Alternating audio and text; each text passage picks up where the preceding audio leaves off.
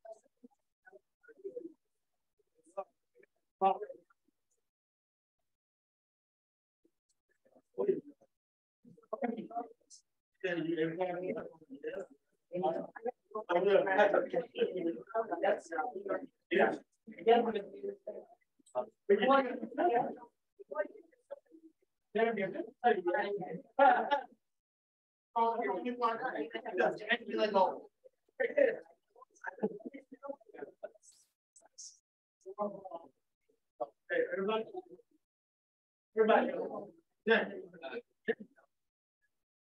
There. Okay. You got the sheet there, everybody. There's our balance. We didn't have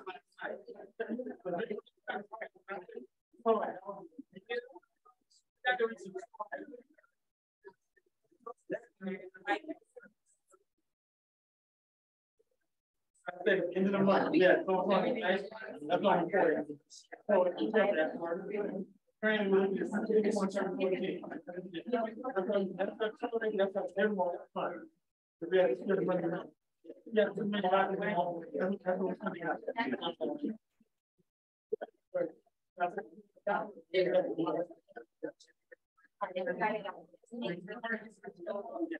That's not important.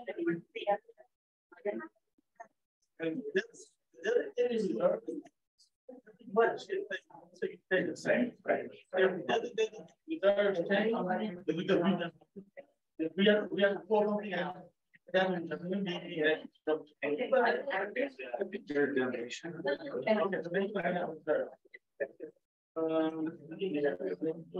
Joey, how prominent on the website is the fundraise part, the donation part?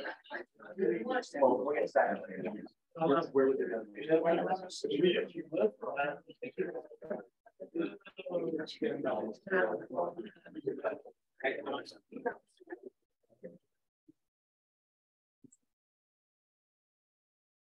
yeah, yeah, we don't have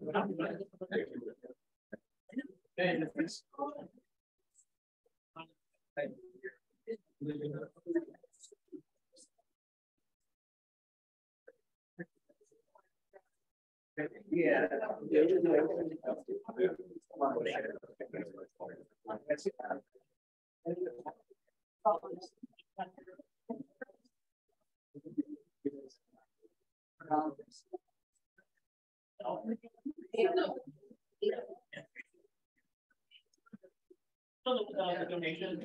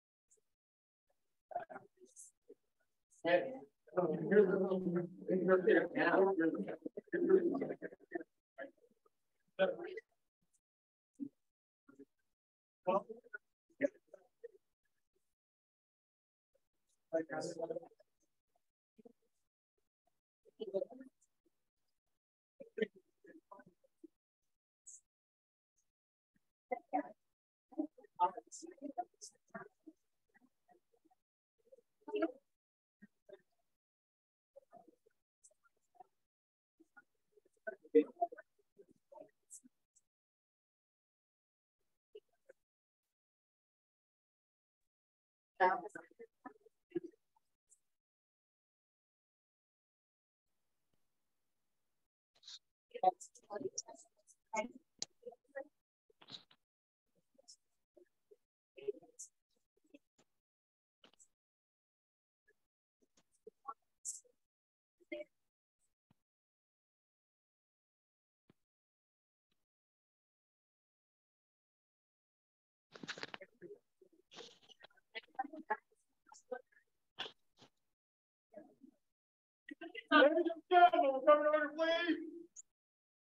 Good evening. Welcome to the continued regular board meeting of March 15th. The meeting is now called to order. And I will start with roll call. Vice President Whitney. Present. Director Colbert. Present. Director Gorky. Present. Director Present. President Cummings is here. We have a quorum. Keith, will you please read us in the pledge of allegiance? The honor. Begin. I have to leave. And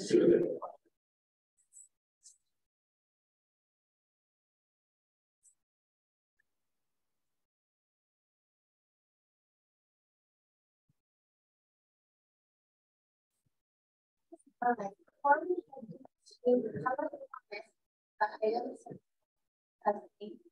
Forward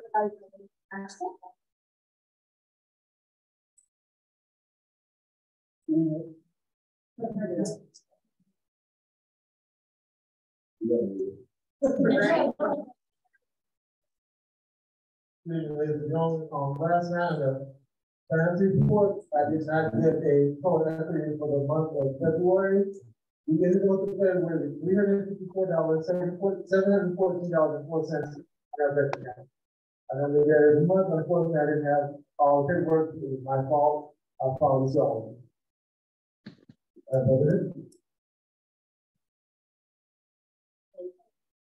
Now we will take time to accept public comment on the items that are on the agenda. That's right. That may last quite a while. We've gone all night for you. Sorry. Okay. Well, all right. So we are going to have public comment now.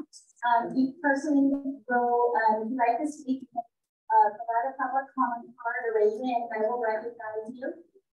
Please state your name for the record. You will have 3 minutes to speak, and it will be limited to the items of the agenda that we will be discussing tonight. May we please have Arthur Ayala, Arthur?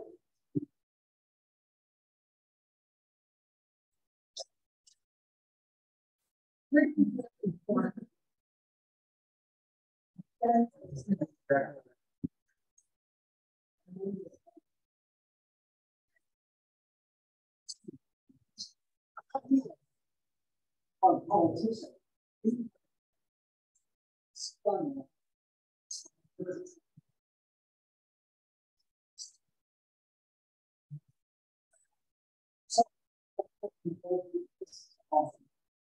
So, this guy.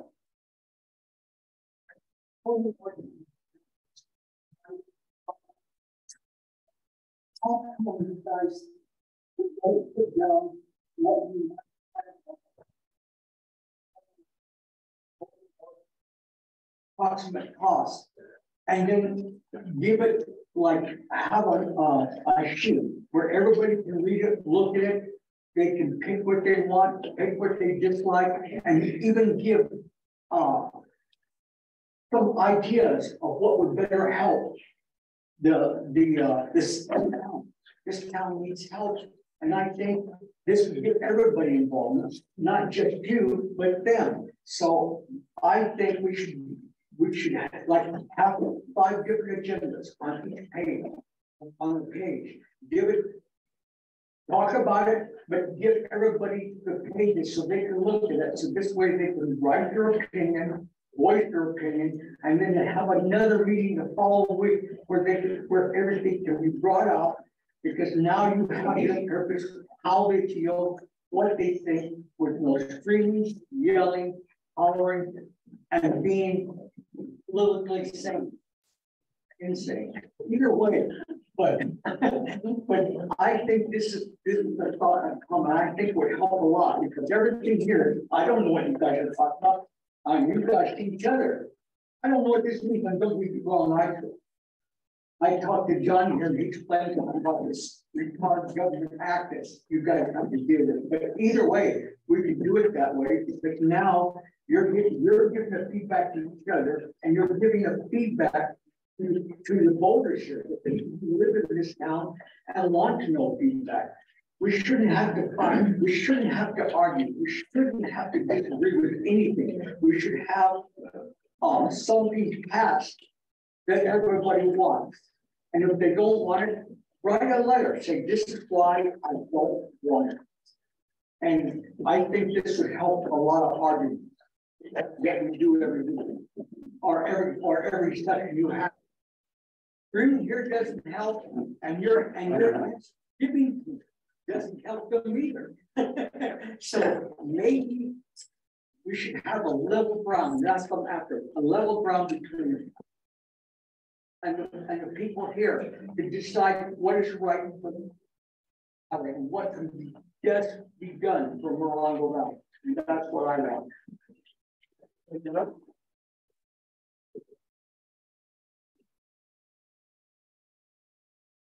we have any other public comment? Hi, I'm Linda Christian. Got my paper? Here's the Linda, I don't think you need a mic either. Don't need a mic. Well, just make it really loud. So I just want to say, I really want to like you guys, and I keep trying really hard. And I thought it was amazing last night when the whole room was full of people and me kept agreeing, going, yeah, great, let's work together. And then you guys voted to get us a new truck at the park. You didn't vote for a truck last night? No, we haven't done that yet. Yeah, it's tonight. It's not nice. Okay, perfect. Because I'm like, wait, this isn't my turn. I'm sorry, I got to bed at 8:30 and I left here at 8:30, so I stuff happened. But for me, if you're going to help us financially, it'll be, we don't need a new truck. Maybe somebody might even want to donate a truck. People like putting potholes with asphalt. I mean, this is a community. We work together when we have fires, we help each other. That's what we're about. That's why we're not Palm Springs, and that's why we all live up here. So could we just take a minute and talk? And why don't we get some money in the account? Because that reserve account is a reserve. It's not a savings. It's not an account we can just buy fun things with. And let's go to hitting that too. Because Iliad Goro doesn't really need a good truck. He works for me, and he's got a Toyota. They run forever, and he drives like a mile to work. And anyway, so if you're really on our team, hear us and please stop spending the town's money. Thank you.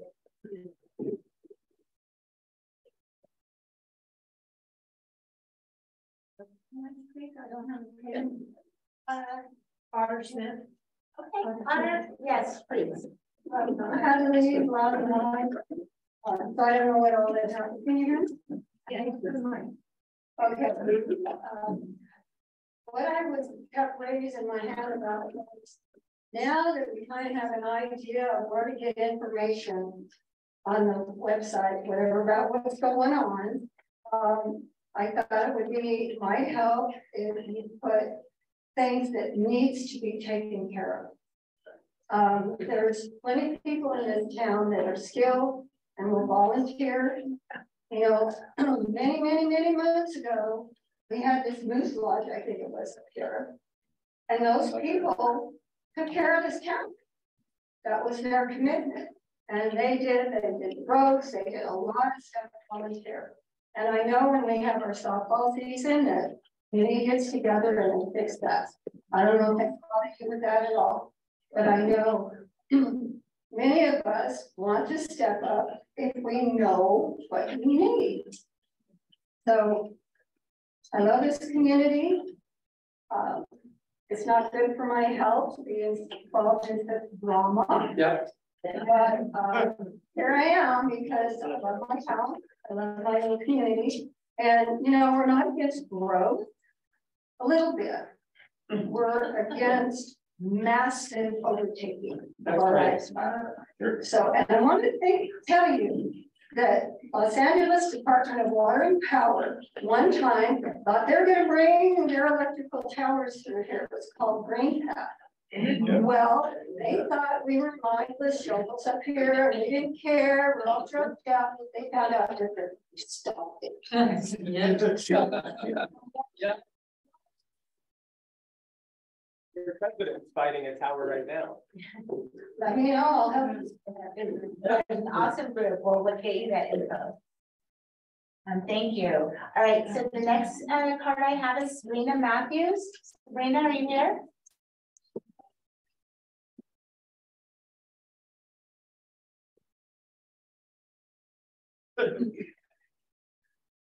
I don't know why I did that. Okay, first things first. I was just handed this by my daughter. At the January 18th meeting, for the minutes, it states, now this has to do with maintenance of personal truck usage, the Lake Elsinore Board. And this is something that you all were given. And there was a vote. Vice President Whitney motioned for a lease at Bakerfield's discretion not to exceed $389 per month. It was seconded by Director Emery. This is how the vote went. Director Workey, nay. Vice President Whitney, aye. President Henning, aye.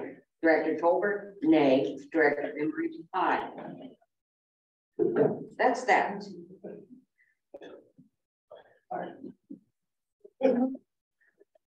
This thing with the attorney, this is wrong. First of all, you brought it up wrong. You didn't follow procedure. So as far as I'm concerned, this guy is gone. He's not even present. Okay, until you follow the procedure, don't spend our money. It's our money, not yours. That guy cost way too much. What was wrong with the one we had? Oh, I was told not to ask questions. There's nothing wrong with him. $125 an hour compared to 250? 45. 245 an hour. You want to explain the lease she was talking about, like 10,000 every We'll get to it. Yeah. I don't want this attorney until you follow procedure. And we have, and it's obvious that I haven't heard one person in the community, not one, say that they wanted to do this and spend that money. That's right. The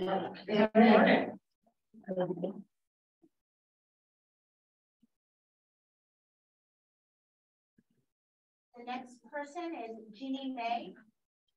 Jeannie May, are you? I am. Do I have to go over there? I have a voice and I can just You can stand there. First of all, I've lived here since 2002, and I have seen many people up there on the board, and some good, some bad, some I agree with, some I don't. But what y'all are doing is wrong. For one, you're not going by protocol. You guys, you, and you, there's always your 3 votes outweigh those 2 votes. So it's a majority vote. And so you guys get to take and do whatever the heck you want to. That's wrong and that should not be. And because of that, I ask that 2 of you resign, period.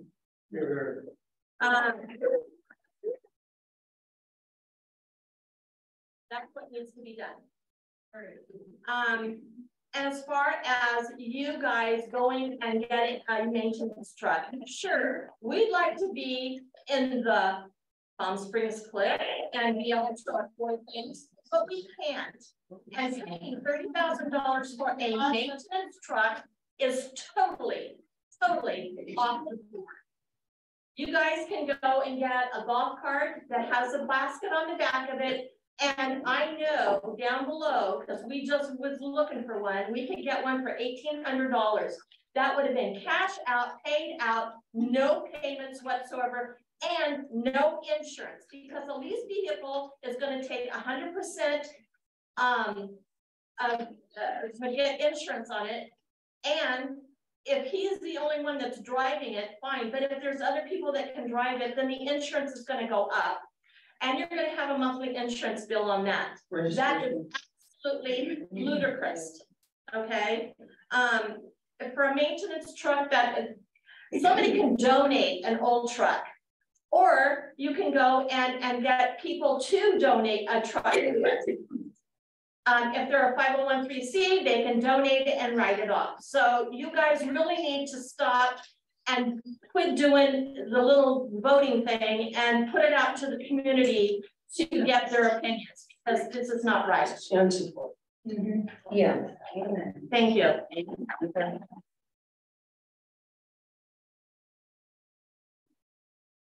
The next comment card we have is Dr. Yearman. Is it possible for me to do it towards the end so I can hear the other things you're saying? Now is the time to speak on the items, please.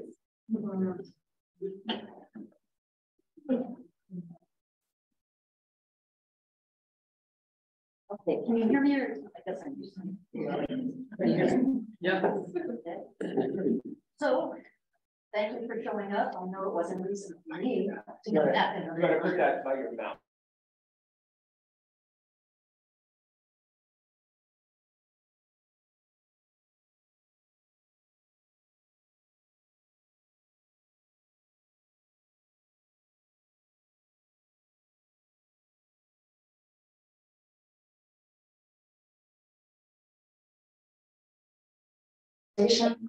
We could actually get together, we listen to a lot of the people were saying that they didn't feel like you guys were paying attention.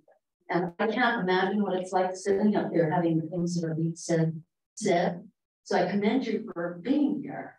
So can I have an agreement to that? That if we get this group together, you guys will put off some of these decisions that are really 100%. 100%. All right. Can't say that. You can't say that without a vote. No, not without a vote. What was your sentence again? You agree? Hold on. What was your sentence? You agree that no decisions that are causing so much stress on all of us will be made until we get this community group going and we have a chance to have communication and know where you're coming from. And you can know where we're coming. The spirit of that.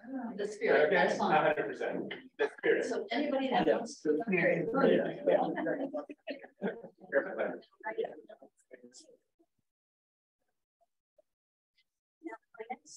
I do have a question for you guys.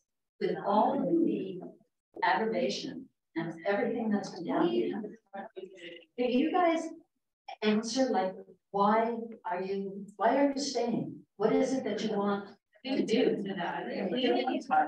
I'll have the answer during my direct report. Yeah, very statement for that. So I appreciate that. Right, no, that's good.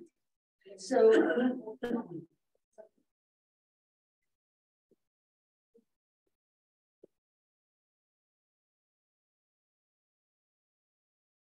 You got some time, people. you know what?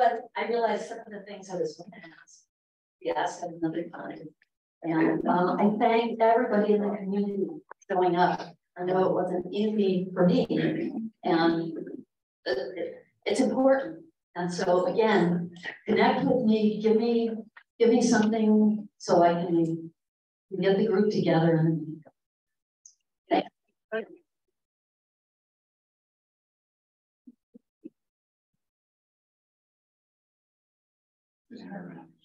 And Otter, you asked what you missed last night. You missed nothing. You could have heard a pin drop in here.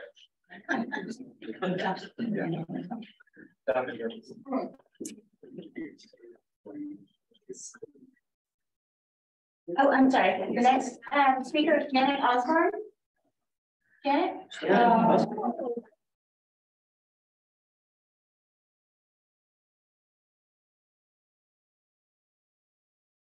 Guys don't know me.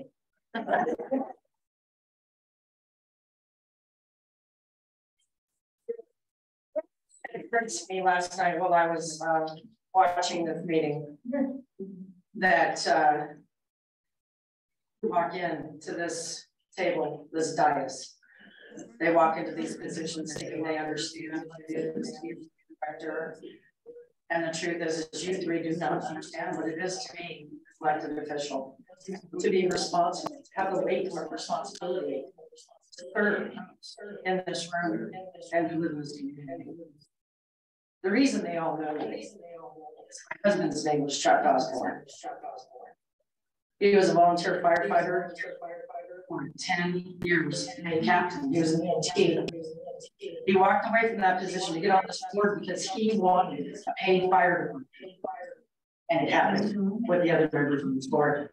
The community cried out for paramedic services. So the 20 years my husband spent on this board, he listened to the community. They cried out for paramedics on the shoestring budget that we had. It was like, looked impossible, just as impossible as having a paid fire department. But they strived. They looked for ways to do it without taking everything from the community, with the thought of giving everything to this community, and we got a paramedic program. He created the Morongo Youth Sports League 38 years ago. It's still going strong today. There's one thing that he used to say to me, because when new directors would get on the board, I go, they're crazy. They're absolutely out of their minds, man. They don't know what they're doing. And he said, no, they don't. Because it takes years to make a good and effective board member. That's why they should be put in control of the board, because they misrepresent and misunderstand that president, vice president, etc., are not positions of power like they are in boards on the outside. They're positions of responsibility, weights of responsibility. And every time new ones get into these positions, they just take us in this direction, just like you three have. Now, I'm sorry you chose to do what you did. I'm sorry that I don't know. Last night for me, you put the last nail in the coffin for my decision about you. I'm really sorry you did that. But truthfully, these 3 hours, 4 hours, 5 hour meetings, I mean, they got a paid fire department with 1 hour meetings because they did all the work before they got to the meeting. They worked as a team, as a unit. They didn't hold back information and spring it on one another in meetings. They didn't hold back information and spring it on one another ever. I was standing in the back and I was looking at the plaques on the wall. My husband retired in 2016. Interesting, no awards on that wall have been given past 2016. No appreciation for the community, no rallying for the community, no polling the community, no asking them what they want and then doing your best to provide. We are a small community. We have a paid fire department, and that was dreaming. We have paramedics, that was like dreaming. We have all that we need. There are no heroes here. It was the community working with this board, not this board, but the boards, to make it happen. Now, I'm sorry you guys made some really, really bad decisions, thinking that you knew everything about this. Last night, I heard, you know, you promote yourselves really well. You do, except for this community has a BS meter, and you definitely hit it.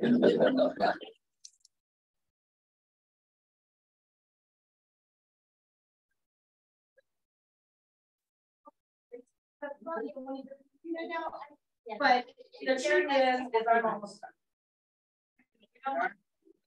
Okay, that's your time. What it comes down to is that, you know, last year people were asked to resign in a very forcible way, and they did it because, frankly, and I respect that they resigned because they actually care about this community and want to serve its will. Yes. You three have your own will, and you're serving your own will, and I'm sorry, I just can't believe a word out of your mouth after the lies last night. You couldn't even take responsibility for your actions.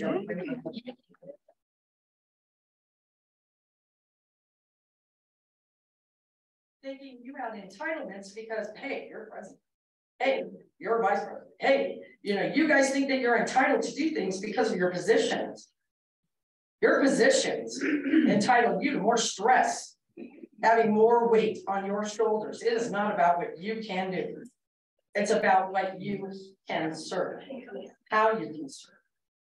So, I mean, like, I don't know, I've heard a couple thousand people say already, because my phone blows up at the end of these meetings, you know, and I've heard them say it, and I'm going to ask you respectfully, please step down and let this community continue on. Thank you, Janet. Your time is up.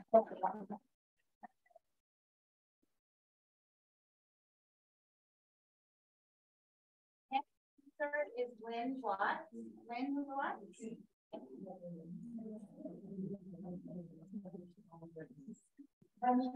First of all, I appreciate the speaking. This is very different for me, and I can write you probably both, and I can write a really neat letter. But I just want to I feel like it's pulled on me to address something that Linda said, and it might be that based on something that I wrote on Facebook today. I want to be very clear, and you sensed some backpedaling coming.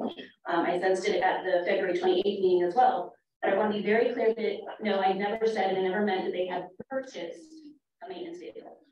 What I said and what I meant was that Mr. Whitney had put forward a motion to vote to buy a vehicle.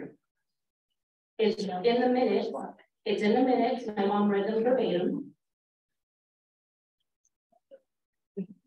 It's in the meeting. It's in the minute. We read it.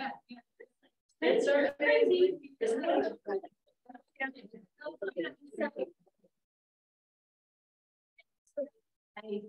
That, you know, I'm not a Wall Street guy. Years. I dropped out my second year of college. I'm no scholar, but I feel like I've got fairly good reading comprehension. Now, so keeping that in mind, and what I read, and maybe I misunderstood you, like you want to correct me, fine.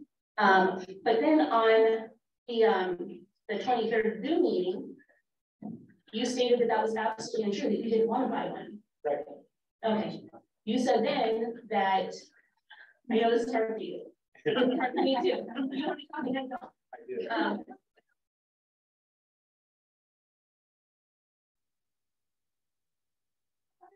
You put a motion to purchase the vehicle. I read it. Maybe the minutes are wrong. Okay, fine. Stop being referenced. I'm just letting you leave. But then you know there was backpedaling. Then all of a sudden it was a great idea just to get a golf cart.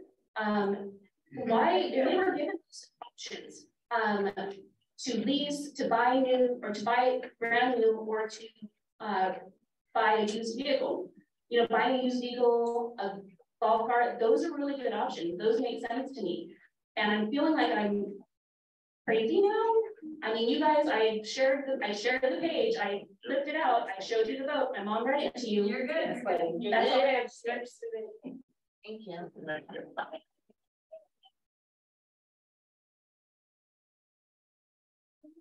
Any more public comment? Yes, please state your name. Lisa Black. Lisa Black, okay, thank you, Lisa. Okay. My question is for the community. May I see a show of hands of who would like to see these people resign? Thank you.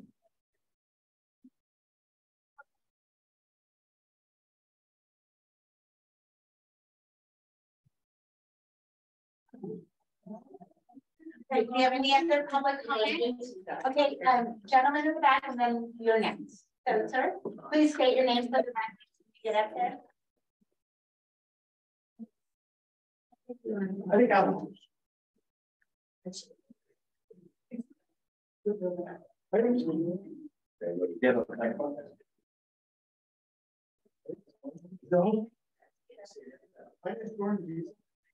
And my biggest issue is we're always talking about how we're $229,000 in revenue.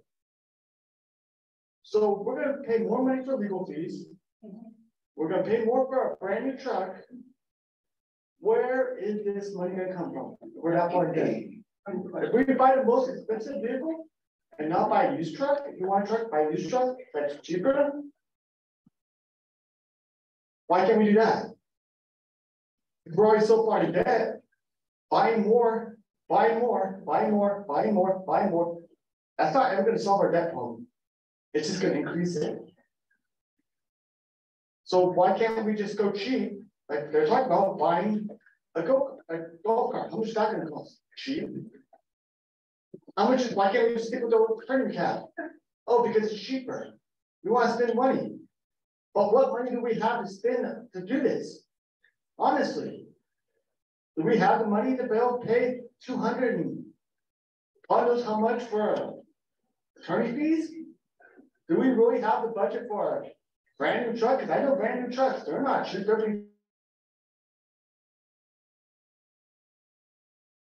And is it about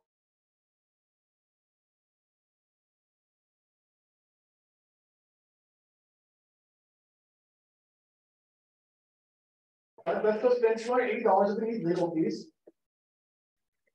But were the people ever, and was it ever brought to the people before you guys decided to do that? The issue is, quit wasting the community's money that we don't have. And if we stop wasting money and stop buying brand new stuff when it's not needed, we probably wouldn't be in debt as we are today. Used is still a vehicle. It may not be a 2023 model like you three want, but a 20, like say, you get a 2012 truck, probably about $10,000, $15,000 maybe. Or what they're talking about, go-kart, $1,800. Is that really? You guys want to save money, or do you guys want to keep on spending? Because who's going to get out of this hole? If we're that far in debt, who's going to get out of this hole? Is it going to be PB&K? Are they going to get out of this hole? Are you guys going to pay them to get us out of this hole? Because you pay them to get us out of this hole, what's going to happen? We're going to collect more attorney fees by trying to have attorneys getting us out of the hole that we created. So stop spending so much money when you know we're so far in debt. You guys always admit every week, $229,000, that's a lot of money. That's like more money than I've ever seen in my life, I can guarantee you that. So, why can't we just go to cheap version? Why do we always have to have the most expensive stuff? We can't afford it, and Johnny's already said multiple times, look at your budget, we can't afford this. I support you on that. So, if you afford a budget and see how far down you are, you'll understand. This is not useful. Thank you so much. I hope you guys look forward to listening to doing what people want next week. Thanks, Jordan. Thank you.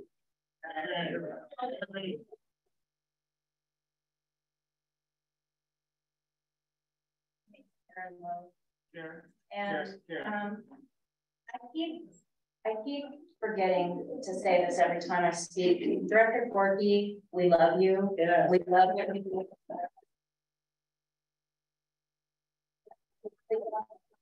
Is that you reach out to the community and you let us know what's going on. Yeah. That is more appreciated than you could ever know. But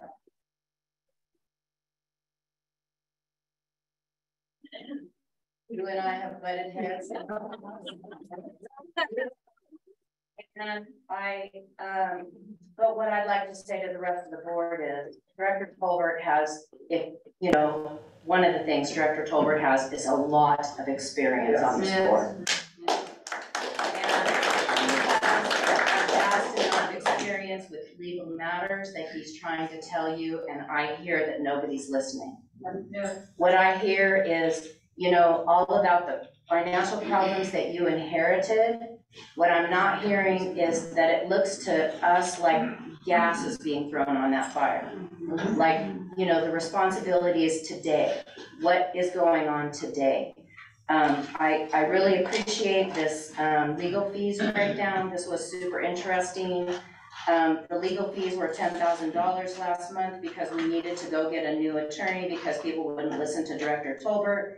And it says on here that the monthly average for the last 10 years was $1,096. So we spent 10 times the monthly average last month. I would really like to see some kind of whatever breakdown you can show of that $10,000 and how that was used, how many phone calls to the attorneys, how many emails to the attorneys.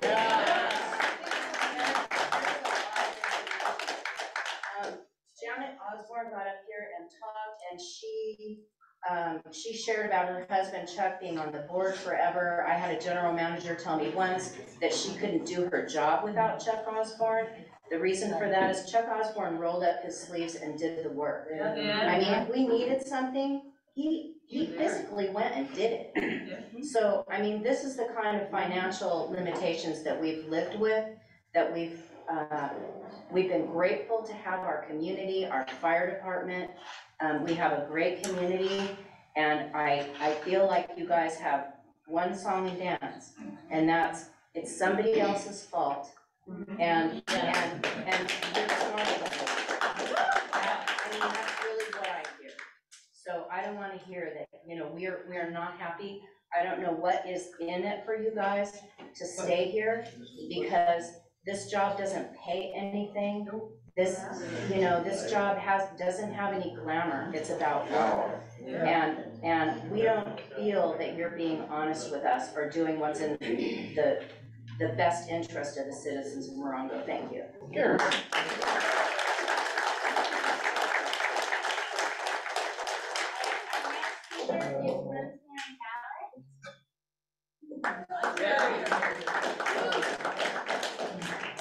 Hi, do I have to use this? No.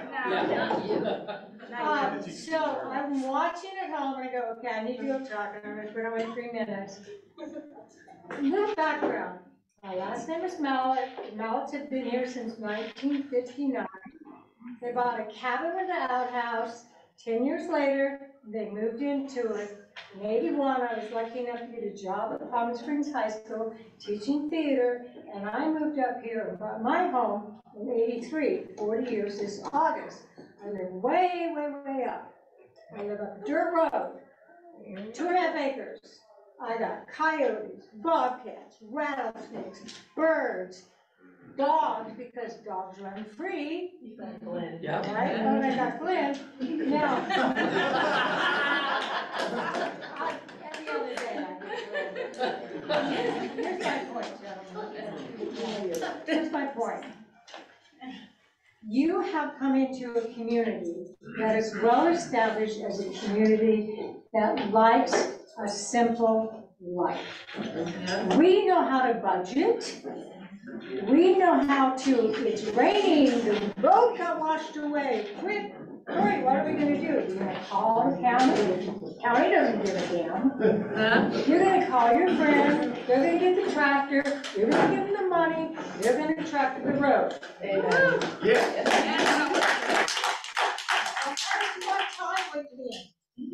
And so, we have been on the firefighter auxiliary for a long time. My husband and I both sit on the board, so we know what you guys are doing. I was head of parks, he was head of fire department. He was the president of the firefighter auxiliary for what, 15 years now, Brian? And he just resigned this month. We put on fiesta days, pancake breakfast, spaghetti breakfast. Yes. Casino night. You know why we did it?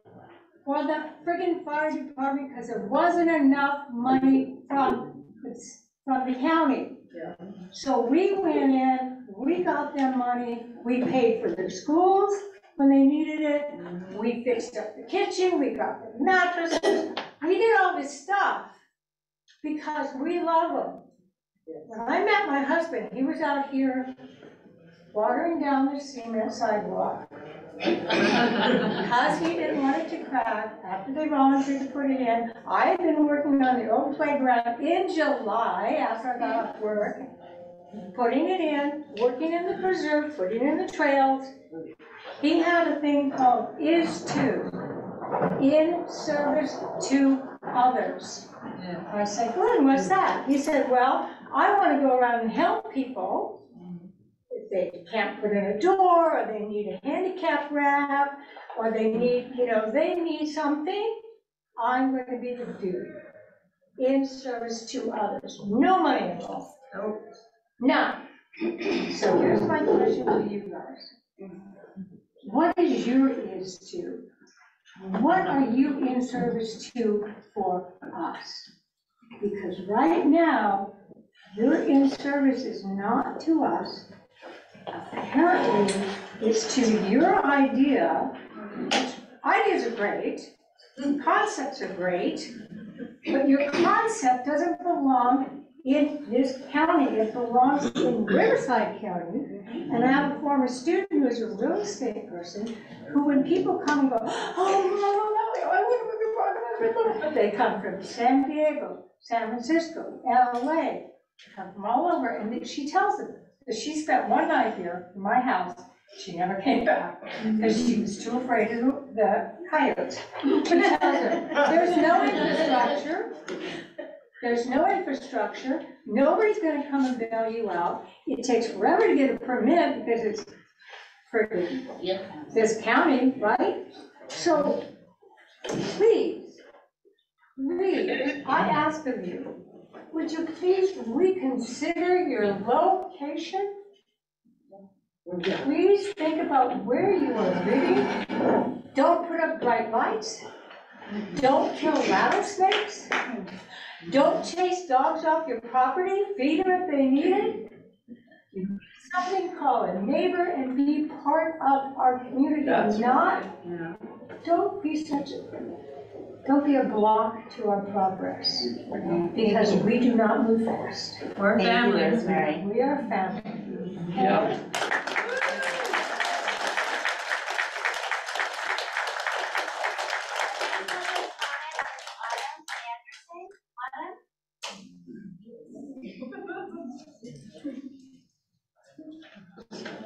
Hello, thank you for having me, having additional time this week. I think that was obviously a lot that the community wants to say, so I appreciate even having a second meeting to try to continue.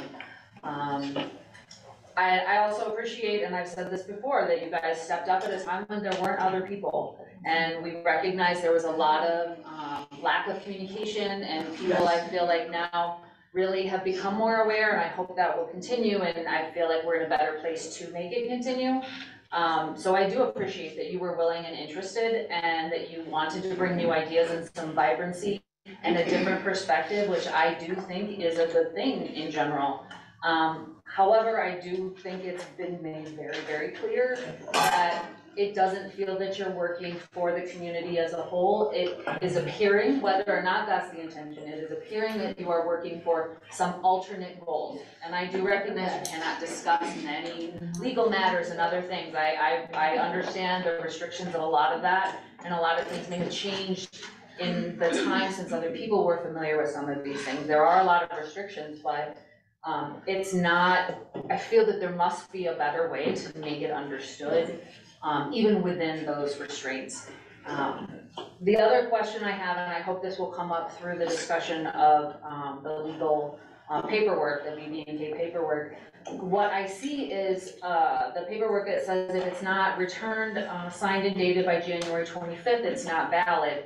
And the date that's on there is the 26th. It doesn't include Chief Breakbill's signature or date, but it does include yours, Jennifer, and it's on the 26th. So my question is there other paperwork with alternate signatures and dates somewhere that we don't have a copy of, which would support the ongoing contract? So I don't know if that's something that will come up in the discussion, but if we can have that as part of the agenda item. Thank you.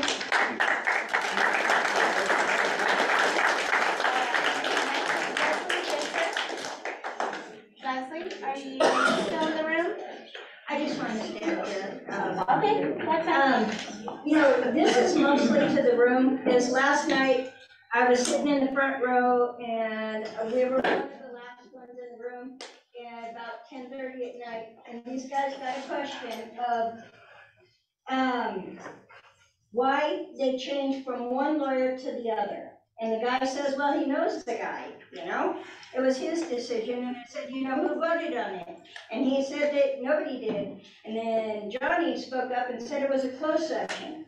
So they're making decisions without us. They're voting and lying about it. All of us here in this town right now need to realize that these guys are lying to us. And there's a reason why they're not stepping down. If somebody knew that we weren't wanted, I would step down. Yeah. You know what I mean? These guys are making decisions to change the lawyers without us in closed sessions, because one guy's denying it. She holds up a paper and she says, it was a closed session. It was a closed session. These guys are here doing this. We can't let this happen. We need to get more people in here next time so that they don't get a chance to do this to us again.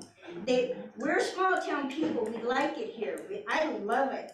You know, all of these people are coming in and trying to railroad us. And we can't let this shit happen. No. Absolutely not.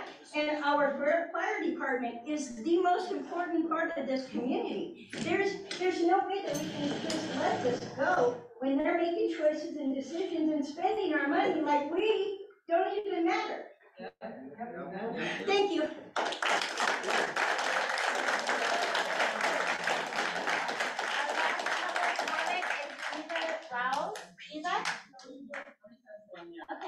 I just want to ask a question to get like some clarity, have some transparency, and so we can all know there's some information going around that I guess you guys are trying to make your positions a paid position. Can we get like some clarity on that and see if that's just a rumor or?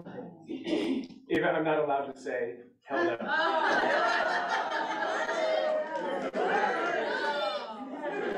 How much? And how much? So there's Wow. They want to get paid for running us out of town.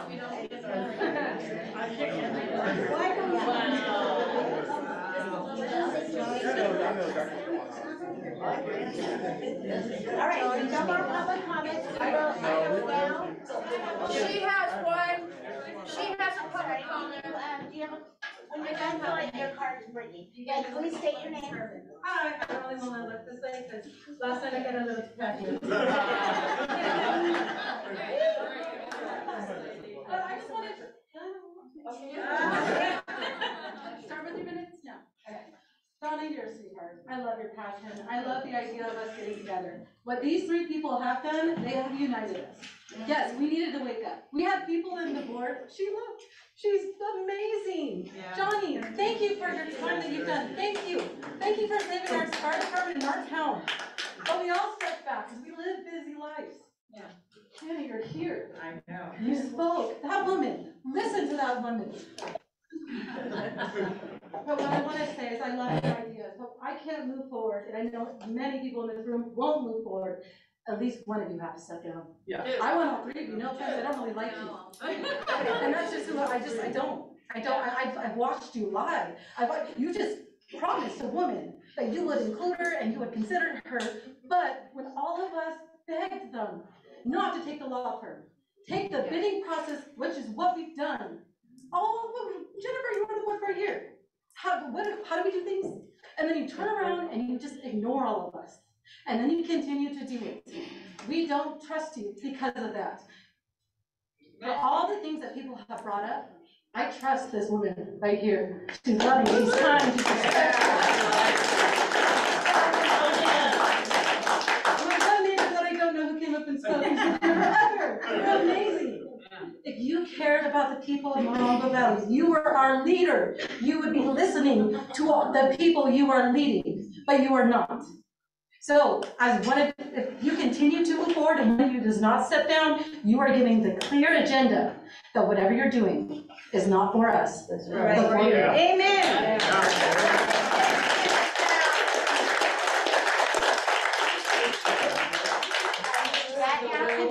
Public comment. Oh, okay. Sorry, go ahead.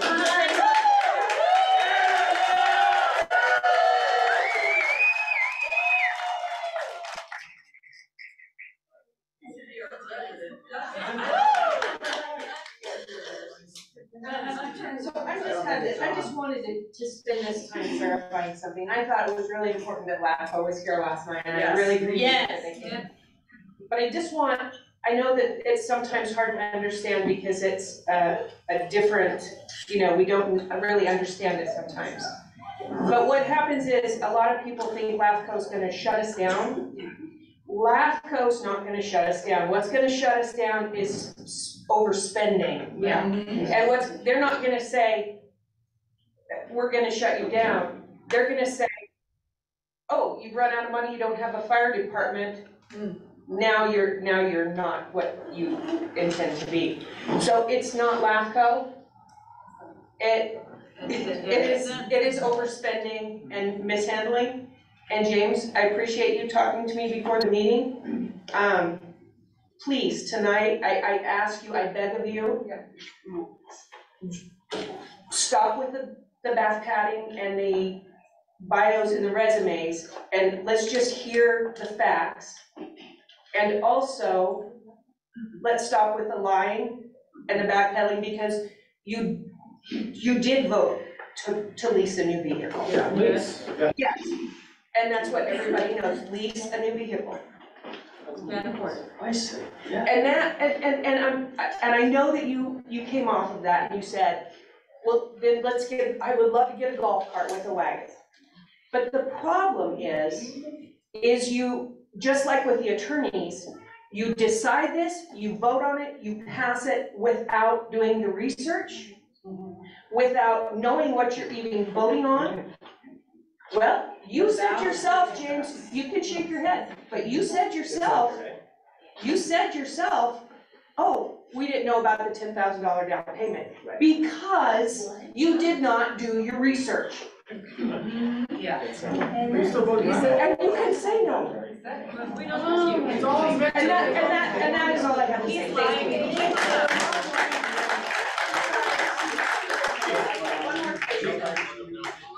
One more thing, real quick. Do I still have a few minutes? Yes. A minute? Yes. I actually printed out some more resignation letters if you'd like to sign them.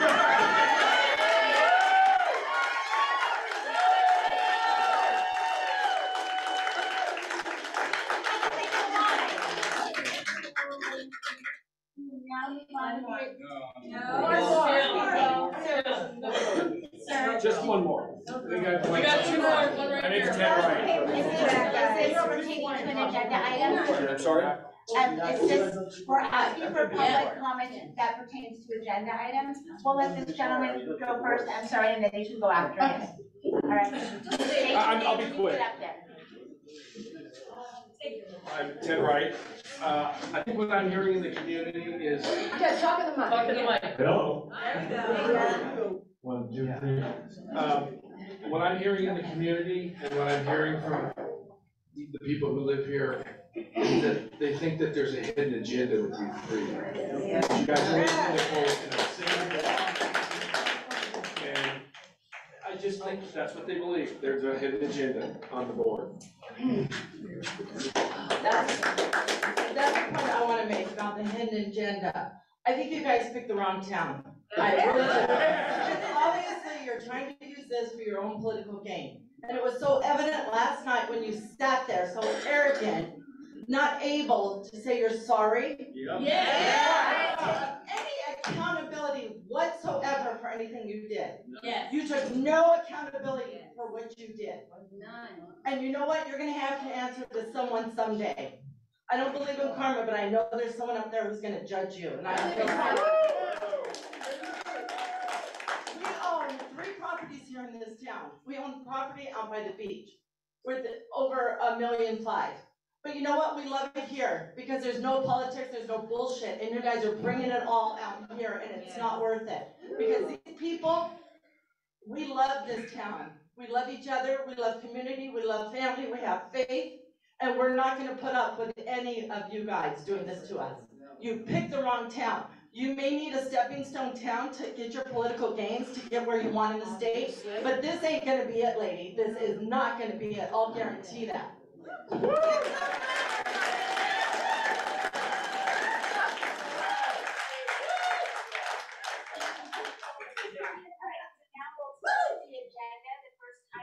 The agenda we will be continuing is item I4, public review of engagement letter for BB.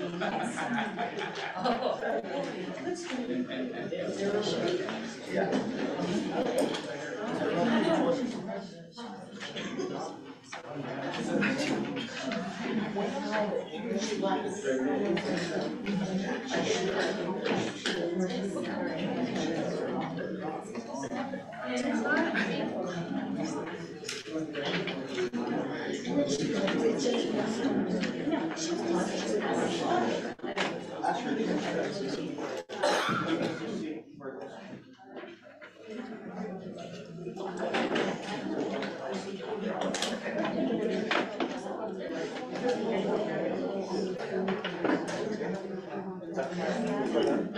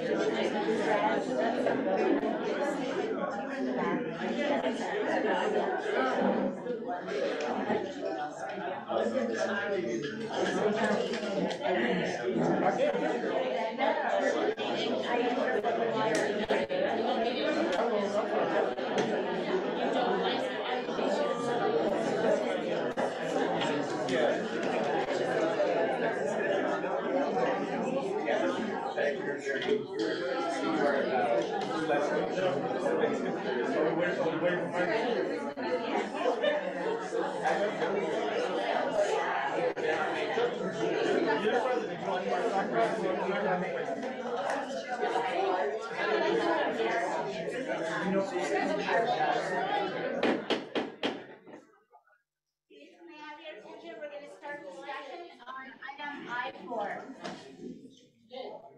Johnny, I'll give you the floor. Thank you. Okay, I was one who requested this to go back on the agenda. My reasons were very simple. On January 18th, Jeremy Manning walked into a board meeting and handed the board back. Handed all five of us. It was never passed out to the public. The public had no time to review it, and then it was voted on to accept an attorney. About a week or so later, we got a different one. The Chief Breakville signed. These two engagement letters are not the same. Neither one of them has been given to the public for the public to review. We had no business hiring an attorney without allowing the public to review it. Yeah. Also, we have a financial practice policy that states we will receive 3 bids when we're going to start doing things like this. Yes, that's right. Yes. Also, if we were going to change attorneys, I had no business walking into a meeting being surprised that we're changing attorneys. That should be a decision talked to by the board, with the board. We all go, okay, yeah, we can agree to it, or we're not going to accept a vote on it. That did not happen. Or something Director Gorky walked in and said, here you go, it's paperwork. We haven't discussed changing attorneys. I don't know what's the great rush of changing attorneys. You did not take the time to talk to myself, Director Gorky, or district staff who have worked with Mr. King for like the last 9 years and can tell you what's been going on with the legal issues in this district. Why someone higher, why someone lower. You did none of that. You went out on your own, found BB&K and said, here we go. Director Whitney, you said to me, oh, I'm so happy, I forgot all about them. And then last night you said you didn't know they were. You're getting more and more confusing as we go along. This was handled totally incorrect, improperly. I took a Brown Act class given by BB&K by a senior partner who said that we should have stopped the meeting and passed out the engagement letter. That did not happen. You claimed that you had 20 of them sitting on the table. You never said that. You never said to the public, I have a engagement letter right here, come get it. That was never said. We have no business as a board representing the district spending district money without having them have at least a chance to look at it. It was done improperly. It was done wrong. Also, you turned back around and you tried to order Chief Breakville to sign something that he said, look, it's handled improperly. Take it back to the public. He told you that. What you did, you took a vote to order him to sign it. You had a meeting prior to that with Mr. Whitney, Ms. Henning, and the chief, and the attorney, where you threatened him. And he said you threatened him. We believe him over you. As Director Gorky said last night, she brought the resolution that if we're going to contact the attorney, we do it through the board, through the office. legally, we cannot say what is on the bill from the attorney. We cannot say who spoke about what. But we can say that darn near every other day, either a phone call or an email was sent to the attorney from a board member. We can't afford this. This is ridiculous. This is, I don't know what it is. I don't know what to call it at this point. You have to stop. We have to give the public a chance to see the engagement letter. We have to follow the financial practice policy that says we should get 3 bids. Rescind the vote. We are not following, I keep hearing, these are the bylaws. These are the policies. Then follow them. That's all I'm asking. Follow the policies, let the public know, listen to senior attorneys from the law firm you hired. They said, give it to the public. None of that happened. Rescind the vote. This is ridiculous. And I'm sorry, $10,000 in 6 weeks, that's out of control. Yeah. That is extremely out of control. And I say $10,000, I mean $9,000. That is ridiculous. That's all I have right now. Okay, Johnny, you are absolutely right when you say that there, and just to clarify what Johnny said and reiterate, we cannot discuss what, I'm going to reiterate what Johnny said. Johnny just said that we cannot reiterate what is on the invoices of the bills. It makes no difference, it's what you spend. So what Johnny, and to Johnny's point, Johnny said that there are calls every day to the attorney. That is not true. Not every day. However, what I will say is Johnny's right.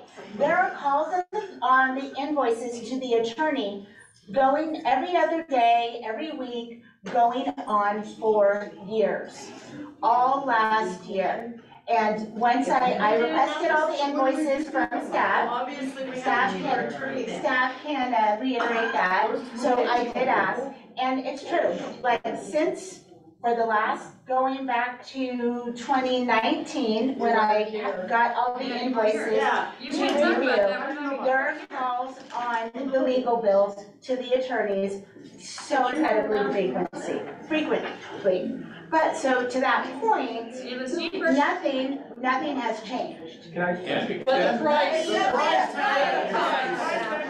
Hold on. How about we look at right now? Guys, hold on. There's, Director Whitney has the floor. So we're swimming in a lot of gray here and ambiguity and saying a lot of and not much of. I deal with black and white figures, right? Because there's no gray, there's no.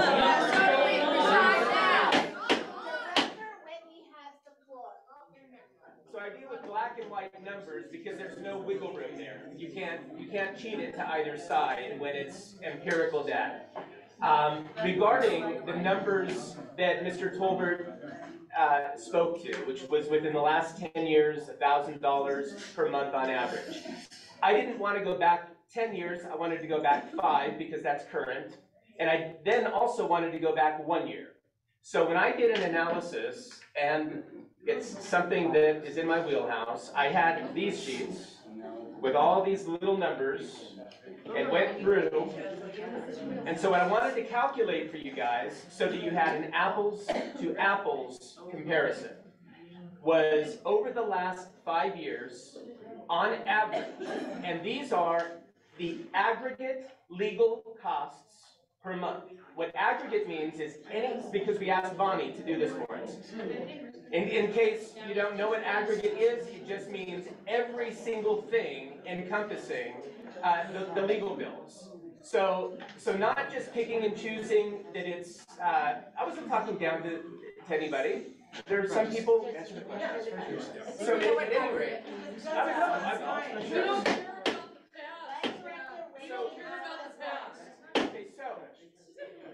right, in order to understand our going forward, we need to understand our recent past. Not 10 years, in my opinion, 5 and 1. So the combined totals of anything and everything to do with legal costs. voices down. When you look at, and this was, the phrase used to Bondi was get our aggregate legal costs so I can crunch the numbers. So anything and everything to do, whether it's litigation, a phone call about going to a convention that has to do with legal, anything and everything to do with legal. Over the last 5 years, on average per month for those 60 months, we were right at about $3,400. Yeah. We were at $3,356.92. Over the last year, we were at $4,101.52 per month. That was our average, was over $4,100 per month. We had issues. And then, when you look at exceptional situations, and when you change counsel, there's going to be a lot of onboarding costs, transitional fees, there's a lot that goes on.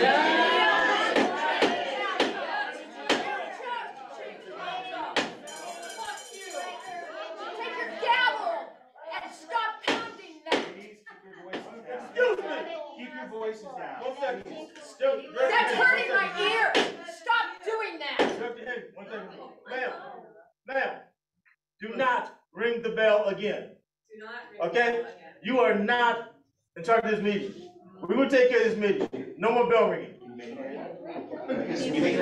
ahead. That is her responsibility, not his. No, his responsibility. So you decided to take on all these extra costs. They've asked me to ask you to please let them speak and conduct business. And I'm sure if you want to ask questions regarding this item, that the board will let you ask. Thank you. Thank you, Bill. Thank you, Chief. We love you, Chief. All right. So the difference between the last 5 years at roughly 3,400 and last year alone was a 30% increase. That 12 months over the past 60 on average. We contracted BB&K to serve as both our general counsel and HR department going forward. The hourly rate of the principal attorney is $245, which the majority of the board felt was prudent, as in addition to potentially costly attorney-client privilege, non-public, confidential, closed session issues and concerns that we can't discuss, BB&K has the largest full-service agency practice in the state of California, and the most extensive practice providing comprehensive legal services to special districts just like ours. Their guidance, connections, resources, reputations, and expertise in all things special district related, especially in this pivotal, fiscally vulnerable time, are second to none. In fact, as I mentioned before, BB&K is LAFCO's general counsel, Palm Springs, and Yucca Valley. They are very aware that we are not the size of a Yucca Valley, and that's why our costs are going to be nowhere near what Yucca Valley would be paying. But given our CSD's downward spiraling, disastrous financial state of affairs, we need the experts. And their transitional costs of fully onboarding their firm, they'll be heavily loaded for the first few months, and their services include employee benefits and executive compensation, labor and employment litigation, labor negotiations and other union matters, public agency and employment, wage and hour laws, workplace safety, investigations, discipline and termination, discrimination, harassment, and retaliation, employment policies and agreements, and in-house training. They inherited a mess. In fact, after my very first CSD regular board meeting on December 21st, we went into closed session, and as I mentioned for anybody who was here yesterday, the agenda read, because that's all I can share about a closed session. 3 items. Number 1, significant exposure to litigation. Number 2, conference with labor negotiations. Number 3, conference with counsel, anticipated litigation. after that closed session meeting, that's when I was very, very much in favor of having President Henning do whatever due diligence was necessary to provide us with general counsel that would best insulate us from potential financial dire straits, because I was concerned that the CSD and the fire department were more exposed and more vulnerable than perhaps at any time in history. Their projected, BB&K's projected normal costs are roughly $21,1750 per month on an ongoing basis. As I said yesterday, the only months that we can compare our past general counsel with our current general counsel was the month of January. Thank you. The first half of that meeting. Just for this. What's that? Go ahead. Go ahead. Well, no, I can't say this. You just screwed up now. Keep talking, keep talking. Now we're listening. That's what I wanted, thank you. Okay, so I'm not gonna go there. There's probably a Brown Act violation, so I'm gonna move on to something else. The only month, I will say this, the only month that I know of where we had both combined was the month of January, and then in February, that's when we had only BB&K. And granted, that transitional month that Johnny had referenced earlier, Johnny, your figure was 10,000 and change, I think. $9,998. Bonnie gave us 6 weeks. I mean, it's. When you can show the receipts, I have them right here. Yeah. Yeah, I have 8,000, from Bonnie, I have 8,000. Oh, you said 6 weeks. I'm doing 6 weeks. The total bill BB&K lately. Got it. Okay. $9,898. Right, I'm doing per month, and it was $82.95 in February, and that bill is high. It's exceptional. It's a transitional month, and I gave, and Johnny, I didn't mean yesterday, and it'll be great when you and I don't battle, because the numbers, as long as we agree on if we're doing fiscal, calendar, monthly, 6 weeks, the numbers all speak the same. And I gave some other examples of, these weren't traditional months over the last 60 months. And Johnny, I didn't intend for it to seem that way. These are the exceptional months that I pulled out, but just to give you guys ideas of in the past, what, you're right. And Winston Churchill said, although everything that needed to be said has already been said, since some people didn't hear it, it needs to be said again. Not everybody was here yesterday. So over the past 5 years, just to give some exceptional examples of what has happened. In October 2018, $10,526 and change. We all read the handout. In December 2018, these weren't in the handout. December 2018, $9,247. $9,247 in change.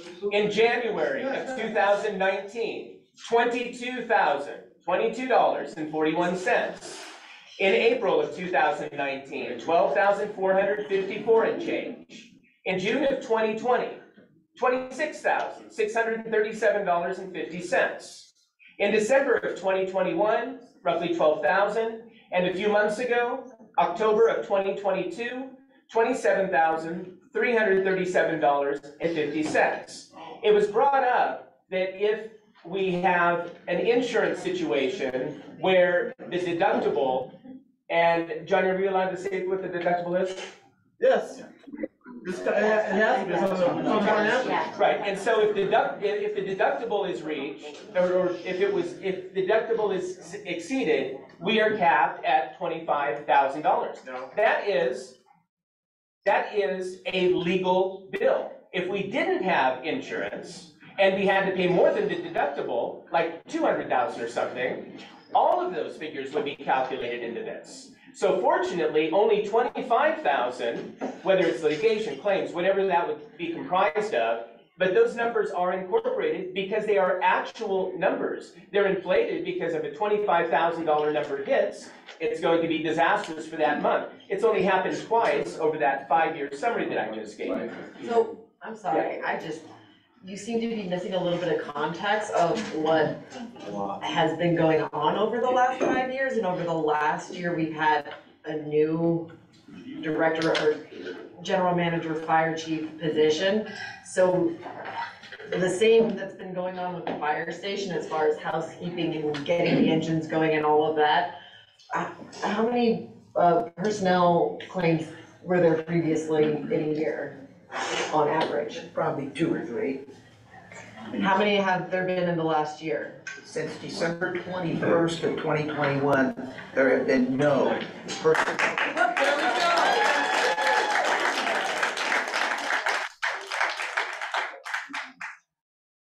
No. That wasn't 21 though. I'm saying for last year. No, we do not. You need to quit saying that. Okay, I'm sorry. Quit saying that we have legal issues going on right now. There are no litigations facing this district as of right now. Thank you, John. Okay? If you read the Brown Act, it will tell you that I am not breaking the law by saying that. If we get hit with a litigation, we will have to tell them we are in litigation.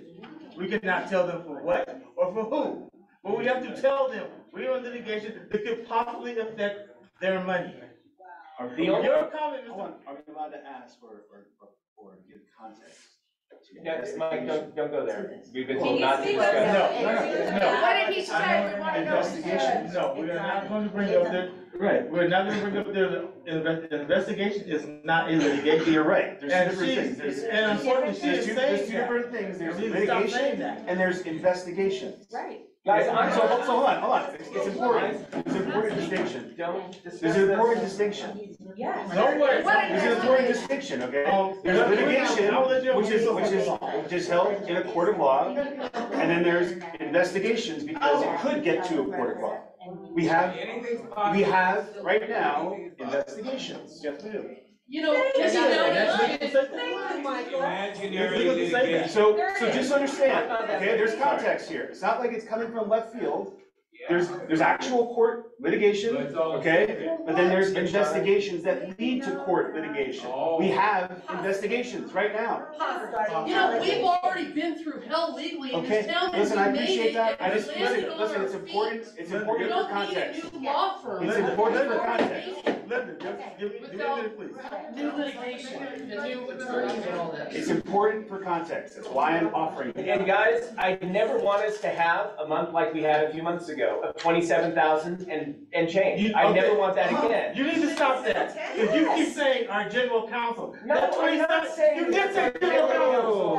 You did say general. Bring it down. No, Bring it down. that's not what I said at all.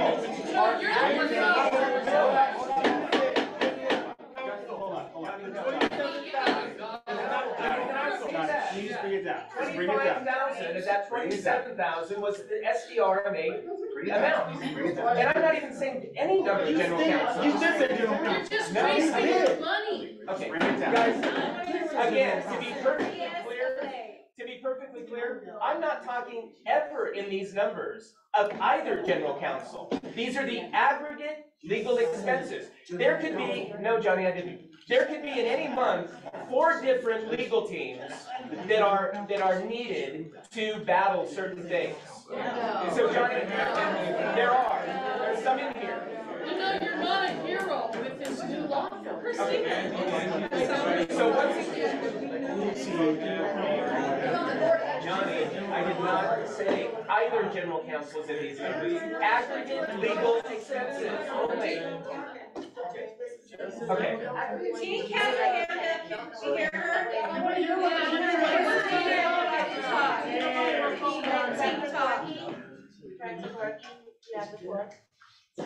As a public entity, the district will always be exposed to potential litigation on some level. There's too many public things that are happening. There's no magical law firm that can guarantee us that with them in their position, they're going to be able to make sure that our bills are only going to be to X number of dollars. We can't, we have no idea what's going to come ahead.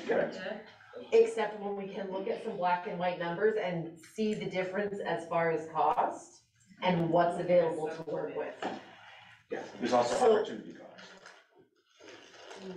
We have the budget where it's at currently, and making major changes isn't something that the district was looking to do prior. Thank you. Yes. And really, one of the biggest things that's gonna stop the district from having these costs and expenses is our general manager. And last year, since I've lived here, since I've moved, we haven't had that. And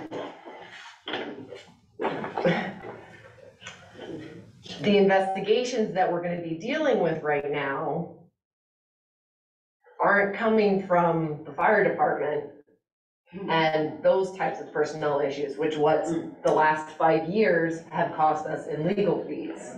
It's now coming from the board. Yeah. The gang of three.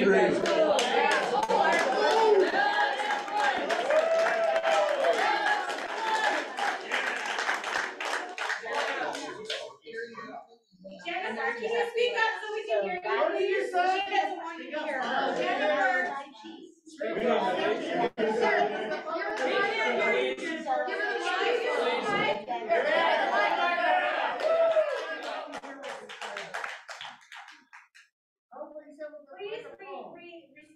Jennifer. Okay, so Tink just said that the investigations are coming from the board. The investigations are being initiated by staff, as was announced at the February 2nd special meeting by General Manager Fire Chief Breakville. It is currently being played on the internet. It's all over Facebook. They keep reiterating that post. So it's not the board, it's staffing issues. HR issues that were publicly disclosed at a public meeting.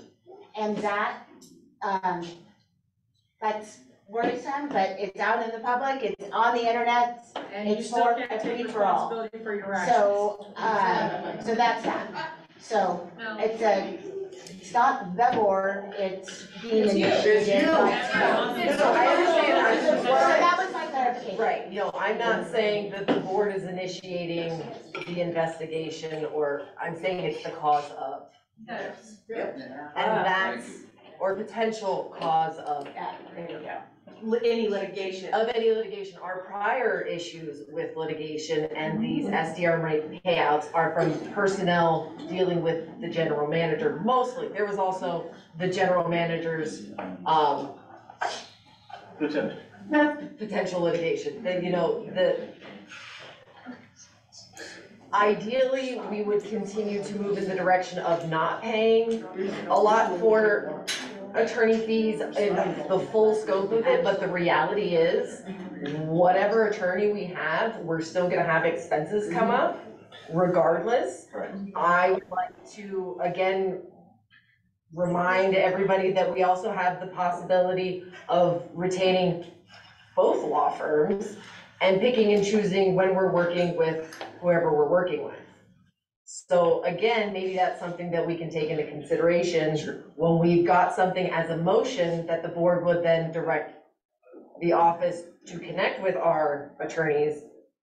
It can be decided during those motions, are you going to be meeting with Steve Kennedy or Best and Krieger? And that can be part of the motion to control what we have as far as potential spending. It gives us all of the options.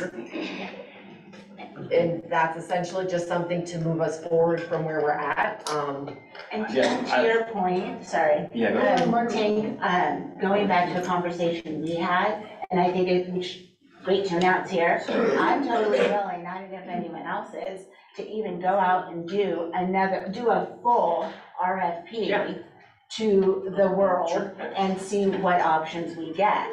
It's like, I'm totally down with that. I know you had suggested that at the February 2nd meeting. We were down with that, why didn't you run a public ad? Excuse me, I completely agree with what you're saying. Excuse me. Can you restrict? Excuse me. What I have the floor, excuse me. Director Emery has the floor. I completely agree with what you're saying. I think it's prudent to have as many resources, especially if we have an array. Can you use the mic? I think it's prudent to have an array of resources, especially in terms of legal fees, and as a deterrent, having the best legal firm on practice, it's legal common knowledge. If you have the best firm, then nobody else can use the best firm if you're already contracted with them. Right. So the way that works is, okay, if there was an issue between you or I, and I contract the best legal firm, then you can't contract because of the conflict of interest.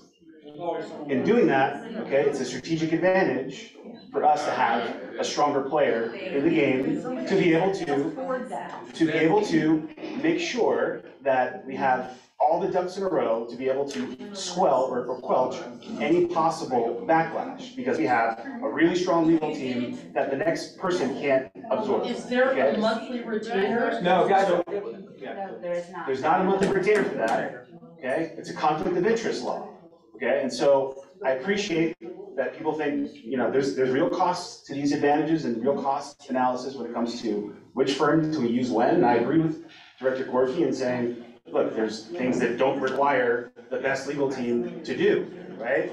And there's other things that we can absolutely leverage to make sure that we have the best legal team to potentially squash issues. So that's the active conversation we're all open to having.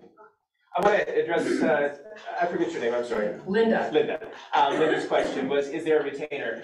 We brokered this, so there is no retainer, and usually there is a trust, which is it's similar to having a deposit when you rent a house. It's there if they need it.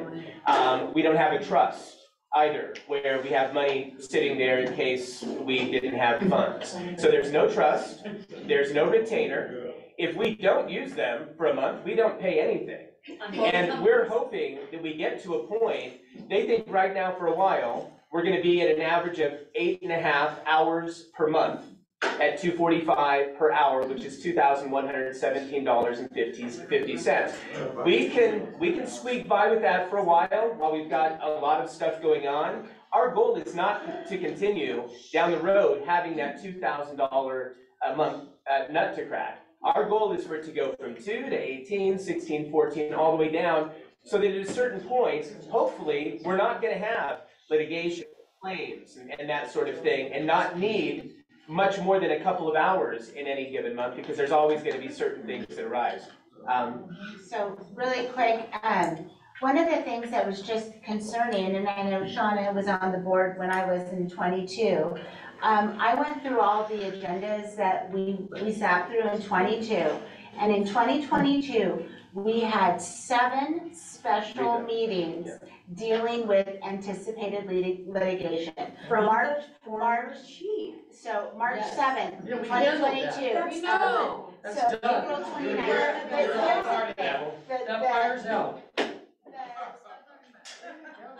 thought is, if we can have a legal team in place that can get all of our HR issues, all of our risk management, everything, all the exposure that we can possibly plan for out of the way, I want no special meetings, no closed sessions. Zero.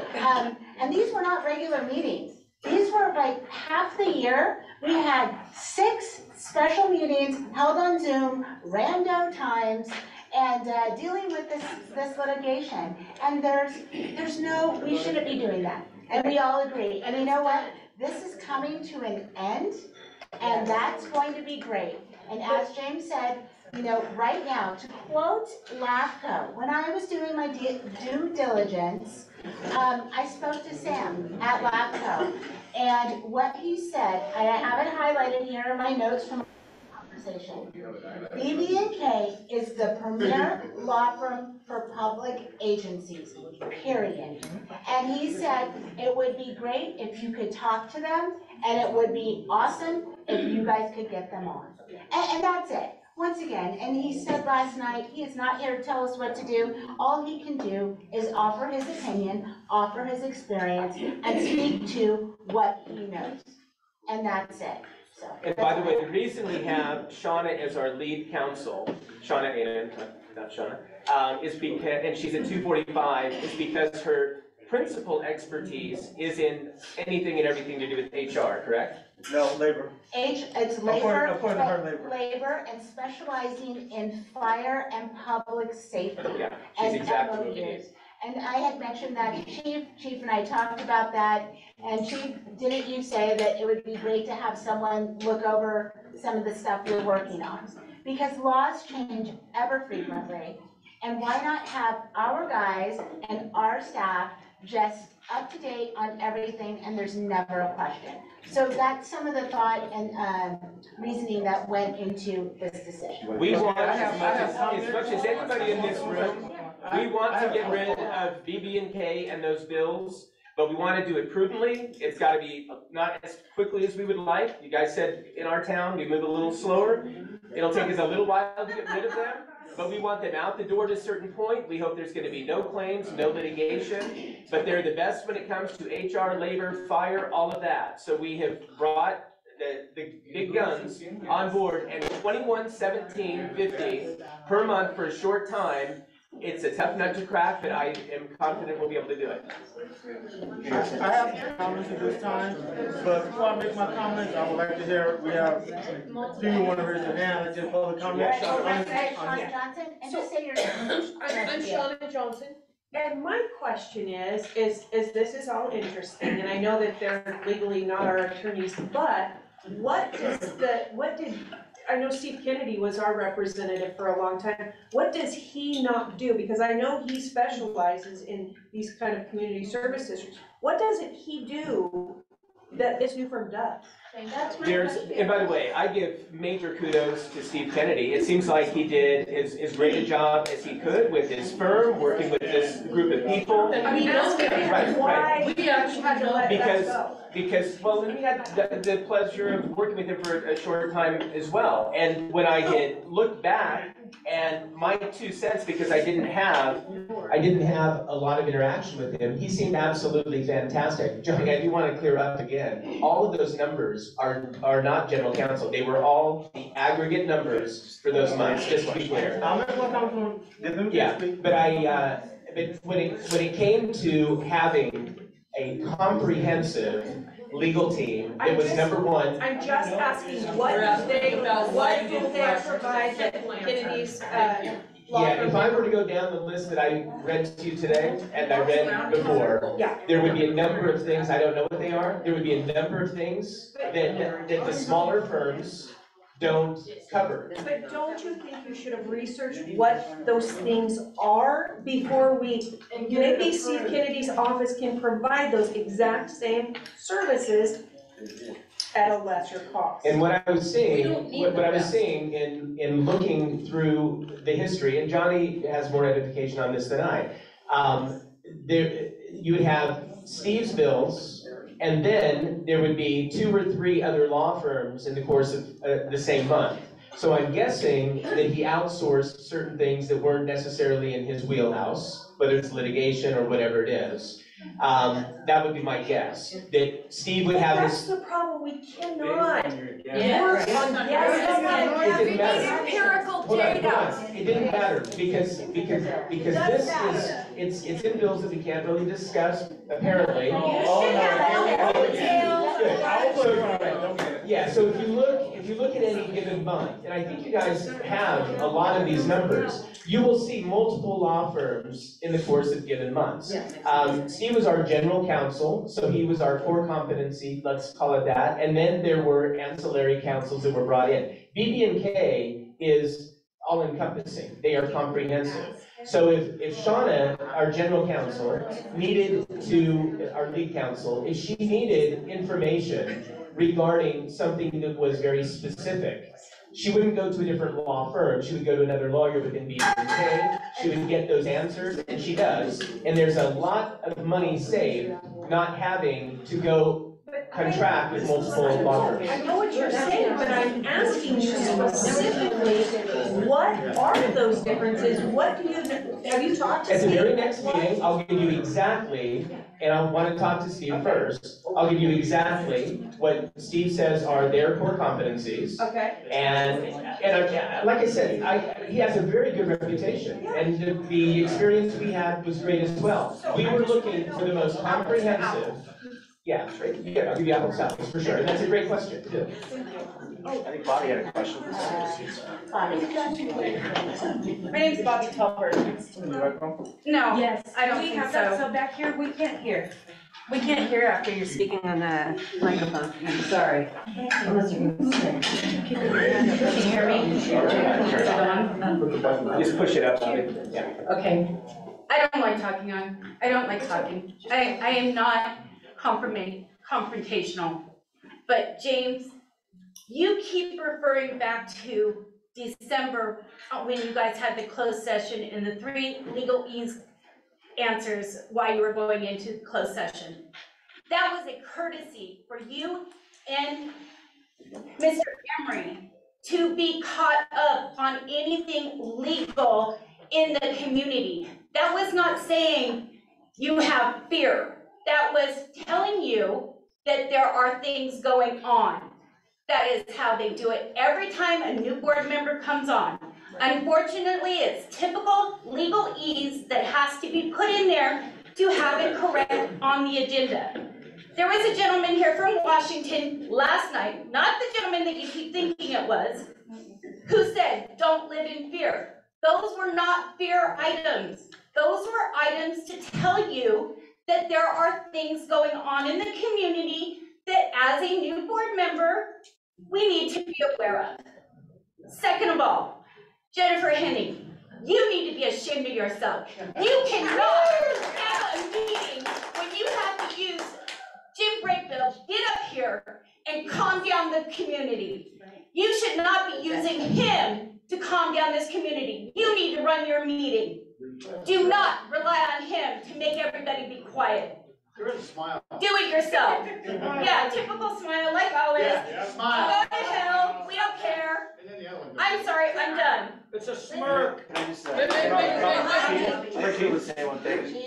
I want to address one thing to that first comment, and I do appreciate being read in on legal matters when you first come on. I think it was Leslie. Yeah, we get the microphone.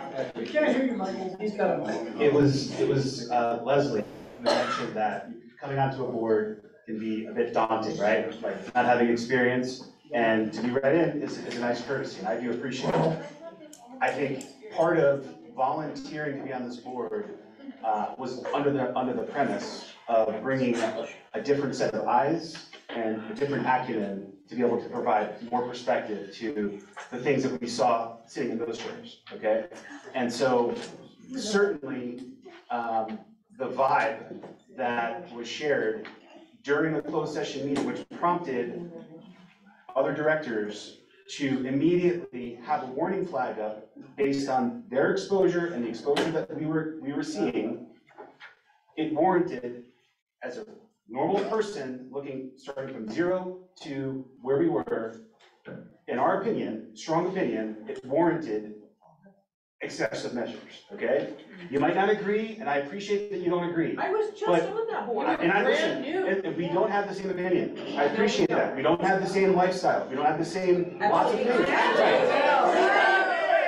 different walks of life, and part of being on the board is bringing those walks of life and that perspective to do your job to the best of your ability. It's learning Okay? who you're representing. It's also learning that, yes, I appreciate that, but I can't turn off the fact that in my daytime job, I'm a consultant, okay? And For what? I'm a digital marketing consultant. Okay, I work with C-level people on a daily basis. I'll get to that, Mike. Business owners and CEOs, decision makers, okay? I'll get into that in my director's report, but I'm bringing professional acumen to see that there were some gaps. There were some gaps in our current configuration with our legal team, given potential situations that we're looking at. It was warranted. We can't get into those gaps, but it was warranted. Okay? And just to give you an example, okay? I'm just going to give an example. The example is, if I was diagnosed with an issue, okay, I could go to a doctor, and my general practice doctor could give me some feedback. Or if I found out that I could potentially have cancer, I would see a specialist, okay? That's just the way that you do things. We don't have cancer here. Okay, well, I appreciate that. I appreciate that. And I appreciate his opinion, but I'm bringing a fresh set of eyes and saying, you might need a second opinion, which is what we did. I just want to talk about what she said about how Jennifer should be ashamed of herself for throwing James under the bus.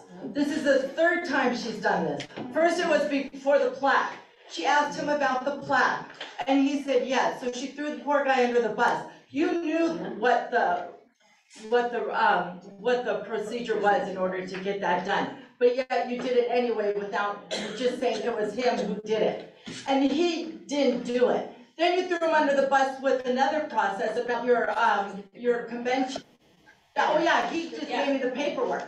You keep throwing everybody under the bus and not taking accountability for yourself. This is ridiculous.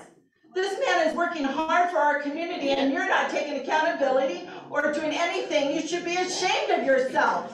And then making him stand up in front and get in control of your meeting? That is ridiculous. Where is your pride, woman? It's all within yourself. You're so prideful. Humble yourself and work for the people.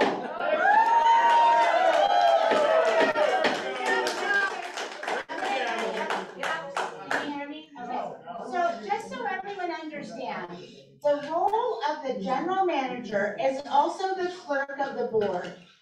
Per government code, the clerk of the board, one of their jobs is to help maintain order at public meetings. I am trying to maintain order.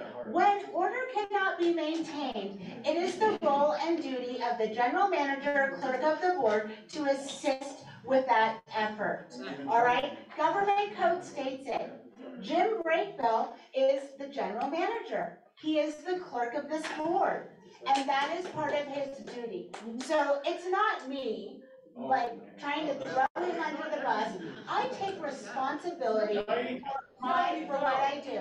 As my job is to run this meeting and make sure it's done in an orderly fashion. If I cannot, I then turn to the general manager, and that is his duty to assist with that. So that is clear. If you like the government code, happy to read it to you, and you can look it up yourself. So with that being said, we're moving on. If there's no further discussion, we will go on.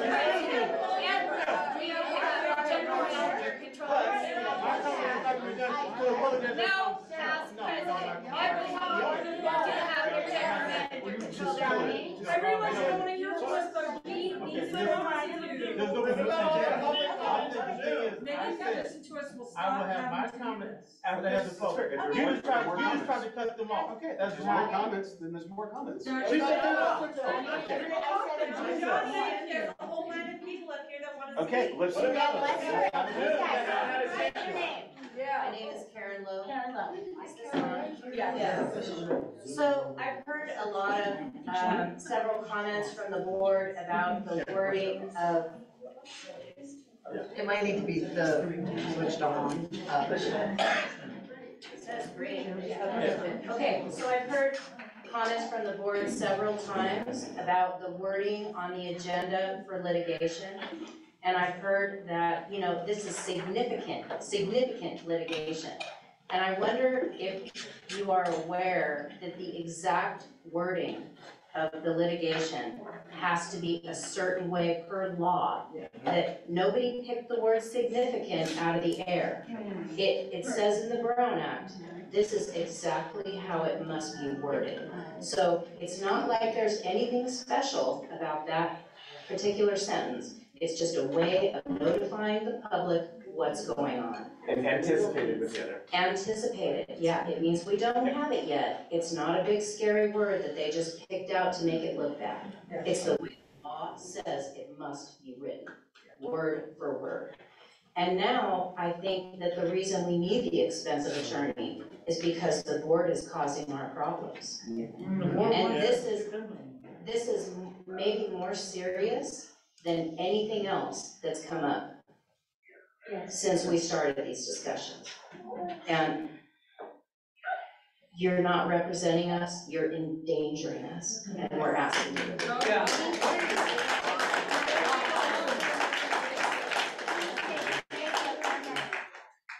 Janet Osborne. I have a question. I realize the need for guidance and protection with HR issues, with many issues. I truly do. And when I worked at the CSD, we used to take advantage of the people we already paid, called SDMRA, who are there to protect us already. You know what, the GMs would go to SDMRA, they had a relationship, they would look things over, they gave us sage advice that protected us, because they're the ones who are gonna have to defend us. And put up the lawyers and the money to defend us on just our, little 25,000 thing, that's 600,000 to them at times. So SDMRA, I don't understand why we're not utilizing them to help with HR matters, etc., instead of getting an expensive law firm to handle those matters when we already have an insurance company that is there to help us.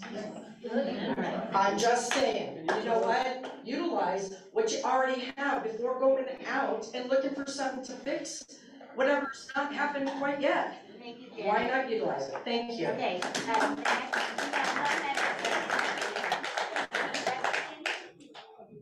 okay, I believe Jordan has, do you have a comment, sir? Yeah, that's why I'm here. Absolutely, I have. Okay, my name is Nick Larkin. I'm a member of the community, and I've heard you talking for 2 nights now, and you keep trying to bolster the position that we need this high-class attorney because you've got previous relationships with him. Maybe he's your friend. I don't know what the reason is why we need this high-class attorney. And Mike mentioned that the best attorney in the world is a good thing to have because your opposition can't hire him. Well, the best attorney in the world, probably none of us here can afford, or nor do we need him for potential litigations that are in the works that may come up. And there's a lot of secrecy, a lot of secret potential litigations. We'll have to face them when they arise, and we can do it with the attorney that we had that was way cheaper. And I'm a little bit concerned about the general makeup of the board. I think it kind of reeks of nepotism. You've got you and your husband, and for all I know, you're related to Jennifer. I don't know. But whatever comes up for a vote, you vote in lockstep, and you're trying to roll over the whole process, and the 3 of you decide we need a high-class attorney, Thank you, sir. That's 5 minutes. It's the next. You know what? You've been babbling all night. Don't tell me I've got 1 minute, or you've been talking all night.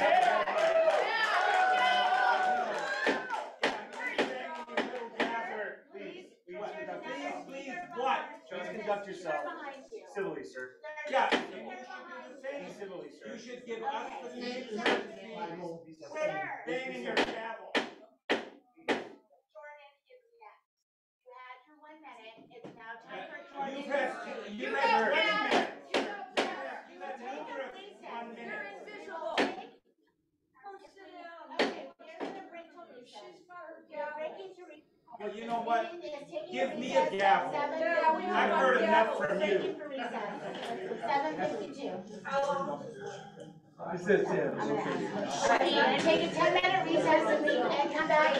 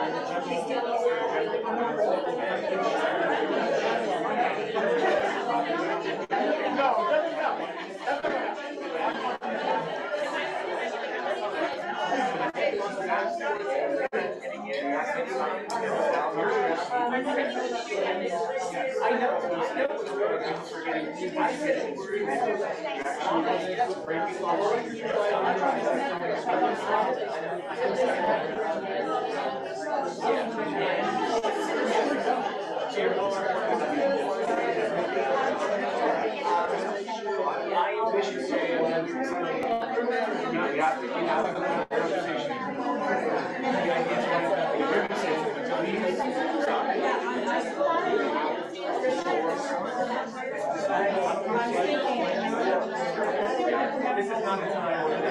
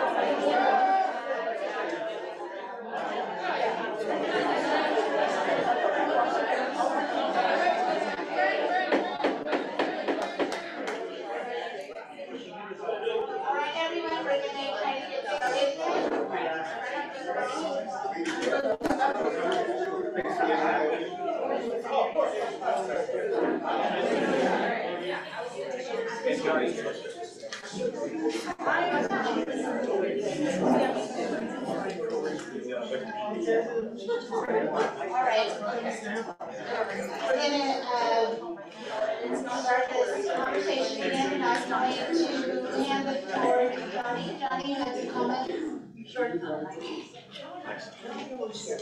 Thank you. When we started on this, I brought up the fact that if we're going to change attorneys, that is a board decision. Director Whitney, you said it right the night you stated, we came from a closed session and you knew then we needed to change attorneys and you wanted President Penny to find another attorney. That is not your decision. That is not her decision. That is our decision. We are a board of 5. The two of you get together and say you want to change attorneys. It don't work that way. It has to come to the board of 5. That's why there are 5 of us. To do that, we have to take it back to them because it's their money we're spending. You do not make up your mind. I want to change attorneys. Okay, fine. You want to change attorneys? Talk to the board, please. You did not do that. You said it tonight and stated that. You didn't want to change attorneys. You want her to have to change attorneys. That was wrong. Point blank, indisputably wrong. If you feel you need to change attorneys, bring it to the board. Ask for a special meeting and tell us, look, after we know the attorney, I found A, B, C, and D I felt was incorrect. I think we need to change attorneys. We could discuss it, maybe we'll agree with you, maybe not. But it would have been a board decision, it would not have been a James Whitley Jefferson Henning decision. And that's what it appears to me, that's what it appears to them. And when you do that, they're not gonna agree with you. Yes. I'm sorry, it's just a simple fact. I've been on this board 11, almost 12 years now. I can guarantee you do things like that, they're not gonna agree with us. And you get to a point where they don't trust you, you're not gonna get it back. You heard Karen, well, her and I butted heads. Janet Osborne, we won't go into some argument with her and that. Okay? They're all that, they know. But in the end, they understand that I'm doing everything I can for Morongo Valley. When I go to Circle K, I go to County Cone, I have to hear, they don't care about the district. They don't care about us. Talking about the three of you. You are not demonstrating to the people that you represent that you care about them.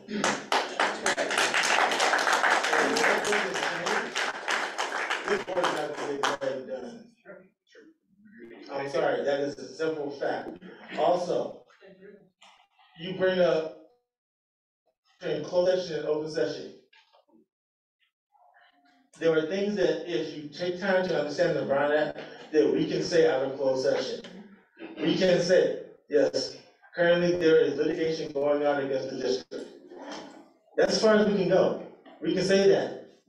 Or we can say, no, there was no litigation. Last night, we were point blank asked, are we being sued? Your answer was, I can't answer that. They asked me, I said, no, we're not. That's not breaking the law. That's not breaking confidentiality. That's just giving honest fact. Are we being sued? No. We have open investigations into the district? Yes. There you go. Am I giving confidential information at that point? No. Great, so repeat that one, the last one. Yeah, the open investigations in this district, yes, there are. Okay. And I understand that that does not concern maybe anybody on this board except me. No, it's not all. Right, and as I said, well, even if it only concerned me, and I can only vote my conscience for what I feel is in the best interest of the district, and what you just said, and there are other concerns that I have, and I also went back just a year to see how many situations similar to that existed, and so many that if I'm going to err, if I'm going to make a mistake, it's going to be on the conservative side, because we can't afford, in my opinion, to not be conservative. We need to be insulated. If it costs us, I mean, I pay insurance for my car, I pay insurance for my house, I have umbrella policies. I want to be as insulated as I can be, because paying a little bit each month up front can save hundreds of thousands of dollars sometimes. So penny-wise, I will err on the conservative side. So if I'm the guy on the board that represents that person, it's just who I am. I told you I went to the Coast Guard Academy. The motto, Semper Paratus, always be prepared. That's the motto of the academy, always be prepared. So between, I'm sorry, Janet? I'm sorry. So always be prepared is like shoved in my brain, and err on the conservative side is more of a Wall Street kind of thing, which is also in my brain. And I follow those things in almost everything that I do. If I'm the only guy on the board that represents that kind of conservatism, and it costs us a little bit to be conservative, guilty as charged. But I am doing what I feel, just me, and people want to pair me with my husband. We can't even decide on what we're going to have for dinner. We've had 4-to-1 votes. We had all different kinds of votes. But I will tell you this. I am probably the most conservative person on this board. I love numbers. Please stop interrupting, guys. Please, let me speak. Be respectful, please.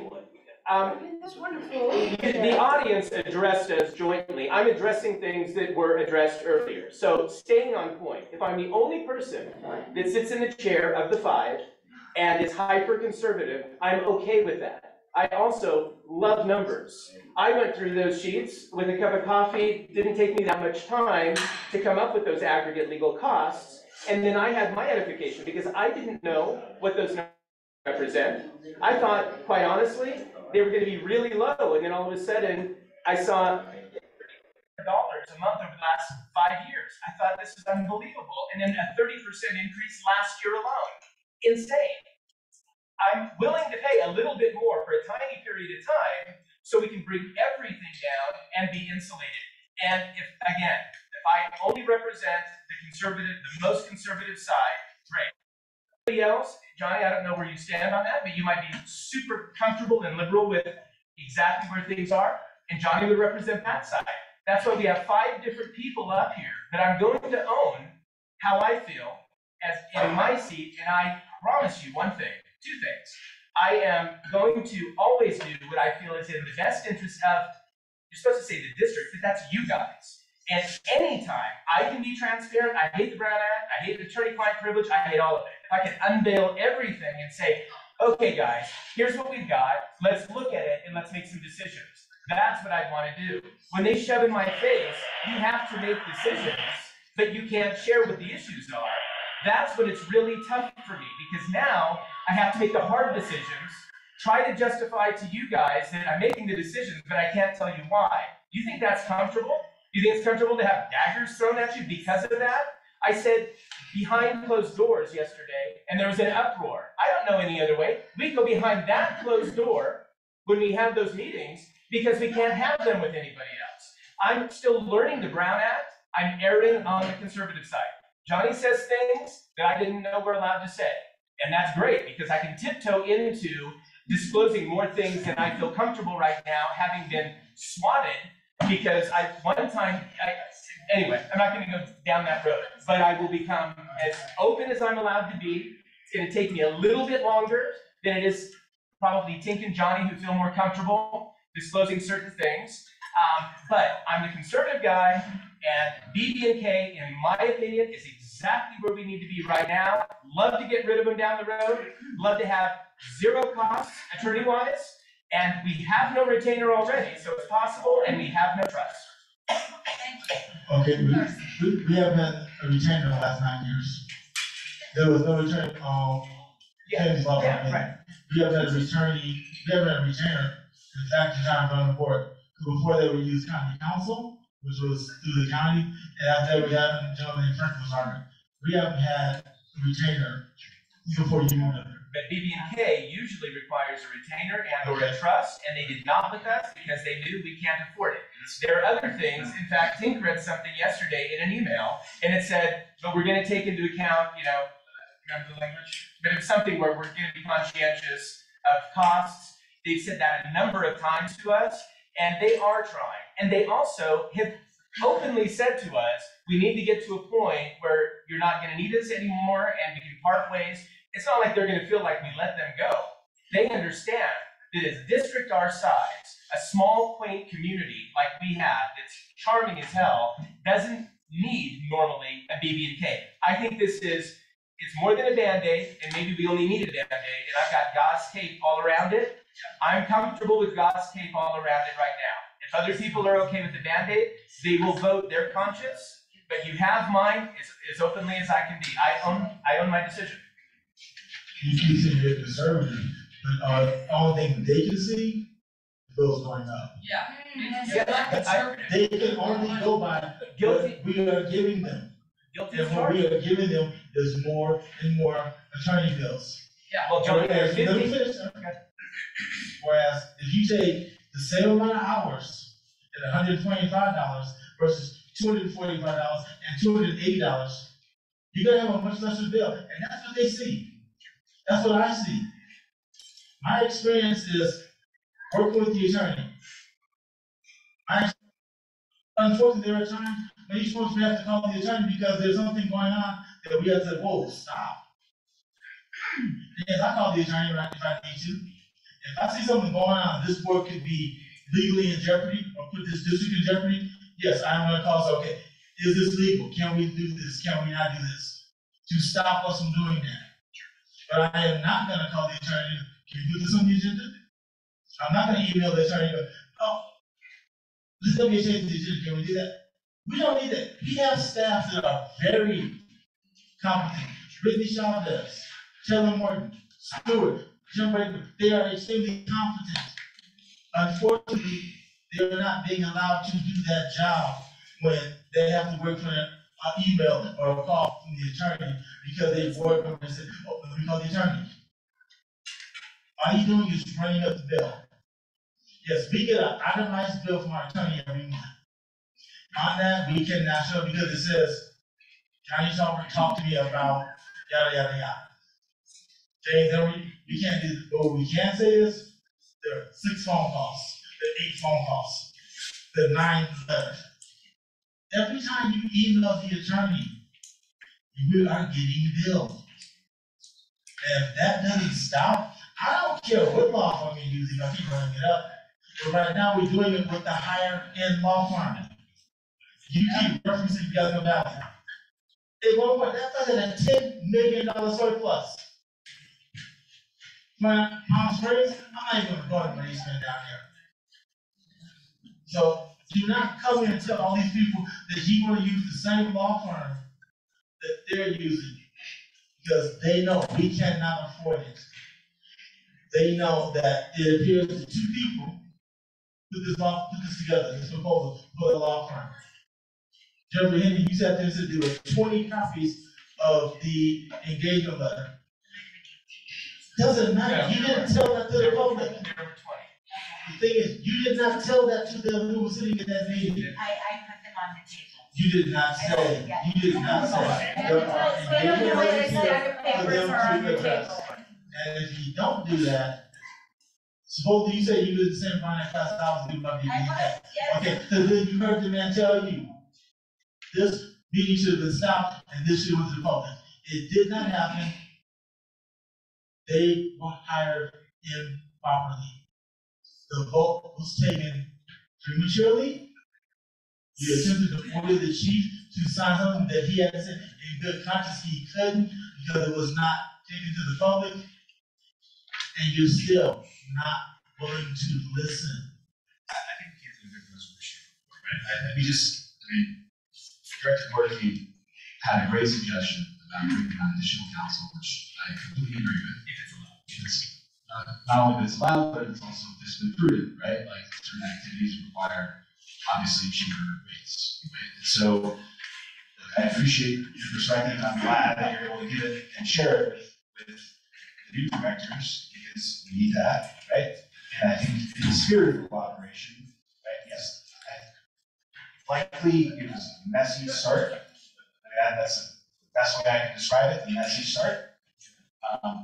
But I think what the goal is, especially the feedback that I got last night after the meeting, was that we need to spend more time collectively finding solutions, not just arguing and not just trying to play gotcha moments, right? Like literally sitting up here to try to figure out a path forward, which I think everyone here would appreciate, to find a path forward, right? So the goal, again, proposition that you put forward, you want to add as a resolution or as a motion.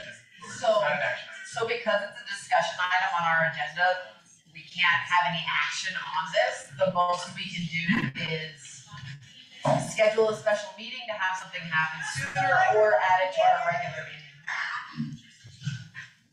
So because we're currently in a discussion item on our agenda, we can't make any motions or any action from this. So right now this is just us talking about it, which is important for the community to be able to do.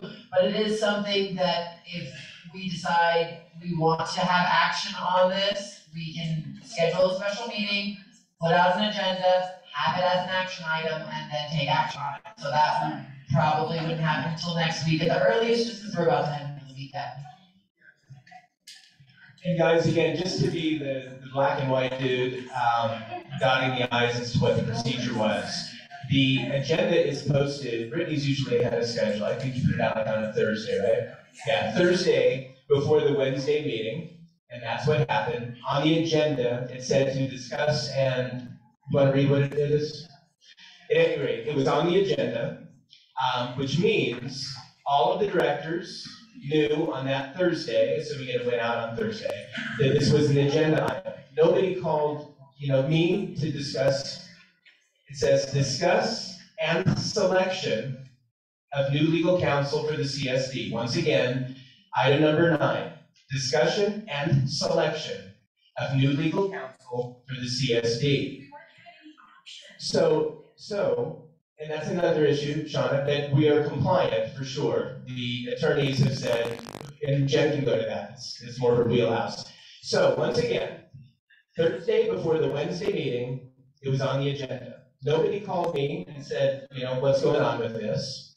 When we got to the meeting, there were maybe, Shauna, how many? 8 people? Yeah, about 8 people, because nobody was coming to the meetings. So when we got to that item, a motion, Jen talked about BB&K. I think I made a motion. It was seconded, and then we went into discussion ad nauseum about BB&K and what they do and why they do it. The few people who were there weighed in. The board certainly weighed in. I don't remember, was that not passionate? Yes, it was very passionate. Well, I love passion. So the board weighed in passionately. And by the end, it was moved to bring them on board immediately. And my motion said, with 2 provisions, that there's not a trust in excess of $2,500, and there's not a retainer of more than $500. And that if those 2 things could be solidified, they would be our new counsel. My motion was not to approve any engagement letter. That's a whole different thing. My motion was simply to bring them on board immediately, provided those 2 provisions were met. They were met that night, so the motion passed, and they were officially on board. It was agendized, the board discussed it, it was brought to the community, but there weren't many community members there. Is this the battery? Is there another? Yeah. So everything was done, the I's were all dotted, and just because there have been some procedural issues, and by the way, I wish we had a group like this weighing in about even that decision, but I will tell you something. The decision, so much of that decision was made about things that we couldn't share. That even with people weighing in, of course, we're going to take that into account, and we're going to listen to what you guys say more than anything else. But when there's variables and issues that we can't discuss with you, there's a whole bunch of stuff that we have to take into account without you knowing. And that's what we did, and the majority of the board voted to bring them on board. The other issue was, do we have to have 3 bids? And we couldn't have gotten 3 people anyway. When Morongo Valley's name was mentioned, and I didn't know this at the time, we are like the bad stepchild to a lot of people. I don't know why they don't want to work with our community. Who was that? Jen can tell you. Jen, who was that? Can you be more specific? Who was that? Yeah, I also asked. Okay, guys, calm down. I need to hear these. I need to hear these things. You're shaming us, we'd like to know why. I'm not. I'd be shaming me. But what I didn't understand is why it was that people did not want to work with us, apparently. And even, I shouldn't really mention this, but everybody saw what happened to Sam at LAFCO yesterday. People were yelling at him, why are you even here? So our reputation is that. I didn't know that. And then somebody else yelled at the sheriff and said, why are you here? I didn't know that that was our reputation either. I would love for us to have welcomed Sam. He's the CEO of LAFCO and our chief of police. Go ahead. I'm sorry. Who was that? She was an officer. I think it's James, do you want to, so leading up to the next meeting, do you want to work together and come up with an RFP to see if we can get more firms? And agendize, like at least bring, let's say a draft RFP. That's an operations position. So, the operations. Okay. That's operations. The board is not supposed to be involved in the operations of the day-to-day business. So, what do you think? If we want to have an action item and do that and make a vote of the board, I'm cool with it. Okay. But we're not there right now for this. This is what we have. I don't think backtracking and then following proper procedure is going to help or even necessary at this point. This is what's going on. Honestly, at this point, for this item, I don't have anything else to discuss. It is what it is. I'm very much open to scheduling a special meeting and having action items listed so that we can do something beyond talking about it right now. I am, unless there's two other board members that want to plan that special meeting, I don't have that ability to just say, yes, we're doing a meeting. When's the next regular meeting? The third Wednesday, third Wednesday. The 16th? Chief, did you sign the engagement letter? That's what we need to know. Yeah. No, I did not. Thank you. And it's like a legal document. Can you explain why you didn't sign that letter, Chief? Please.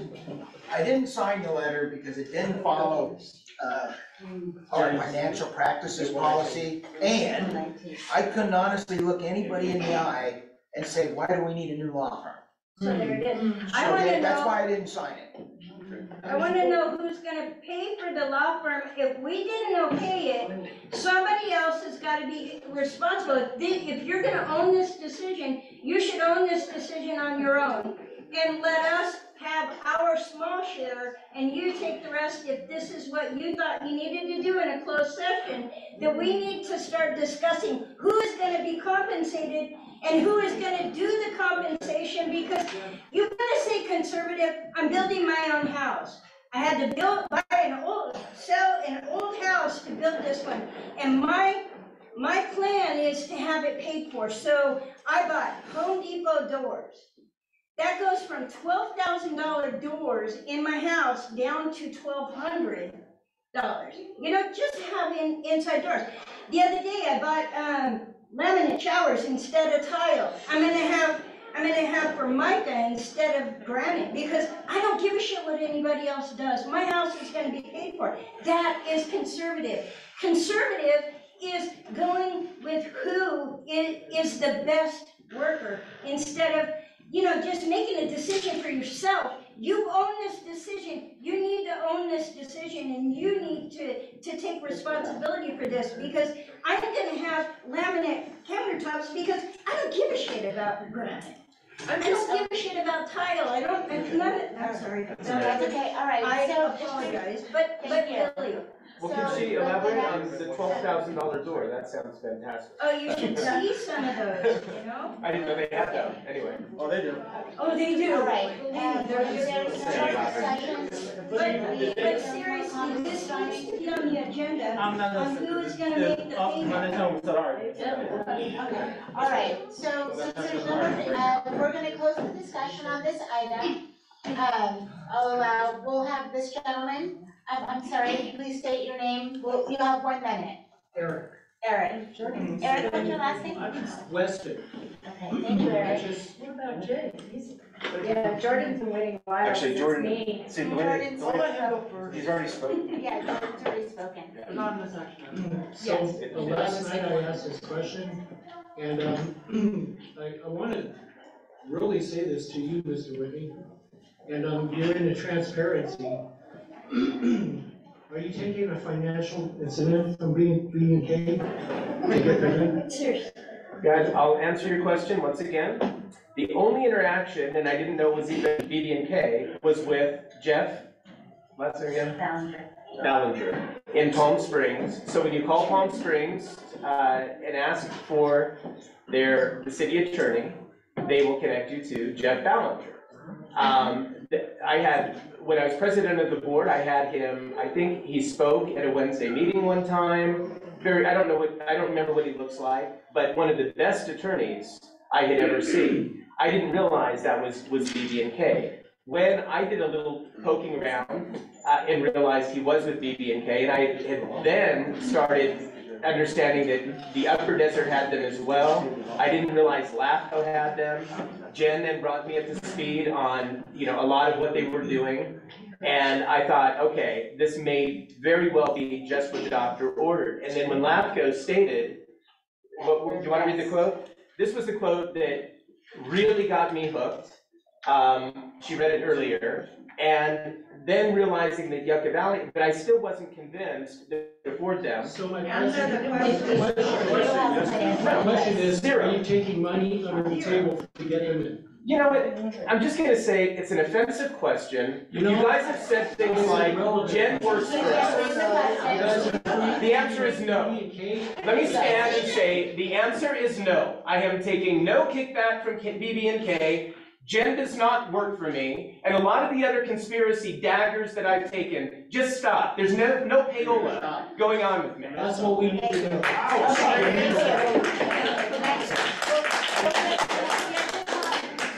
You've had your 1 minute. Please, buddy, you have 1 minute. Director Tolbert, did Director Hennings, Whitney, or Emery seek your advice regarding obtaining new legal counsel? No. That would have been a violation of the Brown Ms. Act. Corky, did they ask your approval or bring any of this above to you, seeking new counsel? I didn't see a proposal or anything beyond the agenda. That would have been a violation of the Brown Act. How is that a violation? How is that? They're a board member.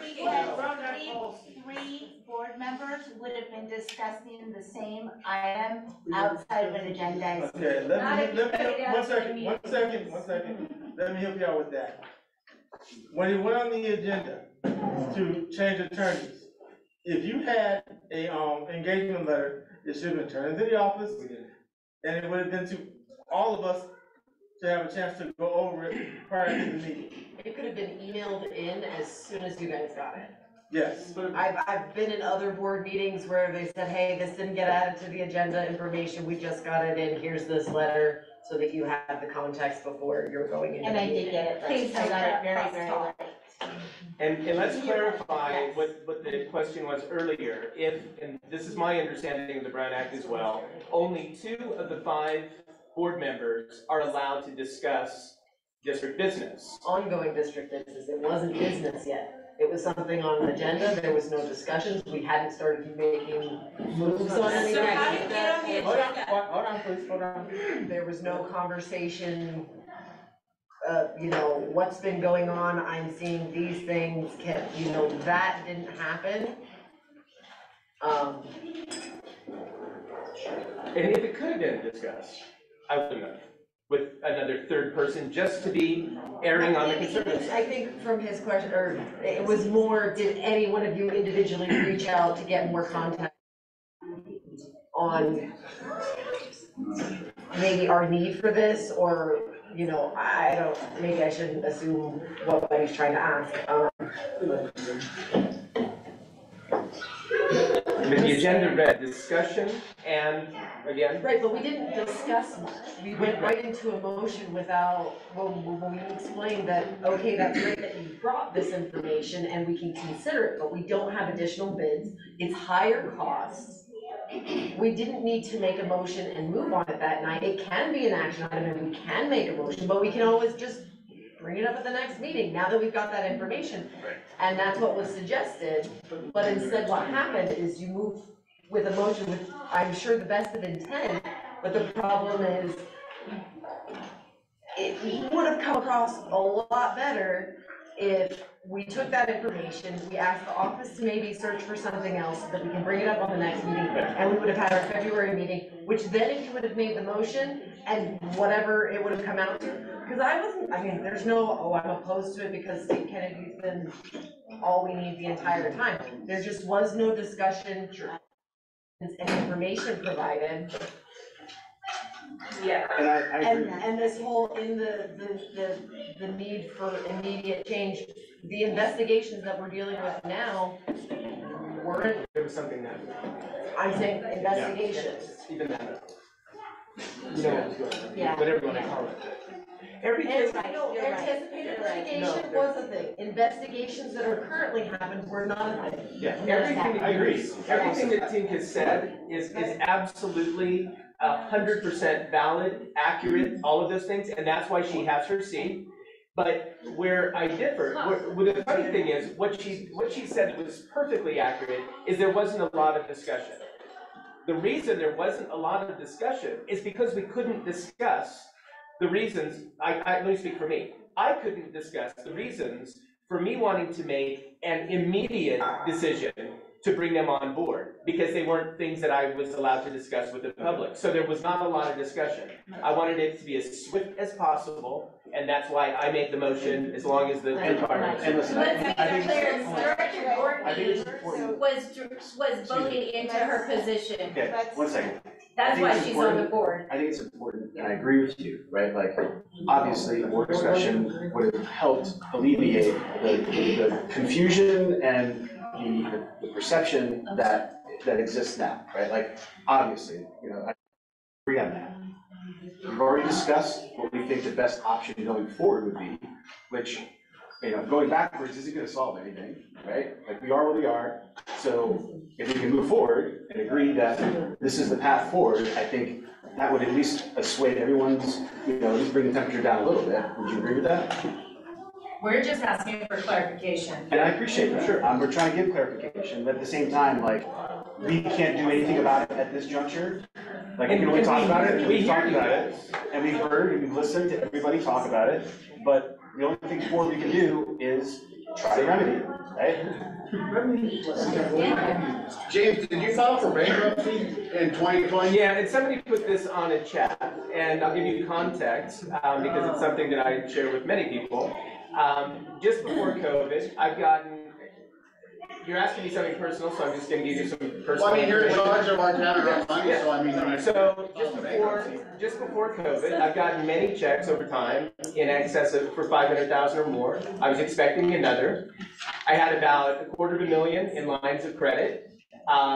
It looked like this COVID thing that should be over like that wasn't gonna be, and it continued, and it continued. And finally, after discussion with my CPA, they said, it's not gonna commit. You're not going to get, 500K plus. And you've got $250,000 in lines of credit. We don't know when this is going to end, but if you're going to err on the conservative side, like you always do, this would be a good time to dissolve that. And in 2021, still not knowing when COVID was gonna be over, I decided to dissolve it. And by the way, if something ever happened like that with the district, I would err on the conservative side again. If COVID were going on and I was sitting in this chair and we had a lot of lines of credit and it could be dissolved, especially due to something that is a force of nature, I would make that recommendation as well. I will always be the guy in the chair of the five, I'm guessing, that will be the most conservative.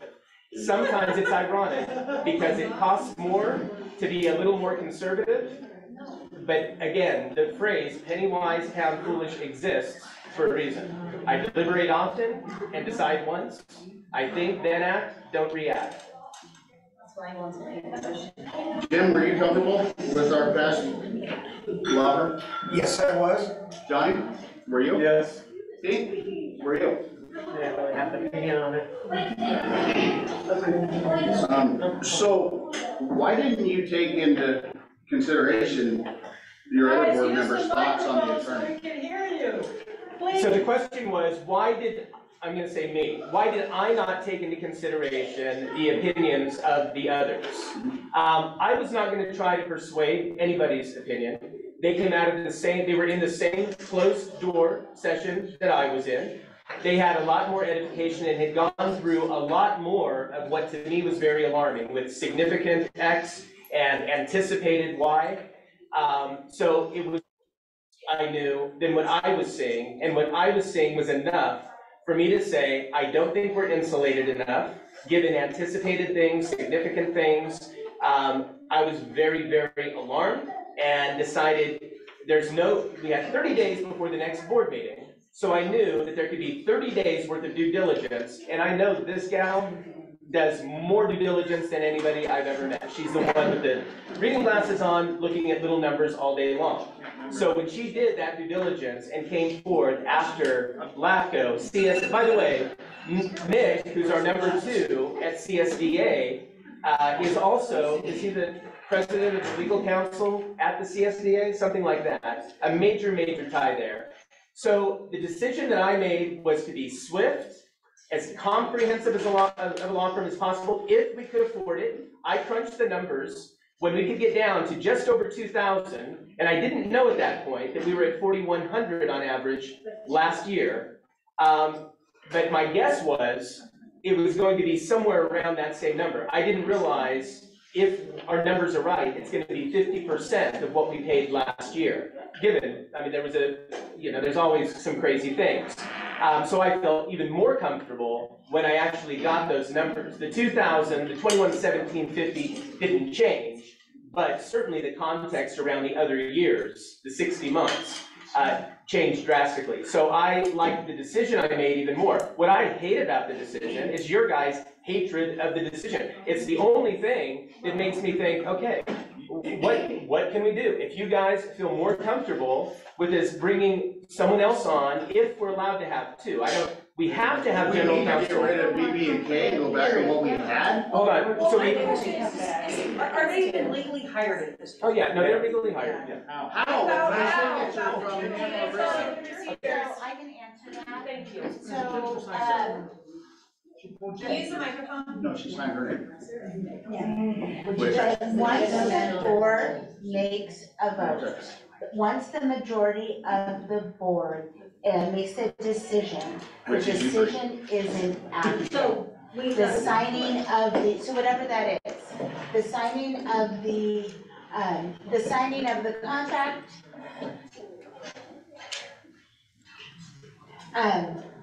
so once the decision of the board is made, the decision isn't active. Having the signature on any document, that's more administrative. And the reason for that is because the board, the GM or the district supervisor, whatever the title is, operation manager, they work for the board. So if the district manager in any situation, and this is CSDA law, and I have it printed here, the GM cannot override a decision of the board. If it is done in open session, done by a majority of the vote, agendized, all the criteria that's normal with meetings. If all of those items are met, the decision is in place. A signing of a letter or a letter of engagement or a contract is administrative. It's a formality. Exactly. But in our bylaws and procedures, isn't it, don't we have that in place? So I am not aware of that, and that's a great question, because when I came on board, and I know when James came on board, because he emailed. Nobody asks for policy manuals and bylaws more than I, every single day. Chief will be the first to say. Yes, and Chief had said that currently the district does not have bylaws.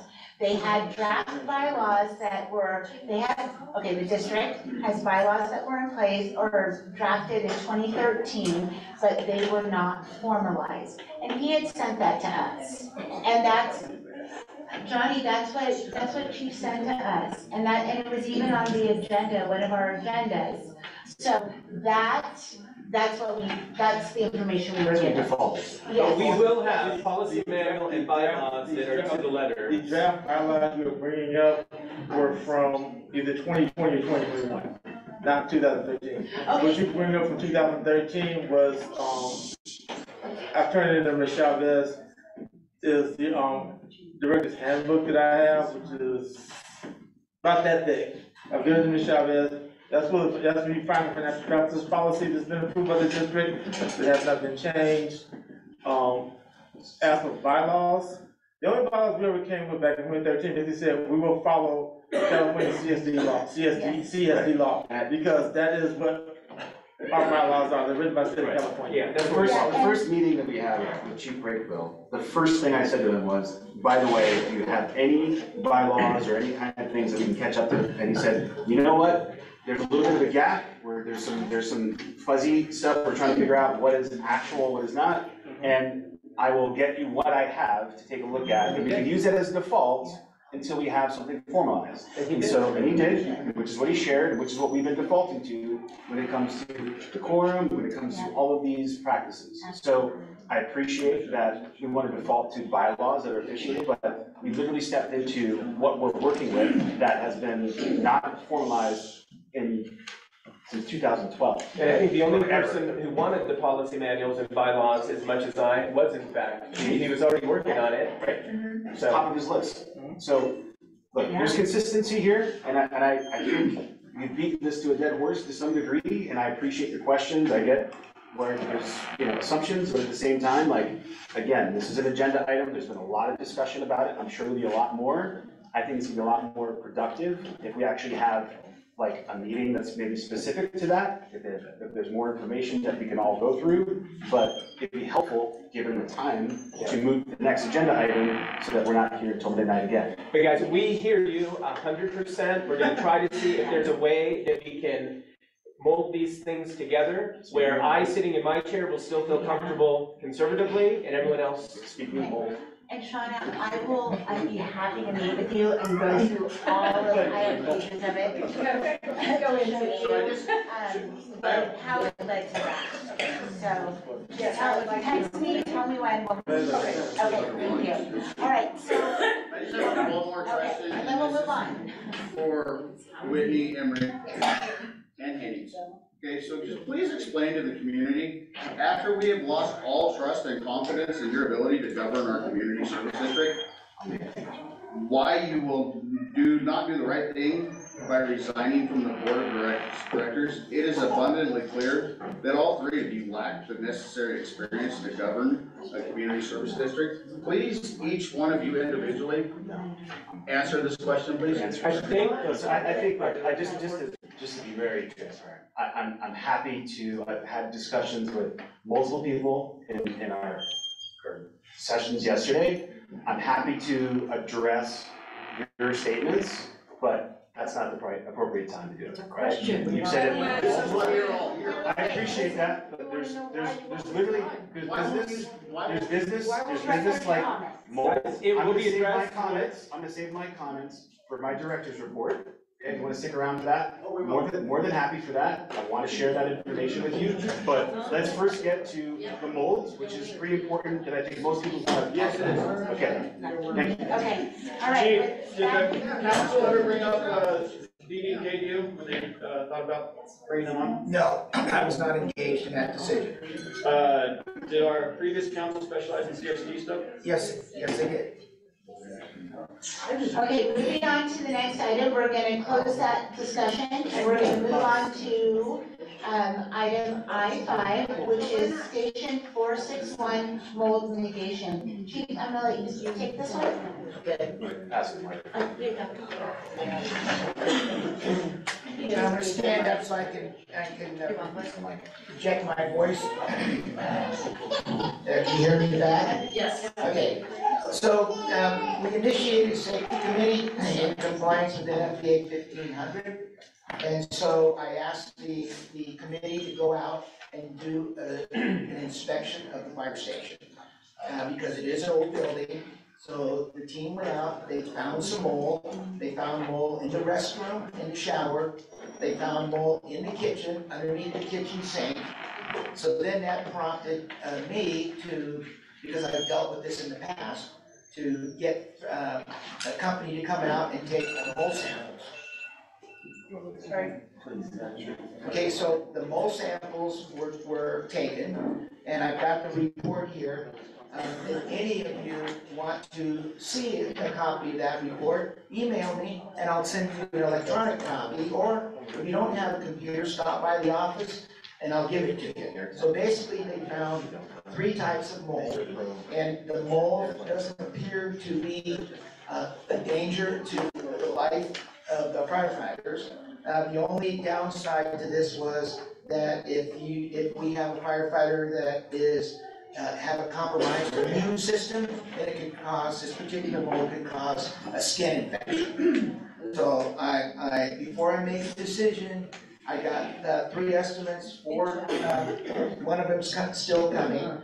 I asked the company to do a lab because I want to do the due diligence.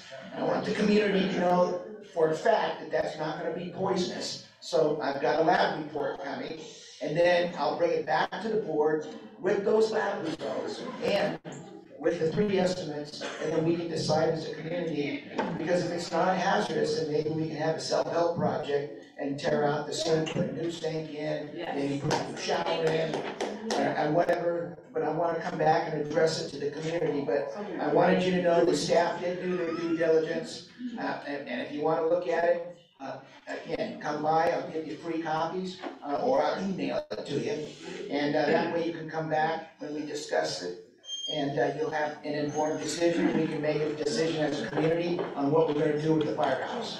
Does that sound fair and reasonable?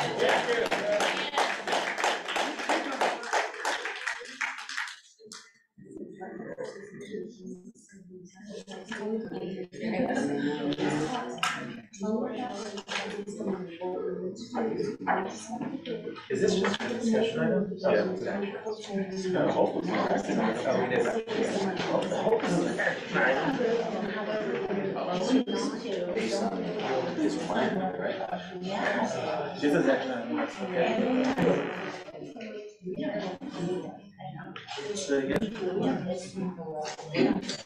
No, we don't. Okay, so Brittany just informed me at the last minute, the mold company did call with the results, and they said it is toxic at a minor level and it needs to be removed. And the cost would be, what, Brittany? No, so what was stated is we cannot determine the toxicity level without doing an air sample. Yes. However, they told us that at this point, that is a waste of money. We do know that there is a toxic mold, but it doesn't become poisonally toxic until it's more airborne. So unless people are in there mixing with it, picking it up, whatever, it's not harmful. What he said is, since we know that there is toxic mold in there, we need to get it mediated, we need to get it removed, and then do a post-mold mediation air sample. This way we save the $1,500, $2,000 on an air sample now, because we're gonna have to do an air sample afterwards. So there's no sense of doing it? Exactly. Was that Air Tech? Yes, it was, his name was Morongo, he was the environmental consultant. I know the company. Did you guys have a service pro as well? Yes. Yes. Like I said, please call me and I'll email you what I have here, and it describes the 3 types of mold.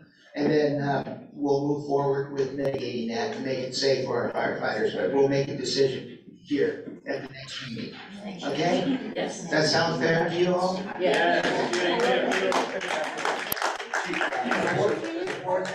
It's actually. Yeah, I was thinking that. Yeah. Johnny, do you want the mic? Sure, please. Yeah. I yield the floor to Johnny. First off, Air Tech, I don't know if you've ever worked with them or not. My last job I worked at was a chemical plant. We dealt with tons of hazardous powders, everything there. They are extremely thorough. If they felt that it was anything toxic, we had to close the building down, the building would be shut down because they report it to Kellogg. So let me assure you, that's why I asked them to Air Tech. Let me assure you, there's nothing that's gonna kill anybody today. Unless they start messing with it. That's the first thing we want to make sure we get out there. Also, we have bids from Surf Pro and from Delta.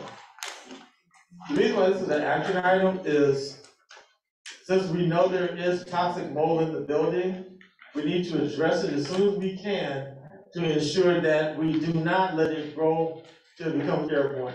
If it becomes airborne, your fire department will get shut down. And that is what we're here tonight to stop happening. So yes, I agree with the chief that we need to get these bids out to the public, but also understand this is something that we need to do now before you lose your fire department. Right. So, you all know me, I'm not trying to push anything down your throat, but this is something that is a concern. This is an immediate concern that needs to be addressed ASAP. I agree. And that's, so when we start making decisions tonight, please do not think that we're trying to exclude you. This is something we're making decisions tonight is that we are trying to save you. And that's why I asked for the Air Tech, because I know them. I worked in a hazardous building for years, and they would come in and they would tell you, no, shut it down. And if you don't shut it down, Cal should get you to the next day. They did not say that, so we're not there yet. But if we do not address it, we will be there. And for all of you who know Cal Ocean, they come with a checkbook first. They come in wanting money and then they shut you down. That's what we're trying to avoid tonight. That's why this is an action item, not a discussion item. And I believe we will make the best decision, or attempt to make the best decision for the board, for the district. That might not be the cheapest. Sometimes the cheapest way out is the worst way out. So we are going to do everything we can to get the best for the district tonight. Is anybody out there not in favor of remediating? I think the safety of our fire department is imperative. Yeah. I have a question. Chief? Do we know what the cause of the leak is? It was the age of the building. It was water coming up from the floor, coming through the Poor ventilation. yeah, poor ventilation, and you know what, I'm having one of those brain. It's okay. But it's the roof, you know, where the overhang is, where eaves, thank you. Coming through. And, so, you know, it's gonna be more than just simply getting the mold out. Let's prevent it from happening again and get it repaired right the first time. Chief, can we ask, do you think it would be possible at the next meeting in April that you can come back with some bids to get the problem fixed? Would that be reasonable? So. We have the bids in your board pack. Yeah. We can't wait Can we a hear month. the problem? Why wait a month? At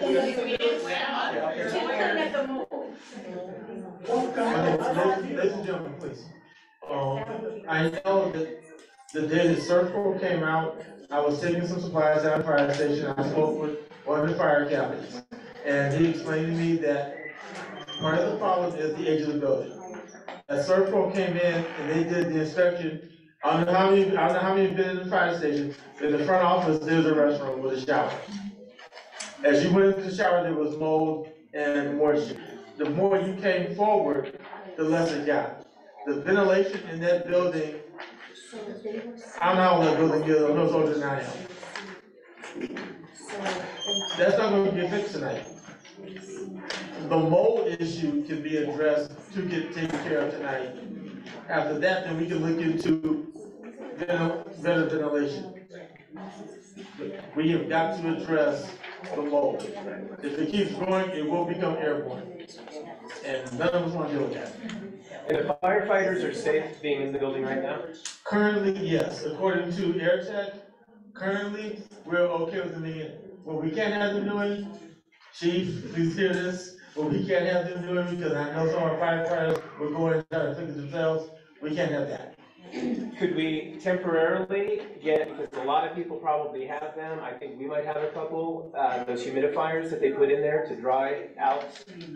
You just plug them in and start drying it now, is that? It's gonna pull out. I don't think that's gonna work. It's gonna pull out more moisture. Is there anything that can be done temporarily? Yeah, that's why we have these, that's why we have these. I mean, that person. So. The thing is quick though. That's why I'm very low. I didn't get to open AirTech because I got my packet before all of you did, but I've gone through these and there are things we can do tonight to start this process that, you know, will keep it safe for our firefighters to be there. The longer we wait, the more danger we have. There's a question in the chat. You allow mold spores to dry, they hold together, moisture holding together. If you dry it out, it's going to be airborne. Okay. That was why I recommended not using humidifier. Right, the director told her you can have a need recommendation on the field that is it yourself. The company I know that's done the most work in this is Surfpro. Yeah. They've done the most work in this. A lot of you know I'm also a member of the CERT team.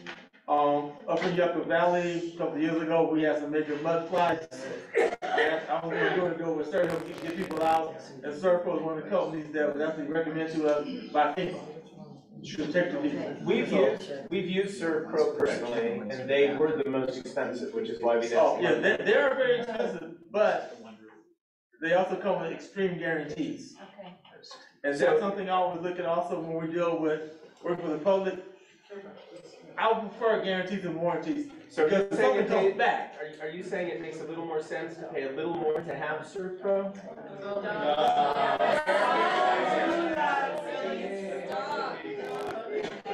That could, ladies and gentlemen, I'm sorry to say, but there are times that spending less money is going to cost you more money. Yeah. That is, so yeah, it might be more cost effective for us to spend more money tonight. We're not talking about attorneys. Okay? We're talking about people. I have a very bad sense of humor. I know, and it's not a lot. That's all I'm saying, that it could be, if we go with a cheaper company, I'll use the trees for example. We go with a cheaper company than the trees, we're gonna recover. That's more money. We go with a cheaper company, we're just to get in 6 months, we failed you. That's not my intention. If I gotta spend more money tonight, then I have to spend more money 6 months from now, that's what we need to do. If we have to do this again in 10 years, that's different. If this is again in 6 months, the fire will have failed. Can we defer to Chief and get his recommendation on how to go? I would believe that's gonna be the best option tonight. But, you know, make sure, I don't know if the three of you have read these packets. I went through ServPro, and I thought ServPro was the most comprehensive. Yes. I will say that the two packets I have, I would recommend ServPro because they give a much more comprehensive report of what they're gonna be doing, and like I said, they do come with guarantees. I don't know nothing about Delta, but you know, like I say, I've had this cover different recommend ServPro. And listen, I mean, when there's a difference of like $5,000 or something like that, remediate a situation, and a different company comes back with a $12,000 bid that is far more detailed and far more comprehensive. You know, it just tells me that they've at least done their homework and they're looking at it from a really prudent way. It scares me when I see a bid for the same job that's only $5,000. Then that's a red flag. What's the third bid? Say again? There's actually 4 bids, but there's one that's 8,600, there's one that's almost 12,000, and there was one that's 5,700. Looking at something different, You should have, when you pay, you should have one from Delta, you should have one from ServPro, and I believe AirTech, I know I didn't get the AirTech one because I got my packet printed out before yours did. Really hard to explain that to me, but that's what I'm saying. So what I'm saying is, I see ServPro here for the 11,883. Where's the $5,000 one? I believe it was, Is that flood response? Because it looks like no, those are. 8,600. Oh, that's Delta, isn't it? Yeah, it's Delta. Yeah. Delta's was 5,700, I believe. Is that just for? No, 78. Delta 78. 78. Chief, is that your Where recommendation? are you getting that number from though? The last page. On the Delta one, The kitchen alone is 78 for Because that's Delta. what I'm going with. And then the bathroom was 83.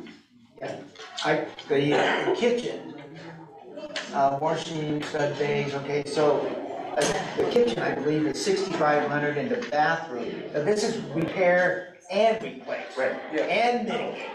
Right, so. Okay, so the air sampling company, which is ranked pretty respectfully, recommended we go with Delta, because that was all inclusive of mitigating the mold, replacing and repairing the damaged wood, so there would be no chance for it to come back.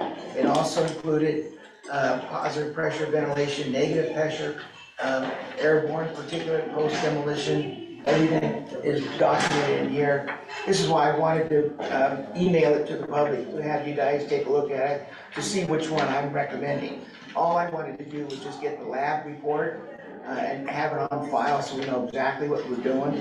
So does this, does that include the venting though that's causing the issue? Yes, everything that you see on here is mitigating all the mold that's in the fire station. So this bid, I don't have it, I didn't.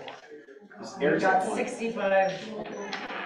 You got $6,500. Plus. This is Delta.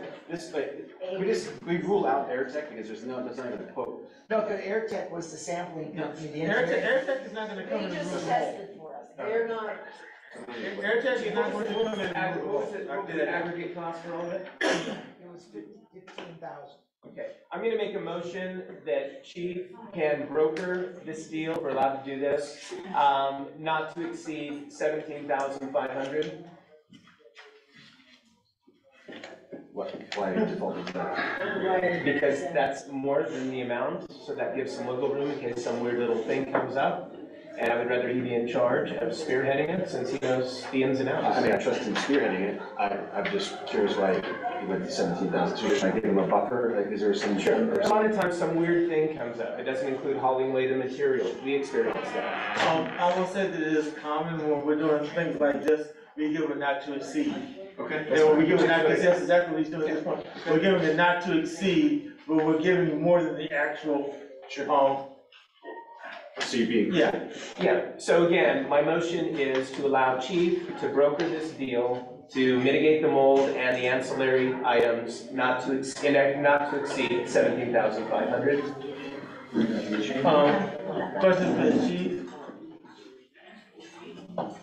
I understand there are a total of 4 bids, correct, or is 3? So what? 4 bids? There are 4 bids or 3? Yeah, there's 4. She went to the restroom. Yeah, Brittany went to the restroom. They were supposed to have it to us by close of business tomorrow. Right, okay.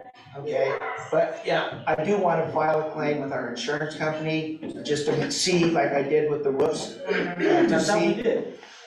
I gotta have the bids first, and the insurance company had to know what was wrong with it. There you go. My motion is irrespective of what company. Oh, I'm not saying that. I was trying to make sure I have all the facts, because I thought we had reached out to SDRMA, and they said that because it was, building maintenance, it didn't cover it. Yeah, but they said that they would rather look and see what the subject matter experts say before they either approve it or deny it. But if it's just the building maintenance that was neglected, they would probably not pay for it. But I don't know that until I send the paperwork and ask them to look at it. Okay. My only concern is time. How much time are we actually looking at before we get someone in there to remove the mold and start fixing it so that it doesn't, like I said, if it dries out, we're in big trouble. Right, because it becomes spores and airborne. I will notify this company tomorrow. Okay, but I'm still gonna go ahead because it is a health issue. Yes. And notify SDRMA. Have any of them given timelines at all? Yeah, I was just gonna ask that question. Yeah. Because I could amend the motion to say as long as it's within 2 weeks, but I would rather he just take that discretion. I agree with you on letting him have the discretion. He's there every day. He's there every day. Did they give you, did they say if you call them tomorrow, like what day they would be in? Okay, I'm gonna we're gonna unmute Captain Ryan, because he was the one that spearheaded this for me, and they gave him the timeline. Okay. So I wanna go straight to the horse's mouth instead of guessing what he's saying. Okay, Ryan, you're on the air. Can we hear me? Yes, loud and clear. Can you hear me, Chief? All right, yeah. So all 4 companies that came out and did visual inspections for the fire station have all stated that they would need a mold, lead, and asbestos test based on the age of the building. So that's why AirTech was contracted to come out and perform those tests. So that is already done and paid for and out of the way, regardless of which company we go forward with at this point. The first company that I contracted to come out and do a visual inspection was Team Delta Restoration, and they gave us a bid for the mold mitigation and remediation, and then construction costs to redo the kitchen and bathrooms as they, to whatever extent that they were torn apart. All 3 of the bids that you have in your packet with you tonight are built the same way. Cost number 1, and it averages between, I believe it's $4,000 to $6,000 for the mold mitigation and remediation. That's cost number 1. Cost number 2 is the reconstruction cost, because the cabinets need to come out in the kitchen, and the both bathrooms, basically the showers are going to basically be completely taken apart because of the amount of moisture that is underneath those tiles. And one of the, actually two of the companies both made the same comment that the design of the station was poorly designed. So the ventilation in both bathrooms is not, does not allow for the moisture to escape when guys are taking showers. And so that's part of the problem. So, but I don't know that was built into the reconstruction cost quote for that part of it. So the fourth company came out, I believe, day before yesterday. And so I'm waiting on their quote. But right now, that's pretty much where we're at. And if you have any other questions, I'd be more than happy to answer them at this time. Ryan, what would the total cost be for the firm, for a collection of firms that you think would be the best for us to employ? The total cost. What would the total cost be for the firm, for a collection of firms that you think would be the best for us to employ? The total cost.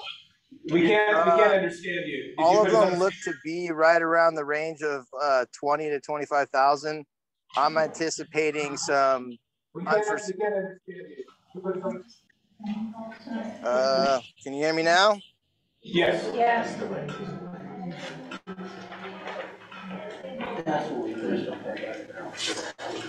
Yeah, we can hear you.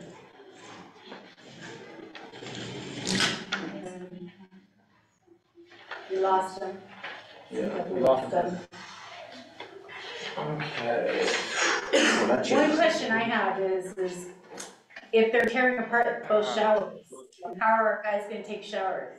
So are they gonna do one shower and then do the other shower? So, or are you guys going to have to figure out something so our guys, when they're on duty, be able to have showers? Should we look I think at? Chief can figure all that out though. That's a good question, that's an excellent question.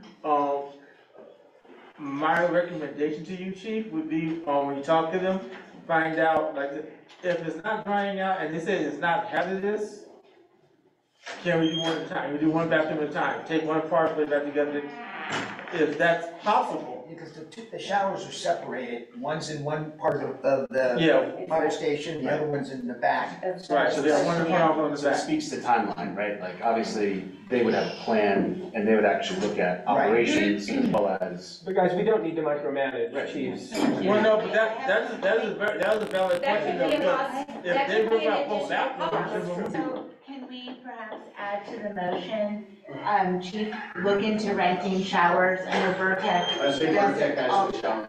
Yeah, add into that motion, renting showers. If we need to. If okay, well, we're gonna need, actually change the, amounts. Okay. If you look at the, one from Delta, it's closer to, I have actually here, Chief, how can you, it's closer to you 22, have a 5,000 non-approval under, right? And then 10,000 emergency non-approval? 20 non-approval? Right. Because, right, because this already. Hello? Can you hear me, Chief? Right, so like, this already, might be trying to weigh in. Yes. Ryan, you trying to weigh in? Ryan?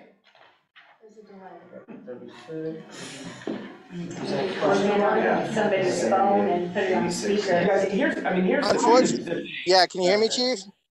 Yes, loud and clear, Ryan.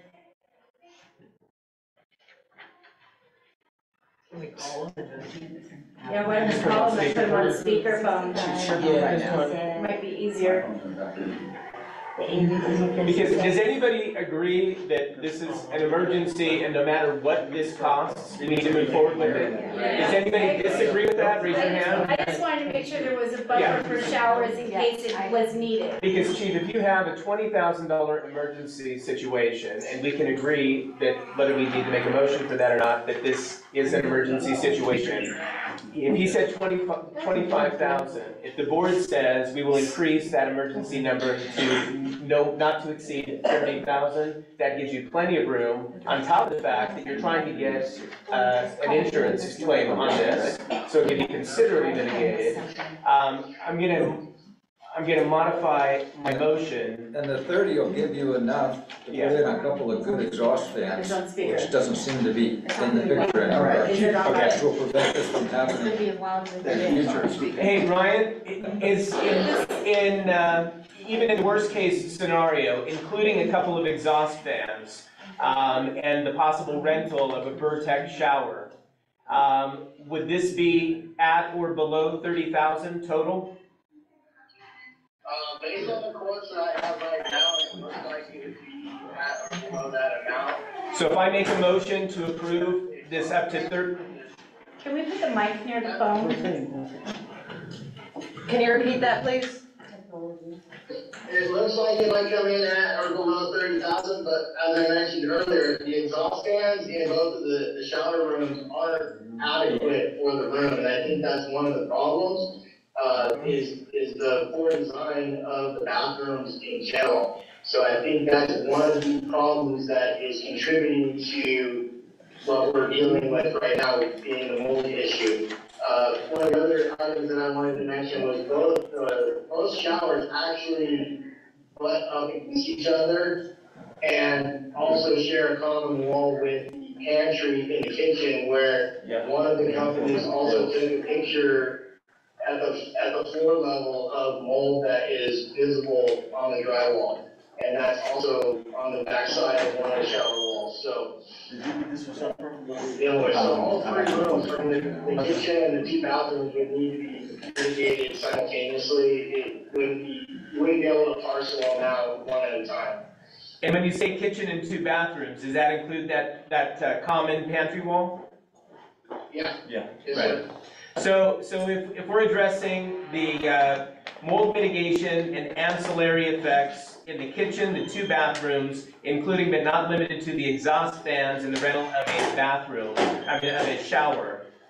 Anything else that would need to be in there? That would probably be great. I didn't hear you.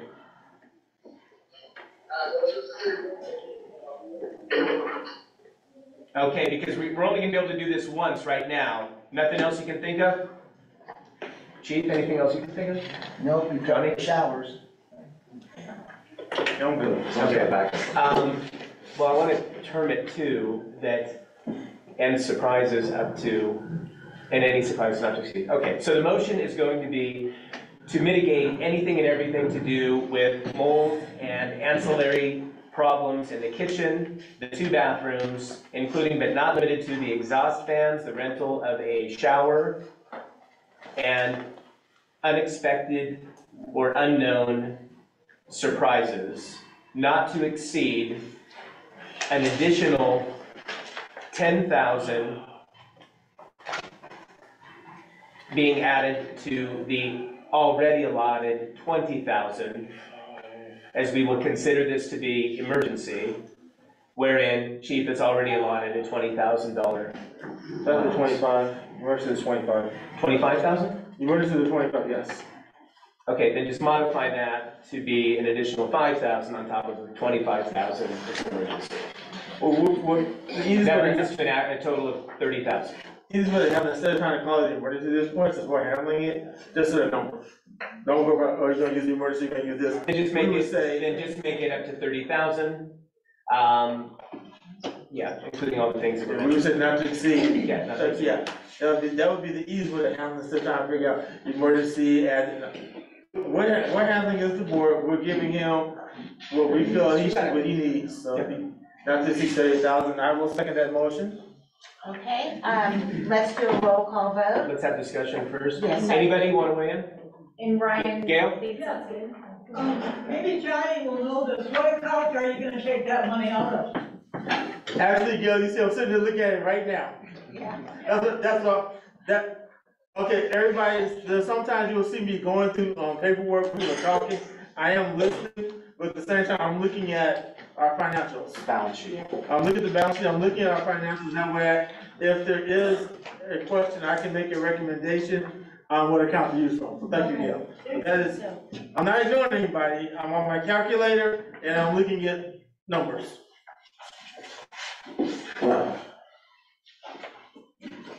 That is my concern right now.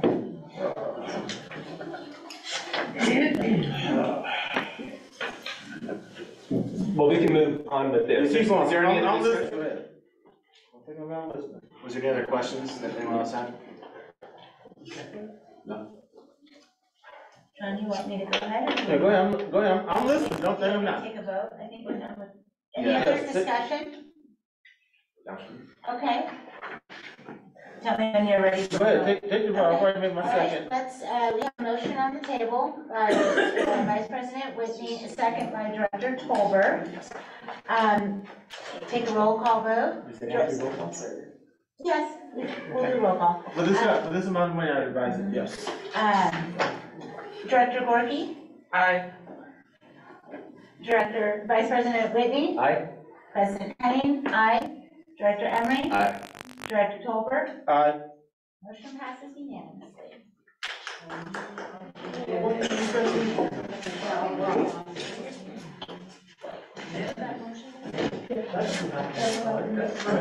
All right. All right. So, moving on to the next agenda item. The next agenda item is item J1, continued business. Discussion of over budgeted spending exceeding $250,000 in just 6 months. It's an action item, it's a recommendation, we'll have a discussion. We're gonna give Director Tolbert just 1 minute, and then we'll move into that. Okay. The rest of the agenda so we know what's coming. So after this item, we have another item in continued business. It's the maintenance truck topic. So then we'll address that, and then we move into director comments. Thank you. And then we'll adjourn. God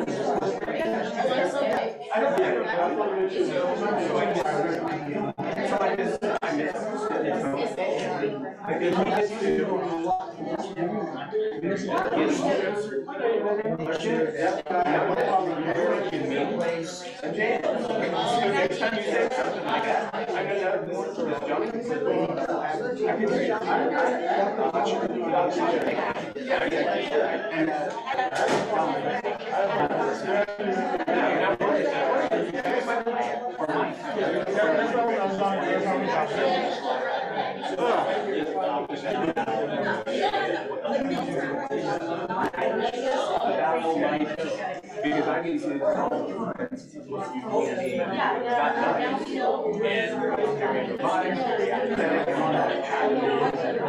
so the way I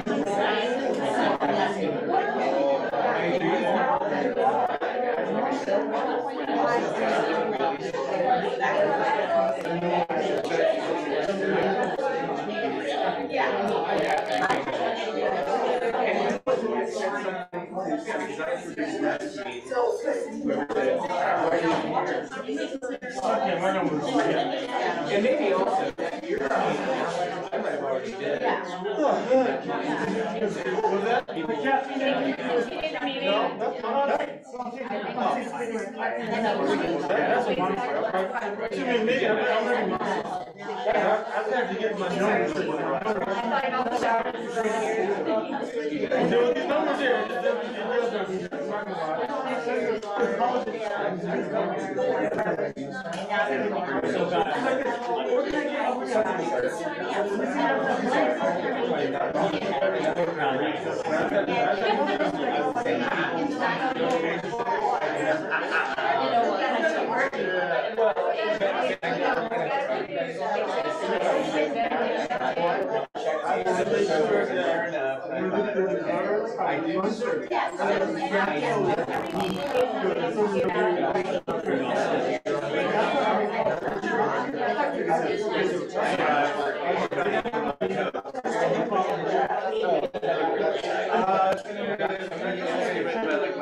You know what?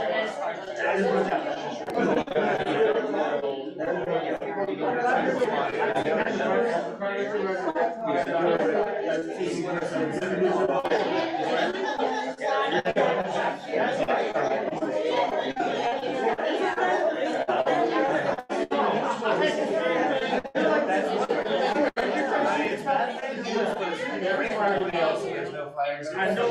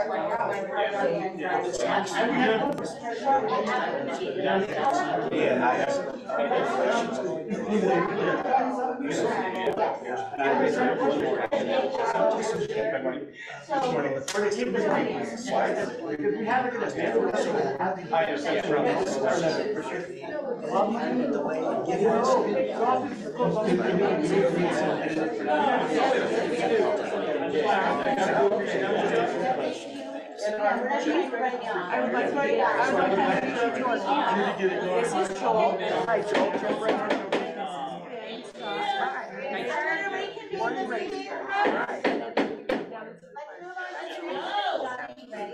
Okay, all right, we're resuming the meeting, and we're gonna continue with item J1, budget discussion. I'm gonna hand it over to Johnny to talk a little bit more about the mid-year budget review.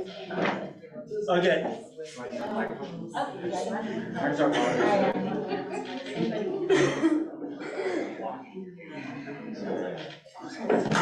Okay,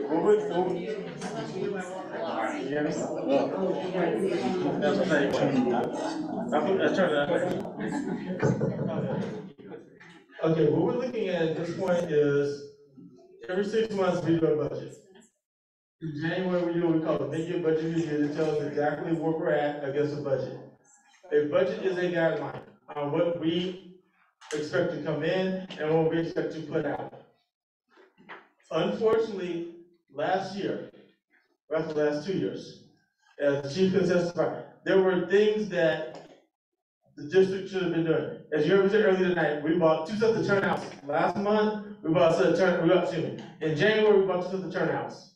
In February, we bought a 3rd set of turnouts. That keeps us compliant with NFPA laws. I don't know how much you know. You can buy a set of fire turnouts, never use them, never take them out of the bag, and 10 years later, you can't use them no more. They've never been open, they're no good. Unfortunately, that is going to keep happening. That's just laws. So last year, we had turnouts go bad that unfortunately we didn't know about. The board just didn't know. And that's a problem dealing with operations. That's why Chief Breakthrough is here now, and the previous operation is not here. Because there were things that the board just didn't know. There was maintenance done, that pretty fire you see sitting out there, that cost over $400,000. That luckily, most of it all came on a grant. There was maintenance we did last year to the tune of $38,000 that we should not have had to do. It was not in the budget because everything would have been covered by warranty if the previous manager had done it. I'm not trying to place blame on anybody else. If we aren't told, we can't act on it. Like the mold, we've been told we're acting on it. None of that was budgeted in. We budget for maintenance. We budget for replacement items. We spend that, we're good. Then we get told, oh, by the way, this did not happen.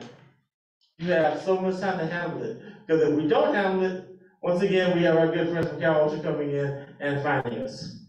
So in the last 6 months, there was a lot of money spent to catch up on what should have been done over a 3-year period. We could have bought 3 sets of turnouts every year for 3 years and be fine. Instead, we didn't. So now, police them right now, get it done. Our firefighters do something called SCBAs. They're breathing units they have to go into fires. Those also have dates on them that they expire. So instead of buying 3 a year, which we can budget for, what did we pick up last year, Chief? Was it 6 or 7? Chief Rickman. How many SCBAs did we lease last year? How many did we lease? Yeah.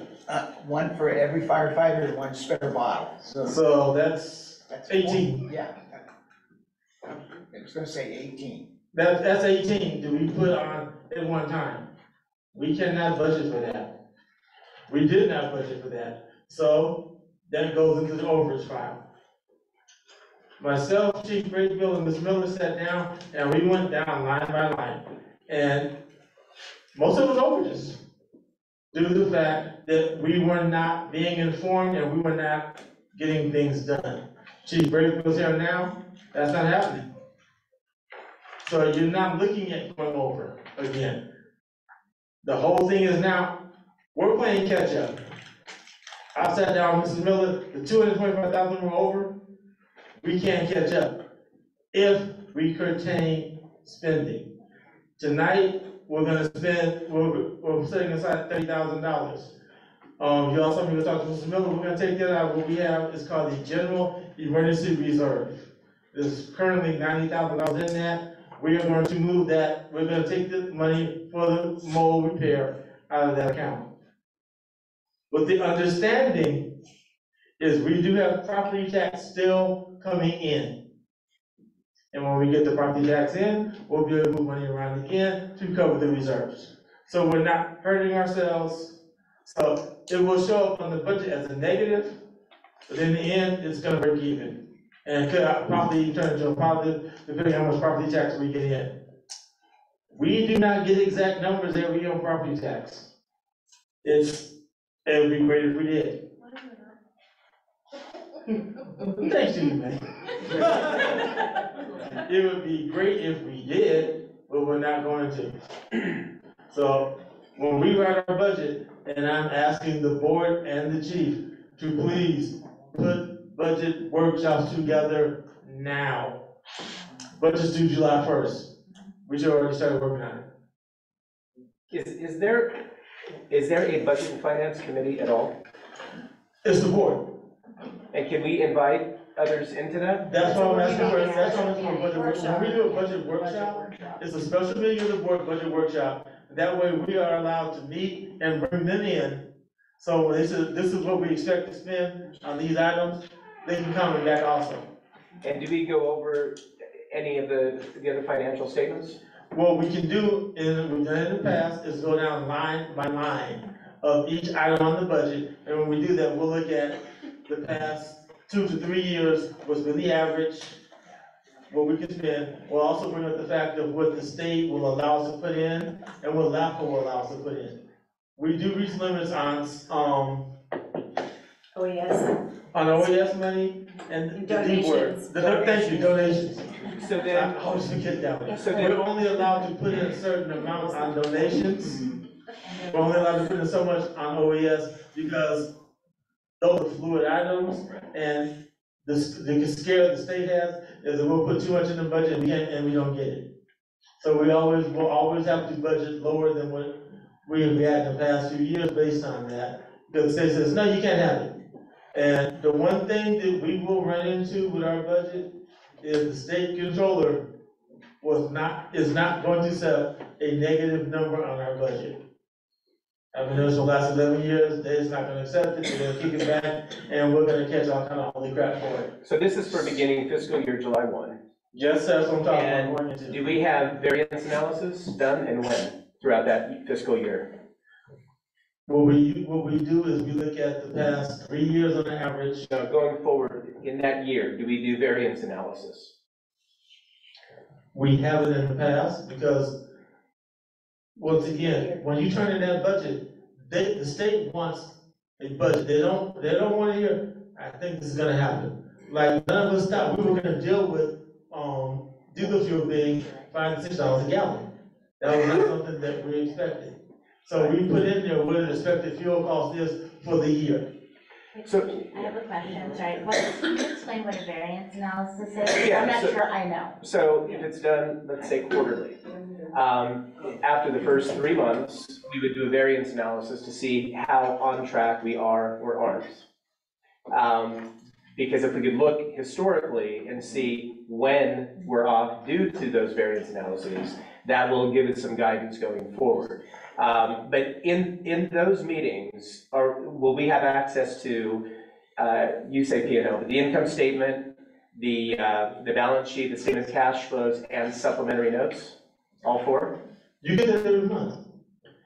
Right, and we'll be analyzing that with the people in the Budget and Finance Committee? Yes. Okay. So Isn't that the mid-year budget, kind of what he's talking about, the mid-year budget?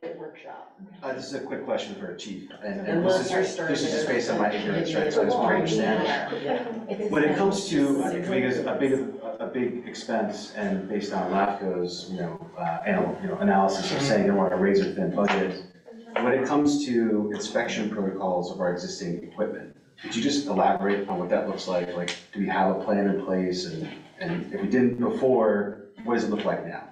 Yes, we have a plan in place, and to prevent the surprise equipment, outdated, damaged equipment.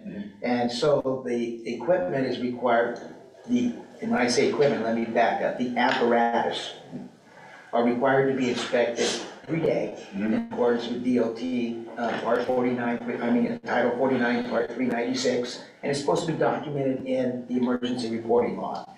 The SCBA's are inspected and tested at the beginning of each work shift.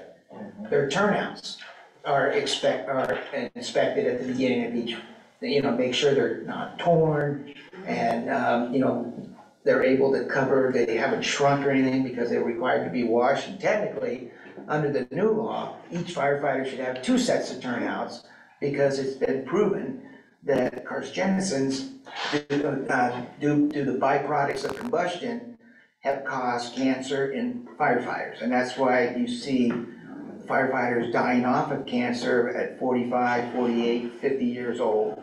And so the NFPA did a study along with NIOSH and ANSI and came up with, okay, you should wash your set of turnouts after every structure fire, and then there's a drying protocol, and then you have the second set of turnouts, so when you get a second fire, okay, you're always come back to turnout. They're not allowed in the fire station anymore. And you have to decon them after every fire. So before we leave the fire scene, there's a process called decon, and we wash them down with soap and water, scrub the helmet down, and then we bring them back, and then we put them in the washing machine. So, technically, we're supposed to have 2 sets. We only have 1 set right now. So you're saying after each, like on a daily basis, after each shift, this is Yeah, constant. that's what's implemented right now, and that's why we found some of the stuff we did. Right. So I guess my question would be, because it seems like, and this is just my ignorance, right? Like who's responsible for doing that action? I am responsible overall, like the skipper of a ship. All right, I delegate that responsibility to my floor supervisors, which are captains. Right. And I have a very good crew that brings me items that need to be replaced or repaired. And I go out and look at it to verify, yes, no, we can get this repaired, you still meet OSHA requirement, we don't have to go out and buy a new set. What is that like compliant, like quality control, like chain of command look like? Okay, I don't understand. It goes firefighter reserve, firefighter, fire apparatus, engineer, fire captain, battalion chief, division chief, and then me. So I guess that none of that was done prior to you taking the helm. Well, I couldn't find any records of it. Now you can find records of it. I think Director Gorky will agree with me that there were times firefighters came to the board. Came to the board and said, look, we need this, and it's not being brought to your attention by our upper staff. How many line items were negative surprises? Irrespective of the amounts. Equipment maintenance, equipment fuel, personal protective equipment, medical price tripled. I don't think anybody here can tell you why Bond Street's medical went up so rapidly, but our medical supplies tripled in 18 months, Chief? So when we looked at 200%. When we looked at a 3-year balance, and said, okay, this is what we're gonna plug in here. For whatever reason, Bond Street Medical said, oh, thank you, and everything went up. So I guess my question to that point of I know it wasn't done in the past, right? But you're looking at the financials for 3 years when you're doing budget planning every year.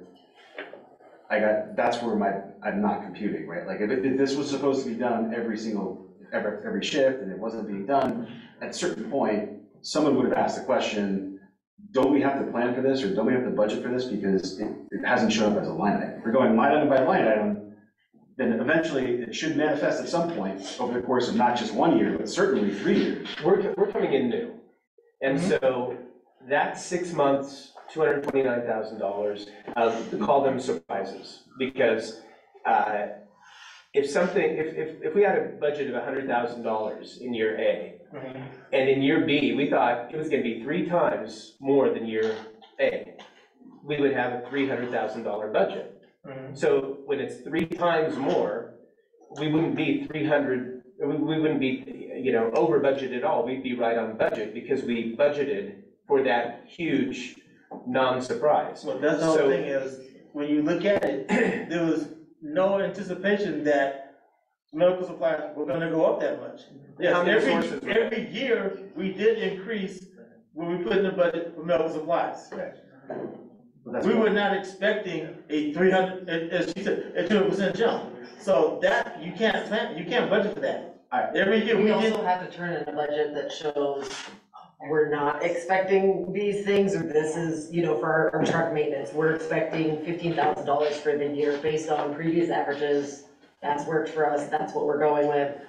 Until we know that there's an issue or something comes up, now we've budgeted for 15,000, but it's 45,000 for the year. So we've got that difference. I think what might have been the scary part too is because the revenue that the district gets comes in at different times than when we're at the mid-year review. So the mid-year review looks bad, and then we come into the next year, and then all of a sudden, a quarter into it, we have or funds coming in, not to say it's always gonna cover wherever we're at mid-year to make sure that everything's good. But there's a lag between when we're actually having revenue come in and bills going out. Yeah. So now I tell you, going into July, August, and September, be prepared for your monthly financials to be very high. Because we have a lot of places that we deal with that want once a year payments, they're gonna hit us in July, August, September. I guess we can't retroactively. No, I know, but I just on the one part of the inspection protocols, right? Because to me, I mean, it's pretty egregious. Like you actually said, that's the biggest part of this budget inflation, not just the cost of goods, but the fact that we're now playing catch up after 3 years, right? Is that accurate? To an extent, yes. Okay, so I guess to put a full stop to that, the plan we have in place now would never, we would never be in that position again, where this is like. Yes, I got controls in place to stop that. We have now an NFPA 1911 maintenance program, the state certified fire mechanic who comes out, actually does the lube oil filter changes, actually does the annual DOT inspection and makes sure our brakes are compliant with the law and all that. So there won't be no, we didn't change the oil for 4 years in the engine? Okay. So in the 229 figure, what percentage do we now have checks and balances for? I would say we didn't anticipate the CPI going up 0.4%. If you've been watching the business channels on TV and reading the Wall Street Journal, our inflation's going up 0.4% every month. I don't think anybody in this audience anticipated you'd ever see the day you were paying $8 for eggs. Okay? Because they all have chicken. Yeah. And I didn't think anybody would anticipate at the time they made the budget that the cost of diesel fuel would go up almost 92%. I don't think anybody that anticipated that. And so, that's another driving factor that, the turn of events that caused inflation to go rapid during that last half of the year, that contributed significantly to that too. So would you if say, we would have been able to have accurate data prior to that, right, then you can have made an accurate decision. You could have looked at, okay, let's forecast what the CPI is going to be, add that into some of the things that keep us compliant, keep us able to maintain advanced life support services for our citizens and fire protection, we would have done so. I know you have a handle on this, and I know we've asked this question before, and I know. No, but it's a learning thing for you, and I want to make sure you understand it's part of your job. And part of it is too, I'm not sure how well the general public understands that as well. And so a 229 number saying this is going to, there's a fixed part of this that we can't control, right? But there's a fixed part of this we can control. And it seems like we already have a plan for what we can control, which is reassuring, right? What percentage of that control factor would you say is already in place? I'd say, what, 65%? Okay, yeah, 65%. Also keep in mind, when chiefing up the CPI, we are going to get a resolution here, what is it? July and August, I can't remember that time, where we will have the option to raise the district assessment based on the CPI.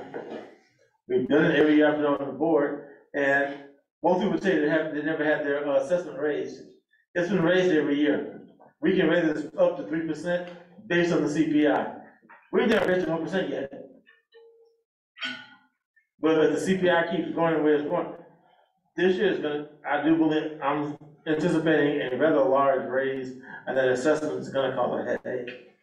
Because we're gonna have to figure out how we're gonna raise about a full CPI if the CPI is at 2%. Well, that'll be up to everybody here, I assume.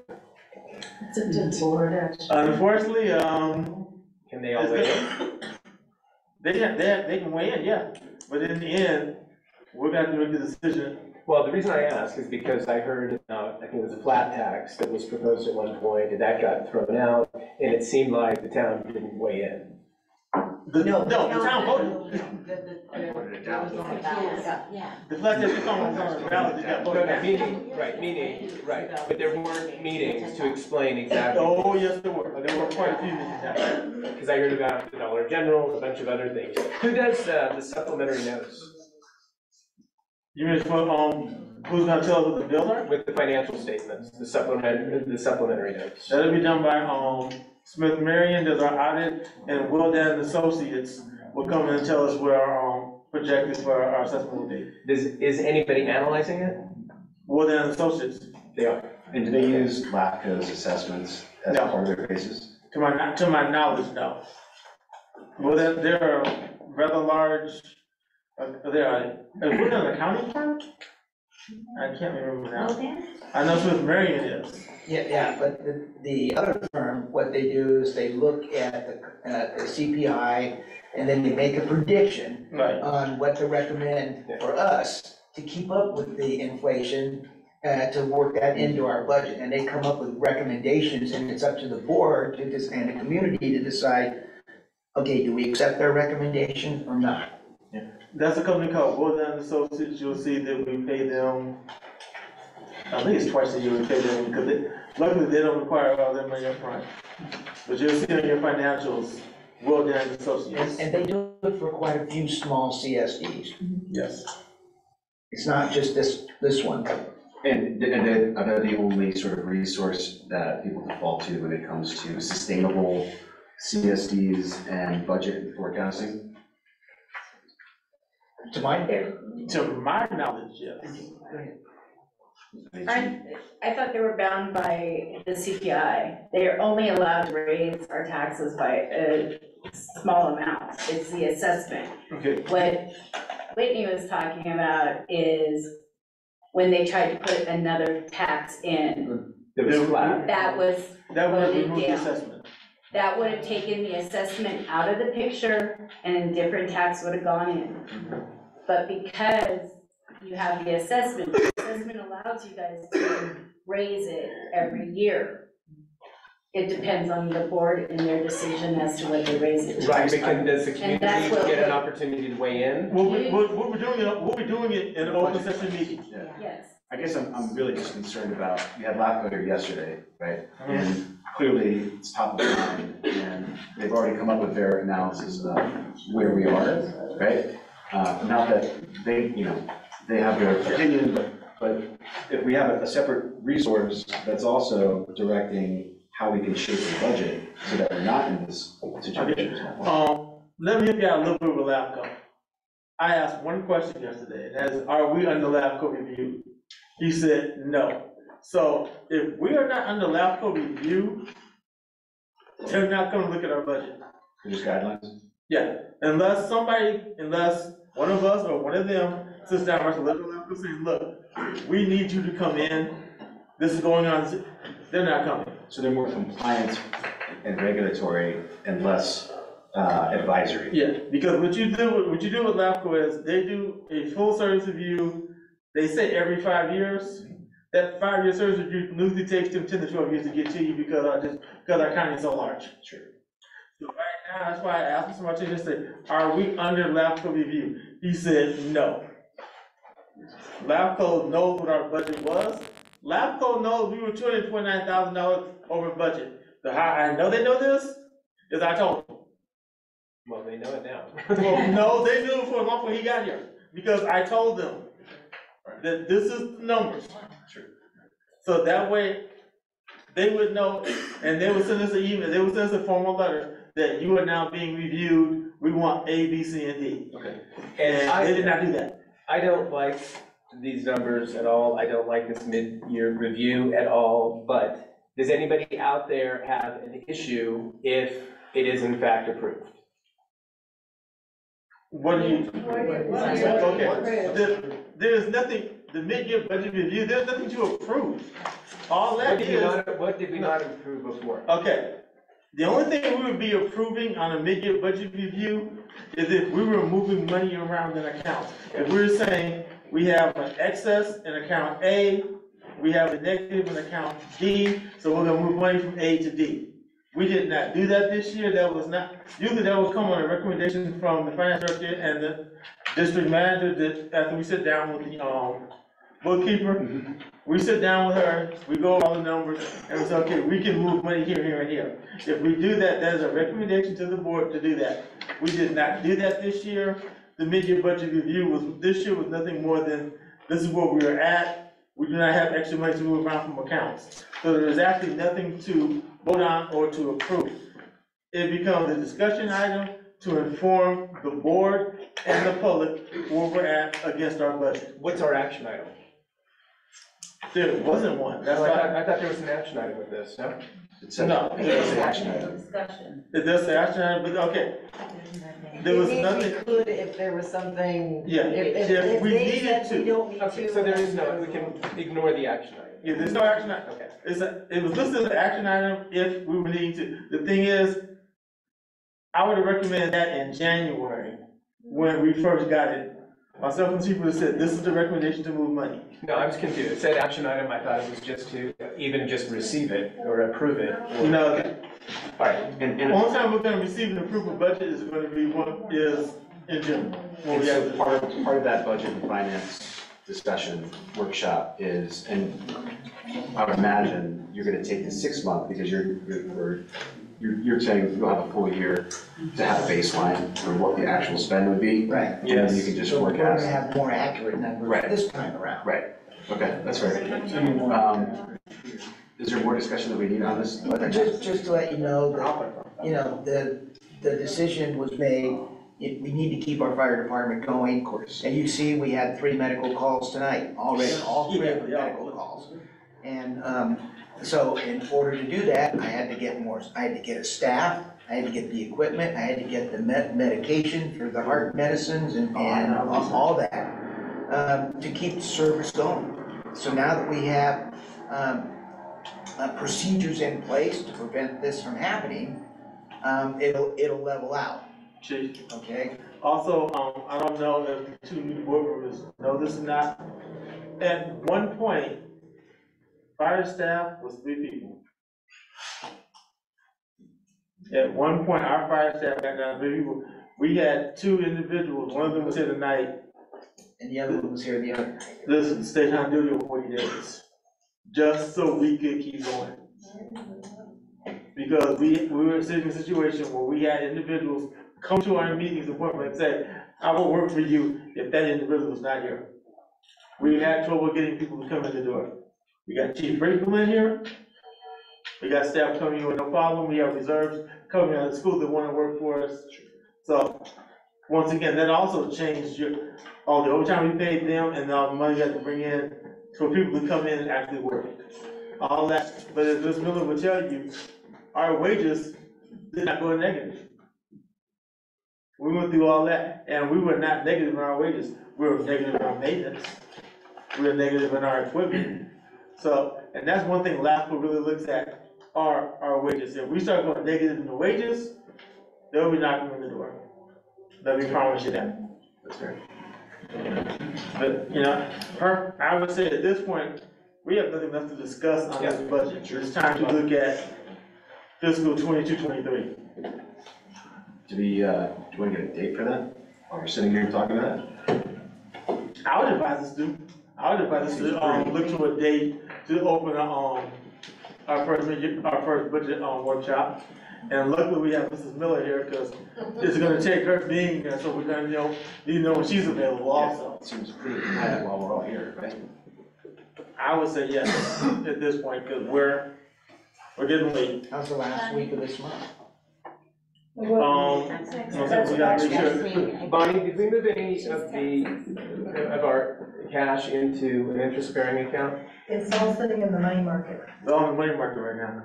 because we're just getting our money back, because we don't get any money for the first 3 months, so we're just getting money back and so it's in the money market. All right. So did you propose, you're saying the last week of the month being the 29th, the Wednesday? Right, yes.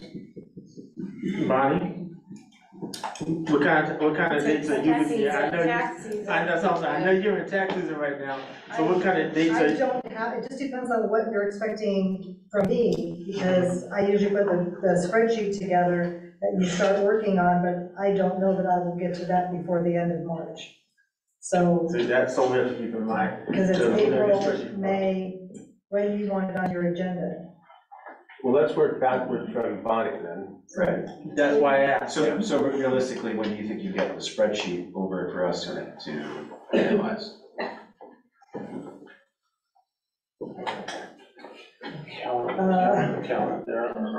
Probably like the third week of April.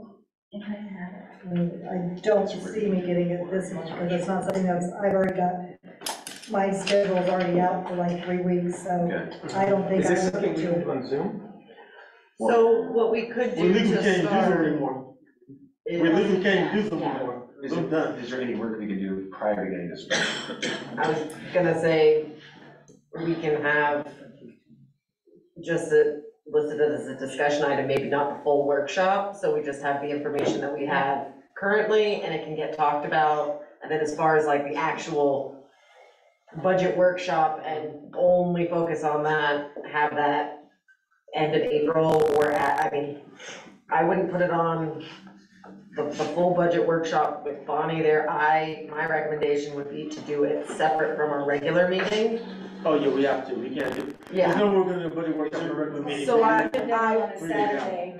I would think somewhere the week after our regular meeting, so the 24th to the 28th of April, but we could do something beforehand, like as far as a discussion item, if there's some things that people see that, just so we can kind of have that, or when we have Bonnie sitting for the workshop, we already know what we're gonna plan to ask about. Is there a way we can build up to maximizing your time? Yeah, I would say to have Bonnie scheduled for the actual budget workshop, if possible, somewhere from the 24th to the 28th of April. But we could do something beforehand, separate from our regular meeting, to at least discuss what we see, where there's concern, where that's at. Does the board ever meet before the board meeting? No. What I'm suggesting is there like a worksheet that you prepared in advance, so that either it's an educational format or something? I would just put it up as a discussion, so if you've got something educational to share, the public has questions, we can answer things. We can also let people know that this is in preparation for the budget workshop at the end of the month. I'm just asking, in the past, when you've done a budget workshop, are there materials that you reference? Yes, that's what I utilize an Excel spreadsheet. So basically, the budget, we start with prior year's budget, we have columns for the adjustments, and then it carries over to the projected budget. So there's line items. I mean, I can provide the spreadsheets for the last couple of years. That would be helpful. That's still available. Yeah. And we can do comparative financials easily, balance sheet, income statement, like 5 years, you can see that, so the board could have that stuff ahead of time. Yeah, I think that would be a good first play, and then when you have the actual one, then you have something to reference and you can actually. The spreadsheet that I start with is just basically last year's budget. Sure. And then you guys have to go through and make the adjustments and say, we want to add money here, take away money here. Jim's got to state, what the projected repairs and things are, so we get those on the budget, because that's what happened last year. I think it was just too much of, Jim was still relatively new, there was still a lot of things he didn't know weren't taken care of, so we got a budget in place and we blew it in the same meeting. Right. So, but that spreadsheet is easy enough, because it's just gonna come out of QuickBooks. Are there any line items that you wanted to change, to separate, to add? The format of our financials is pretty much set by our auditors and the controller report, so we don't usually mess with the format where the accounts are, because they've asked us not to change that stuff because it matches the state control requirements. Yeah. It matches our audit. I mean, as much detail as you guys want. I mean, we can easily do a report that says, here's everything we spent in every category, so you guys can familiar yourself with it. Yeah. So that stuff's easy enough, and I can get that stuff to you guys. It's just as far as anything that I have to really sit down and schedule time for. Sure. So about an hour to get you guys reports, I can get that stuff out to Brittany. Very nice. Can we put that item on the agenda, for our agenda meeting to start that? to start like a budget discussion? It seems that she is providing materials, we can look at it at our off time, Yeah. and then. I think what Joe was trying to say, if I'm wrong, correct me, is that if Bonnie can get those sheets to the office can get them to us, and we can start reviewing them now. Right. Without saying we're having a meeting for it. Much work. And then as I said, the thing is, trying to do a budget workshop at a regular meeting is not gonna work. Okay. Does Saturday work for everybody? As Saturday? That's usually what we do. Because that gives, I'll be honest with you. Last time we put one together that was this far behind, it took us, 9 hours on Saturday? Yeah, we lost like 9 hours on Saturday, because Sure. Let's hope it's not revisit that. So you want to start at like 10 o'clock in the morning? If we're gonna do a budget workshop with this new, being this far behind, yeah. We're looking at an all-day affair, unfortunately, when we get down to the actual workshop. Okay. Sorry. Should we move on? I'm good. At this point, I say yes. You got anything else on this sheet? No. I would say, we should go ahead and move on to the next item. Okay. Do we want to ask any questions here? Is there any questions? Budget? No? Just if you can give us notice on the Saturday, because some people do work and would like to take time on Sure. to be there. Oh, yeah, we can make sure they can start over now. All right, so the next item, Chief, we're gonna look to you for a report, maintenance personnel truck usage, staff update. Okay. So I had a meeting with the fire department staff, with both the administrative and the floor personnel, and said, okay, how can we solve this problem? We have a need for a maintenance truck to allow our Eliodoro to not only service these buildings, and the park and the other fire station, because when I first got here, that station wasn't maintained, and I would come to work early in the morning, there'd be homeless people out, living within in and around our property. So when we started to have it maintained, then all that went away, because it appeared that the station was occupied. He does have to drive up into Yucca once in a while to get tools, get the chainsaw, oil and stuff like that.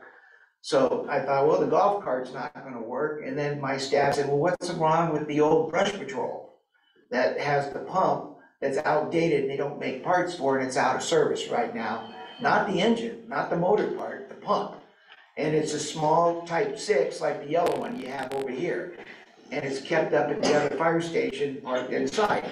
So the mechanic looked at it and said, hey, you guys we put new brakes on it, we put tires on it, the air conditioner works and everything, but we can't use it as a fire apparatus. They don't make any parts for the pump anymore. So the pump is blown out. So the staff said, well, why don't we take the pump out, and then that leaves a big spot in the back, and then the cabinets, he can lock all his tools up in and everything.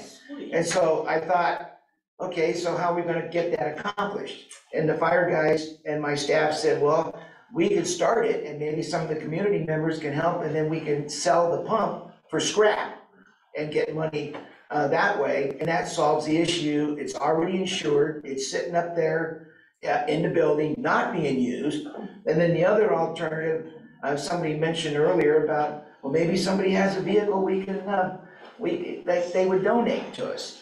I think it would be more prudent to take the red lights off, take all the fire insignia off, it's already licensed, it's already. Fantastic. And do that. So then the idea came up, well, we got that on a grant. And there's certain restrictions on how you can use a piece of apparatus you got on a grant that's no longer serviceable as a fire apparatus. And one of the things is, you cannot give it to another fire department and have them put it back in service, but you can, like we did with the Type 2 engine, donate it to a fire academy. And that's what we did with our last Morongo. It's down at Rio Hondo Fire Academy. So we're keeping the asset, we're just reusing the asset, and that way it has a heater in it, it has air conditioning in it, it has a radio in it, the fire decals will come off, the red lights will come off, the fire radios will come out of it. And the pump will come out of it. Yeah, the pump comes out of it, And so now he has the stuff to haul around in the back and lock his tools up on the side, and he's not using his own vehicle. So I wanted to put that out to the public and see if you would allow me to implement that. And then we'll see what's involved taking the pump out. Okay, maybe we might need Buddy's help or a couple of people's help to come over and help get that done, but reassign it to the park department. And what about that? Well, it looks like a very good idea. Great idea. What would the timeline be? Well, as soon as I get permission, I'm gonna start on it right away. And then how long a week? I don't know, I gotta look at, I've gotta have Buddy over, my 2 fire apparatus engineers gotta look at it, see what it's gonna take to get the pump out. The process will start immediately. Do you need any budget for this?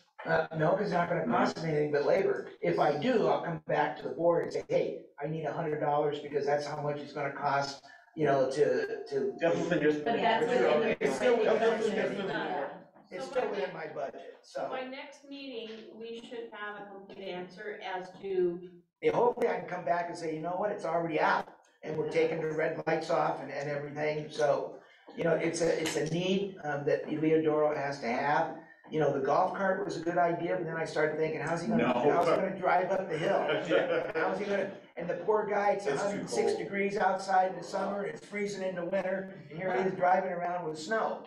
And so, you know, the college uses those carts, but they're fully enclosed, okay? So, but they don't have to leave the campus to go out and get parts, so. I'll make a motion right now that we go ahead and allow the use for the chief to go ahead and, take the entire brush patrol vehicle and, switch it over to the parks department and have the, pump and all the fire apparatus taken off on it. I second it. And right now, it's part of our maintenance program, so our fire mechanic is actually gonna come over and give us the green light that, hey, the brakes are still good, everything works. You know, he told me he went up there and fired it up and it works just fine. So I wanna make sure before we give it to Eliodoro, that we're not gonna have maintenance issues out of it. And it'll be a piece of apparatus that the mechanic will make sure the lube and oil gets changed, it gets serviced, you know, the tires are inspected and all that on a regular maintenance program. So we can head off any major repairs. Thank you. Great. Thank you. Okay, so we have a motion on the table made by Director Tolbert, seconded by Director Emery to retire the brush vehicle and move it to the parks maintenance vehicle. Let's do a roll call vote. Director Tolbert? Aye. Director Emery? I'm gonna approve it, but I just want to say one thing to it, and I need to address this because it's been brought up a couple times. The first truck option that was presented, leasing a truck, did not come from the board, okay? It came from us defaulting to the general manager, giving us recommendations, because he said, hey, this is an important item, and he gave us his recommendations, okay? We did not want to micromanage him doing that. It's important that he has autonomy in making those decisions and presenting us with options just like this. And we had a ceiling, but left it completely up to the chief. And then he was surprised because they forgot to tell him that there was a $10,000. And it was in the first meeting that we sat down as a board where he started investigating options and then came back with some options. So I appreciate where there's a lot of fervor and passion around that topic, but just understand that we were defaulting to his acumen and giving us recommendations. And you'll hear almost always, at least my protocol, if it's something in Chief's wheelhouse, I will always say, let Chief broker this with a cap of XYZ. If it's parts related, I default to him. So I approve it. I just want to make sure that everyone's clear about why. Thank you. Thank you. All right, President Henning, I'm voting aye. Vice President Whitney? Aye. Gorky, motion passes unanimously.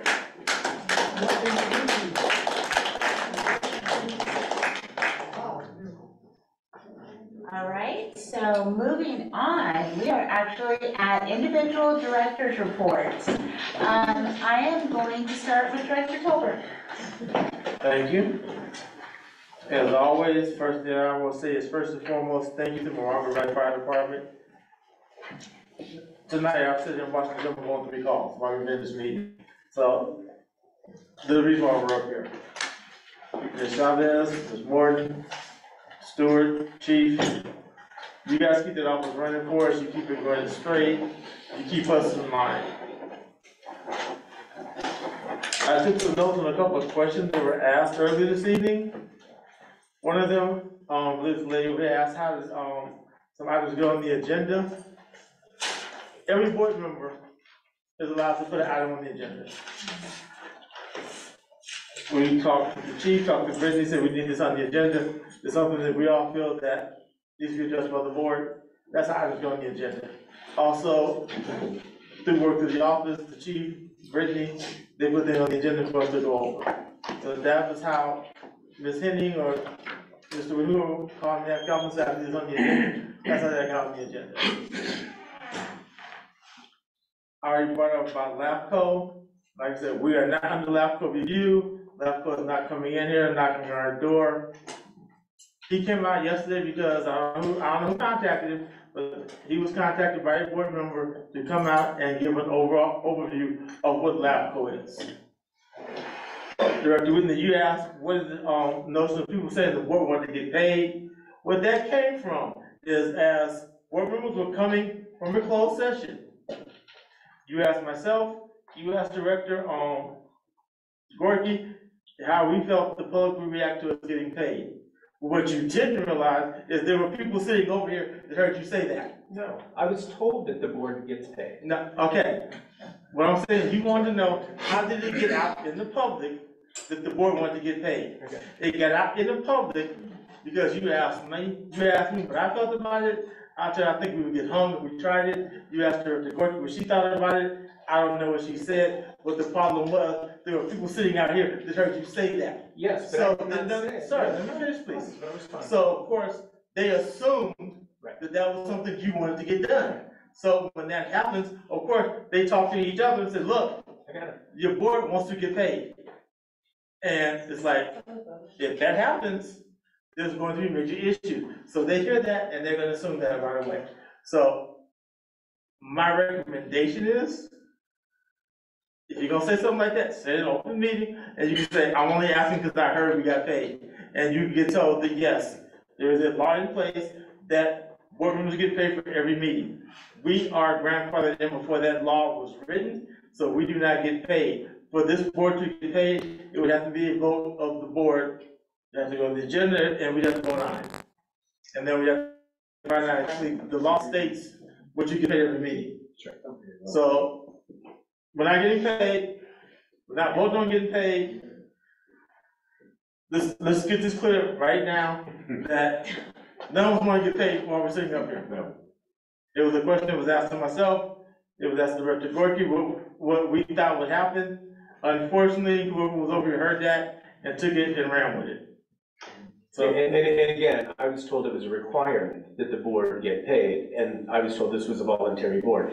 And there is a law, yeah. You are correct. There is a law on the books in the state of California that boards get paid. We are grandfathered in before that law was passed, so no, we don't get paid. Okay, we already taken care of the truck. It was also brought up about closed sessions. We have laws, the Brown Act, that says what we can go into closed session for. Unfortunately, the way it's written, if it says for legal issues, it's gonna say for severe. It might not be that. So we have to make sure that when we come out, that how we comment on it. Don't say, oh, I was scared, we're gonna do this. Director Gorky said last night, as board president at the time, she wanted to put on there to go into closed session to let the new board members know exactly what had been going on in the past. We did not walk in there going, we're getting sued right now. Because I know I did, because there was nothing that we were being sued for. We talked to our attorney, and the attorney told us, you are not being sued at this time. There were things said to the attorney that some board members agreed with, some board members did not agree with. I came out of the closed session with a much different opinion than what I'm being told Director Gorky and Director Whitney came out in the closed session with. There were questions asked at the January 18th meeting about that closed session by members of the audience. My wife was one, Ms. Johnson was another, that asked questions that I don't agree with the answers. I understand California confidentiality laws very well. A lot of you know my background. I spent a number of years in the military with a extremely high government clearance. I understand classifications. Members of this board need to look into what can be said and not automatically refer. There's a closed session, we can't go on, because there are a lot of things that are said in closed session we can't say. There are also a lot of things in closed session we can't say. Don't just automatically go, oh, it was closed session, I'm scared. Because if you do that, all you're doing is pissing people off. Because unfortunately, make sure you look out there. There are a lot of former board members and spouses of former board members sitting out there. They're going to tell you you're lying.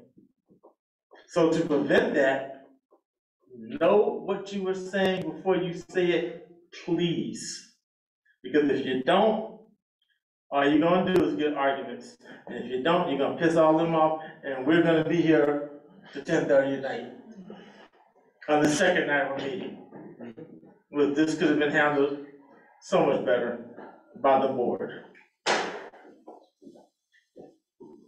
Please know what you are saying before you say it. Ladies and gentlemen, please thank you for coming out. Thank you for your input. What was yours? Okay, we'll go to Director Gorky. Nothing to report. All right, we'll go to Vice President Whitney. In the last Zoom, and again for full transparency, my tone can come across very robotic, apathetic at times, which is why a lot of times I will make what I think is a funny joke, or just lighten things up a little bit. I mentioned in full transparency, because somebody put in the chat that they didn't, something about my tone. I said, for the record, I'm on the spectrum, so my tone, sometimes, I'm not really aware of it. And in fact, as Jen sits here next to me, when she finds that I'm going off in a certain way, she says, I told her to say easy trigger. She said, I'm not saying trigger, but I'll say easy. And so she says easy cowboy or something like that. It was not to have any empathy, any, nothing whatsoever, except for transparency as to why you might see that I do things a little bit differently. Somebody mentioned that they saw that I walk back and forth. If it were a swivel chair, I'd be going like this. My husband will tell you we hold hands all the time, and my fingers are always doing this until he squeezes them to say, stop doing it. I'll do a circular motion, that kind of thing. But one of the traits that you're going to see from me a lot is I get very fixated on something. I will beat that dead horse over and over and over. And so, on that note, I want to throw out the misinformation that is still floating out there. I think a lot of it's been cleared up, but I just want to make sure, again, fixatedly, that these rumors that are false are not still things that are being considered. Because if they are, and all of them are 100% untrue, if they are, just raise your hand and I'll address it. If we've moved beyond it, I'll just go on to the next one. There was a top 10 list, it then became a top 13 list. The first one, we want to fire the fire chief. Anybody? The second, we want to incorporate Morongo Valley. And by we, I'm going to change this to I. Oh, I do have a question. Sure. And it's only, Sure. I don't know, I only am curious about the email that, and you can just, this is your opportunity to clear it up. Got it. You got it. Okay, Yeah, so and all I want to do, this was an email. So Chief asked me early on, and Mike, he said, listen guys, I'm really excited now that the fire department and everything is set, and Chief, I've been putting words in your mouth, correct them. He said, you know, throw at me the ideas that you have. I'm really excited to get going. Well, again, I'm the kind of guy now that every day I would want to send an email of ideas that I've got, things that we can start attacking. I tried to monitor it and make it like every other day. And Chief was getting them. I didn't know he was getting them, but he was actually doing things on his whiteboard and writing them down. He actually, you told me that you wrote something like incorporate Morongo Valley? Yes. From my email.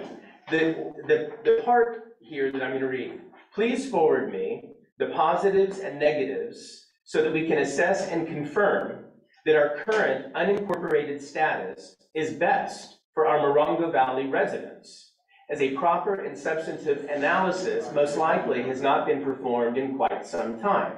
So I knew nothing about special district, incorporated town, incorporated city.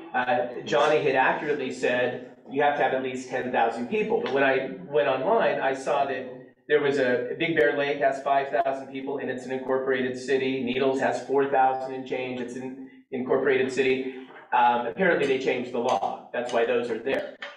When I asked around a little bit more to a former city manager of Palm Springs, who knows our little town, he said, yeah, you guys would have to have a police department and a whole bunch of other things. It would never, you know, make sense up there. I still think, and it might be years down the road, to make sure that with the pass-throughs for property tax, I mean, all the things, we're supposed to get 20 basis points, I believe, out of the property tax. I want to make sure that all of those I's are being dotted, all of those T's are crossed, and we're getting as much as we should get, because I've heard through the grapevines that we're not getting everything that we should be getting. And I don't know if it's from the county. Jen and I have had some conversations about this, but just as if I come on to a company as a CEO or president, first thing I do is the show right. C Corp, S Corp, LLC, LLP. Is that what's best for the shareholders? Here, very first thought, we are a special district. Is that what's best for my neighbors? And how long ago was that analysis done? And I was actually told, I think by Tink, that it probably, we don't even know. It would have been so long ago. Do you ever actually just ask the shareholders when you're doing what's best for them? Do you ever, does it? No, not first. I ask the analysts, and I do stochastics, which are relative strength charts and trend lines and things like that, and then bring it to the shareholders and say, I mean, I'm not telling you how to do your business. Yeah, sure. I'm sure you're very successful at it, but in this situation, I think that is all waste. Like, if the first thing you do when you come to these meetings and the public's here, and they say, no, we're not interested in that, then you don't have to do all those things. And then suspicion is, aroused. Yeah, no, and I think part of the problem is you start off the email saying you were misinformed by a board member without ever taking the time to check to find out the information. You're correct, and I apologize, because I didn't know the law was changed, and so the reason I sent in that email this is because 2 of the cities have fewer than $10,000. So 10,000 residents. So your question again was if we think that you want to incorporate us, is that correct? Not even. So with all this information, some of us do, yes. Some of us do think that you believe that way.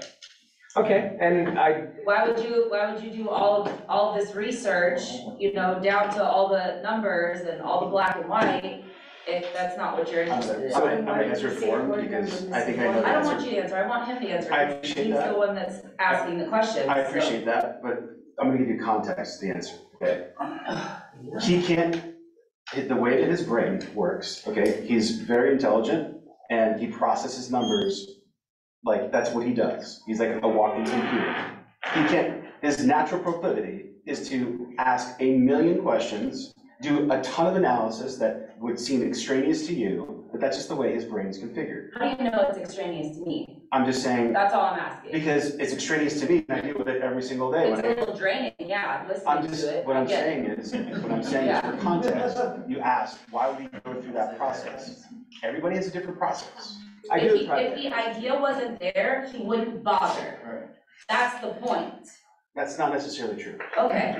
Okay, guys, so anyway, immediately, okay. in very quick analysis, what I looked at and realized, oh, this was an old law, and was told you need a police department and all that, moved on, I'm still not sure what the other choices are. We are a special district. We're a CSDA, actually, right? You didn't even know what that was. No, CSD, the association. CSD is the association. We cannot, we would have to go down to CSA, community service, and that would be so much worse. Yeah.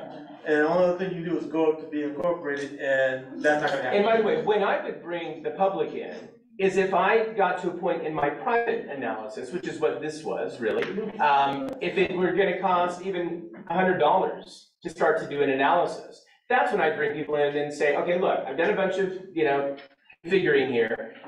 Do we want to go forward and see if it makes sense for us as residents to have the status that we currently have? It's going to cost $143 to do X, Y, Z. There'd be a vote. If you guys said, nah, it's not worth it, or if you guys said, yeah, it's cheap enough, okay, let's at least just, even if it resulted in nothing, it's only $100 and some odd dollars.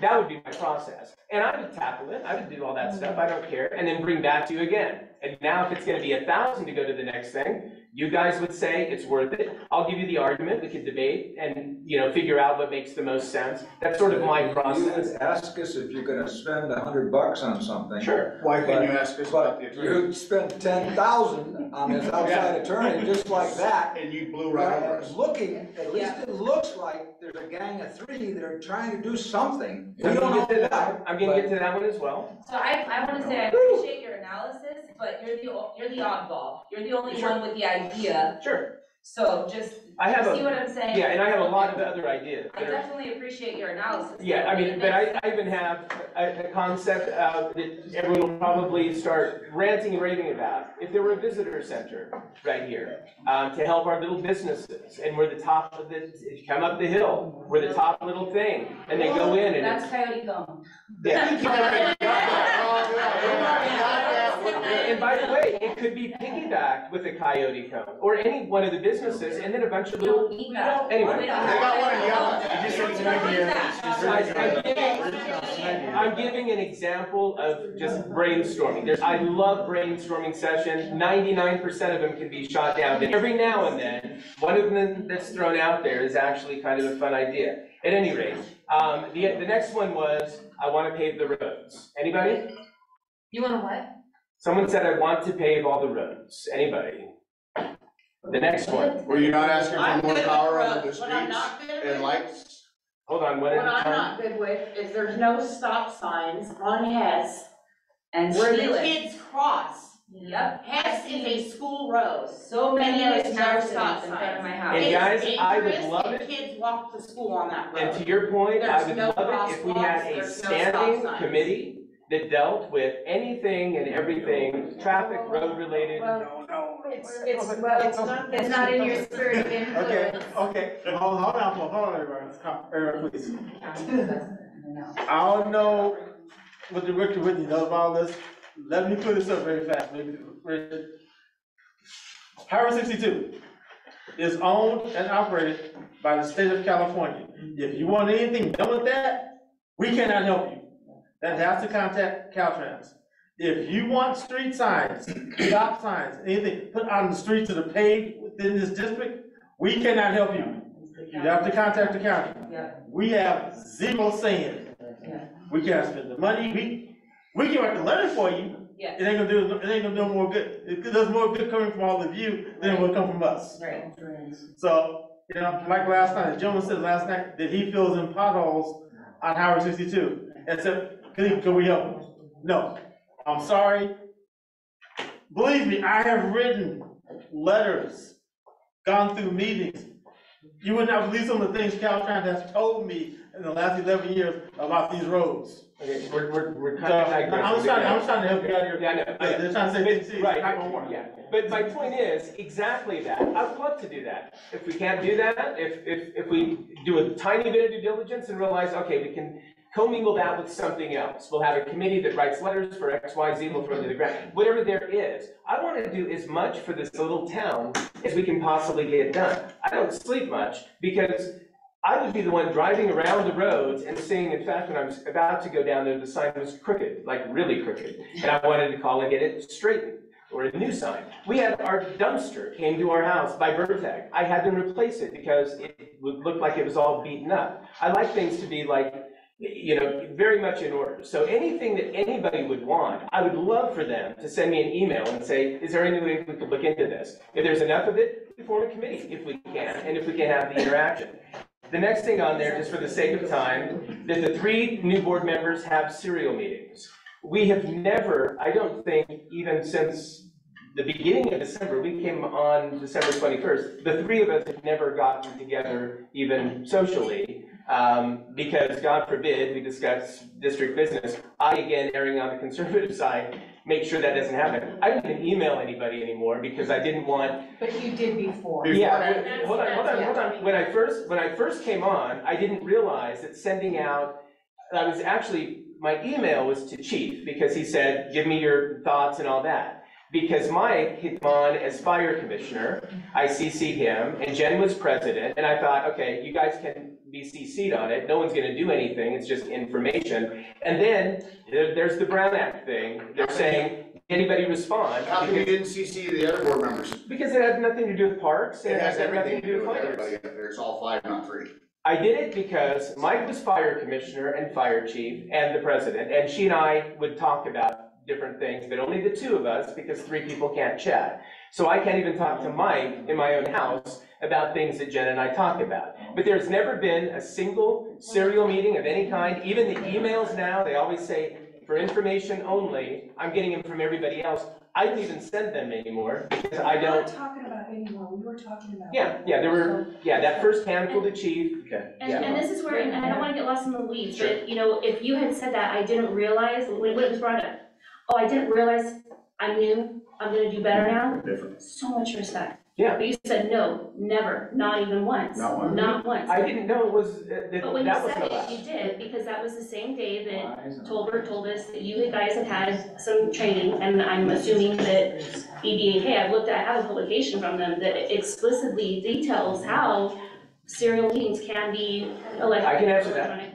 Yeah, it's because nobody responded. If somebody had responded, that would have been a breach. Nobody responded. So they said, you're fine, but don't do that. If you do, put everybody on there, put information only, and don't reply, something like that. I think that makes sense. You didn't get the Brown Act when you guys. We haven't done it yet. You have a year. I mean, we need to do it as soon as we come up for air. I mean, do you have those Brown Act? I do, and I did hand out those packets as well as gave other CSDA. Oh, no, Brittany was great. You emailed us all of the things. She's not talking about the classes, Oh. She's talking about the packets that I give all the new board members. If you read through them, it actually has a lot of information in it. Yeah, and it's so tricky, but apparently it's information only, do not reply, everybody gets it, and it's done. But since nobody replied to my emails, there was no violation of any kind.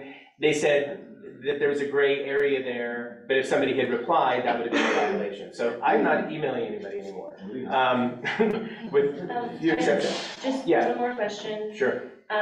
There was a chain, and I don't know that anybody, I'm not saying that anybody replied maybe to that particular chain. I haven't looked at it very thoroughly because I hadn't heard this argument.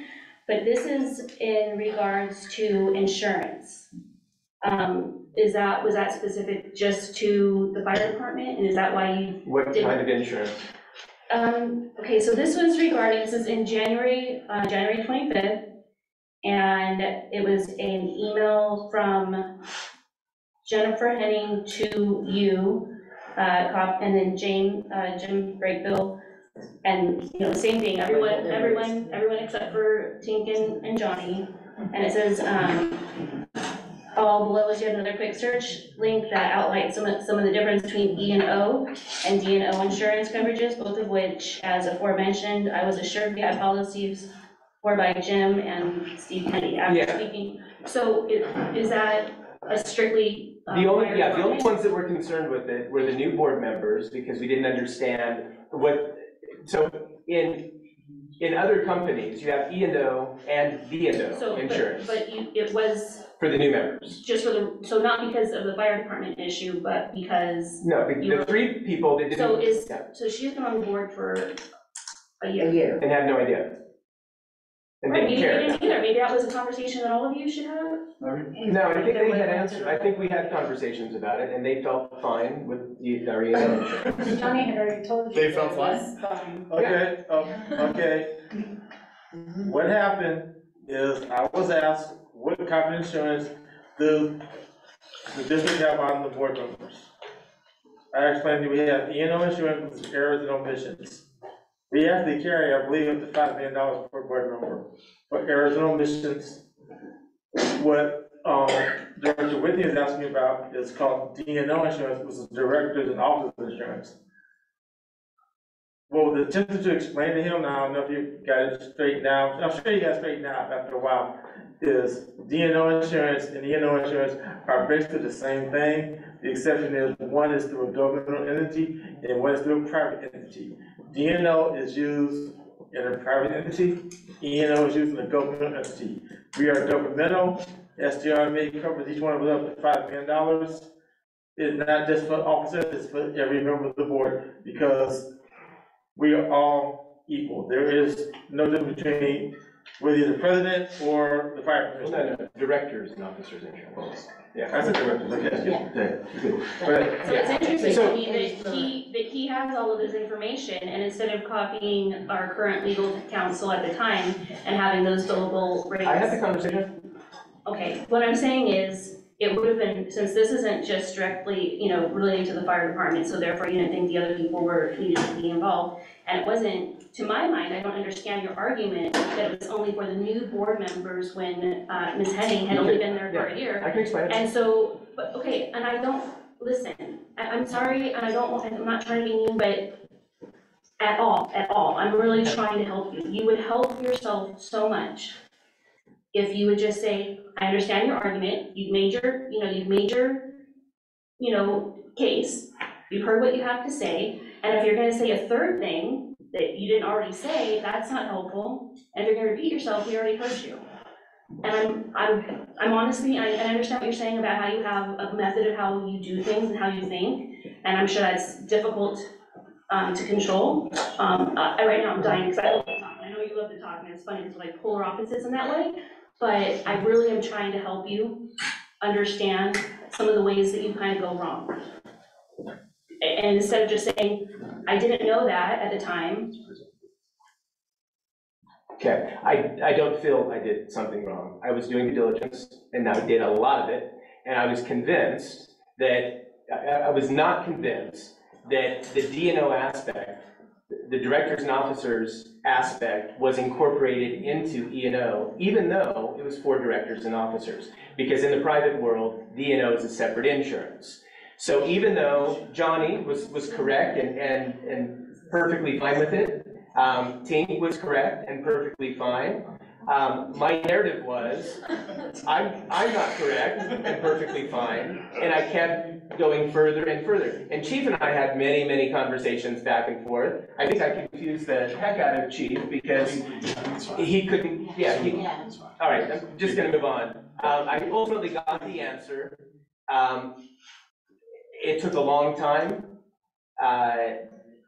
And everyone is on the same page now that E&O is all you get here. You don't get E&O insurance. I don't know at what point I threw in the towel, but it was a fight. I kept fighting and fighting and fighting because, like I said, in the private sector, D&O is totally separate. You got your. Okay, moving on. The three new members have formed a voting bloc. We have had votes, not many since we've been on the board, that range from 5 to 0, so it was unanimous. 2 to 3, 3 to 2, and 4 to 1. That's not a voting bloc.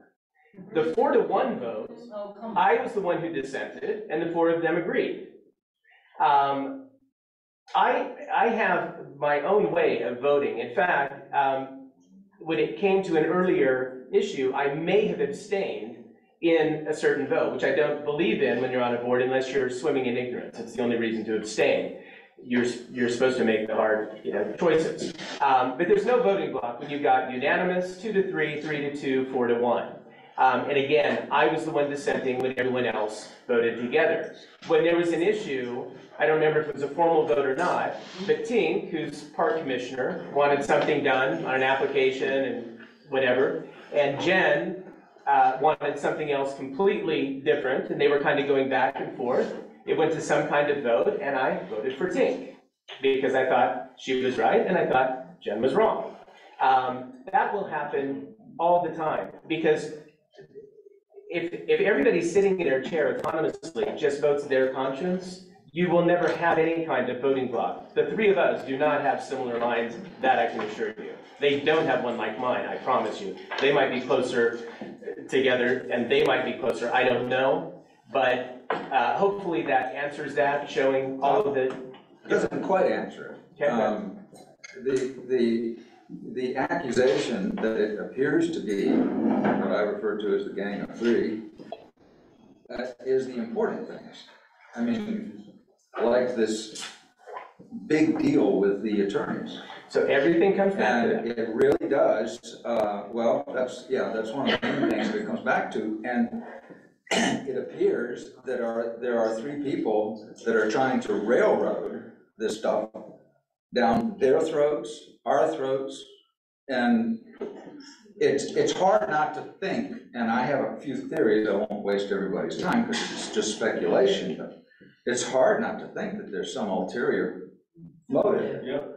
And maybe there's not. All I'm saying is it looks like a duck, okay, to the whole community. Yeah.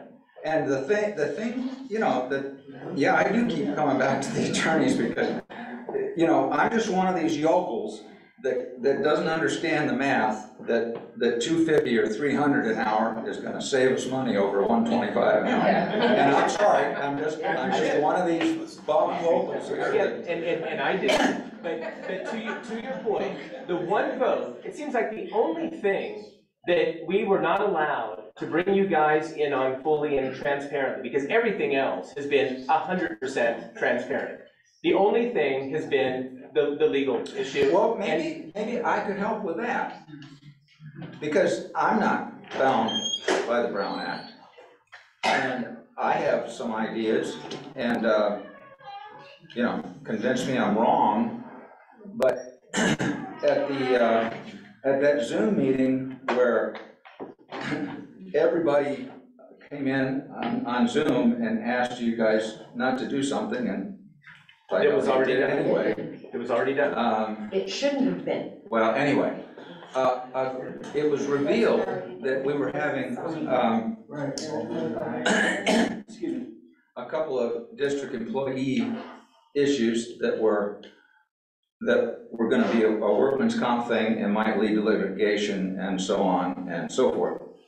And now we know that there's a couple of investigations that might lead to some litigation.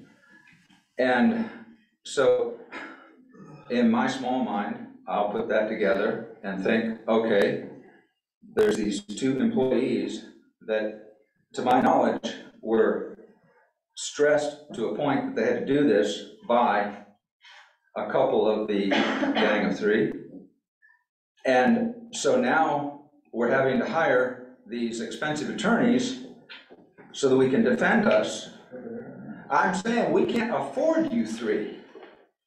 You're costing us money in so many ways, you know. Yeah, I appreciate. And if I'm way off, change my mind. And it's 11 o'clock, and just for the sake of time, like, I appreciate, like, you've actually articulated this same point multiple times in the last 2 days, and I appreciate it. The goal of this is a director's report. He's trying to answer your questions and trying to give you a transparent statement. You know, he's asking questions back and forth. I would just ask, like, your statement isn't changing opinions so far. You still have your same opinion, and I appreciate it. I'm glad you're sharing it. But, like, if you can get through his director's report first, and then we can move on, that'd be great. Okay, so the next thing was Jen, and Jen works for Mike and me. She does not work for us.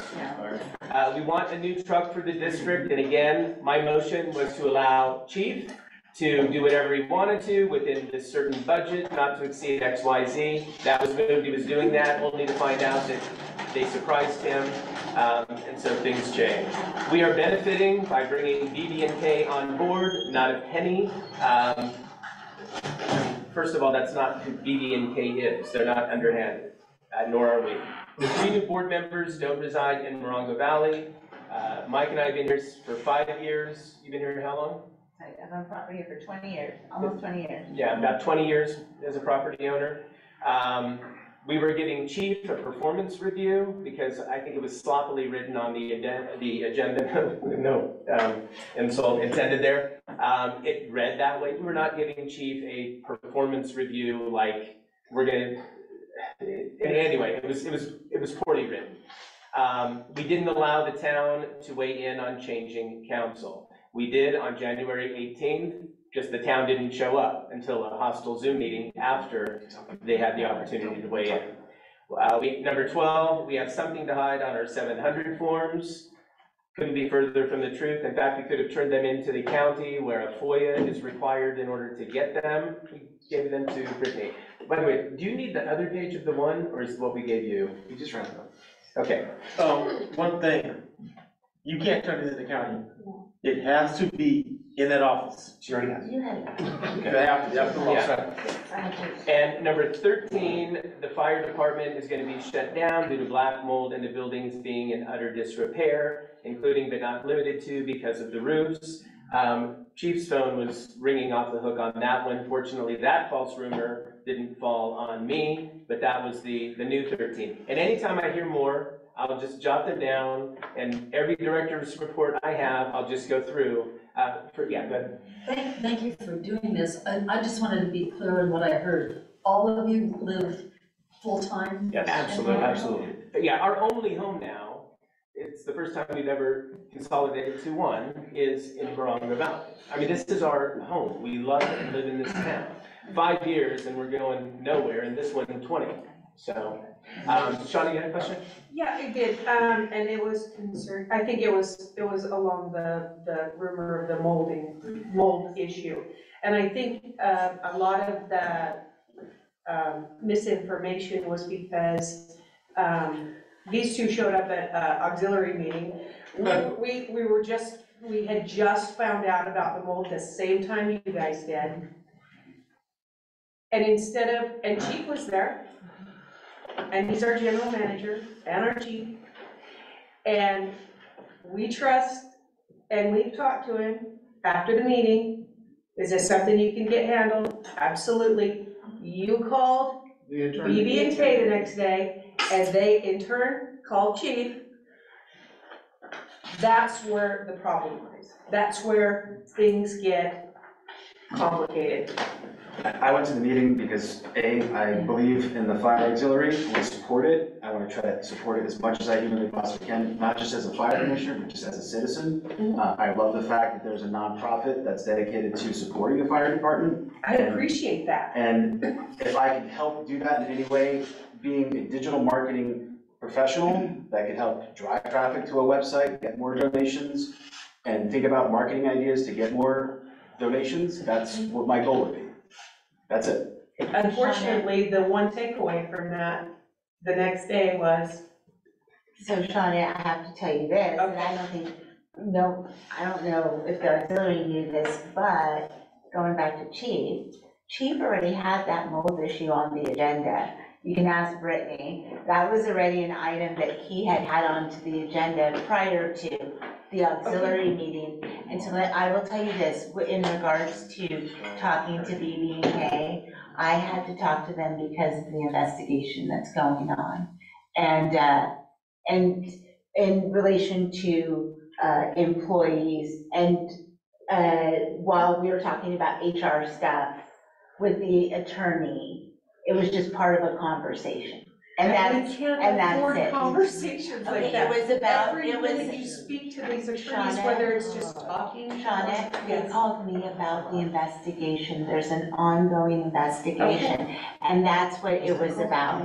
Believe me, I don't like attorneys. I don't like having to talk to them. And that's all that is on my mind when I do, is that clock ticking, ticking, ticking, ticking, ticking. I'm just saying that's where that came from. Yes, and just so you know, it wasn't because of that, it was because of the issues that are at hand.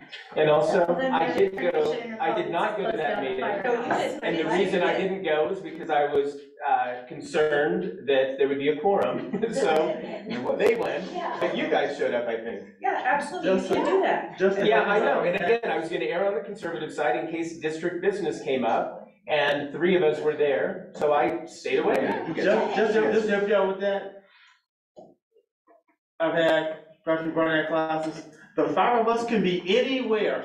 They're not talking about district business. I'm not talking about district Right, business. and if it had come up, if the 2 of them were there, once there were more there, it couldn't, so.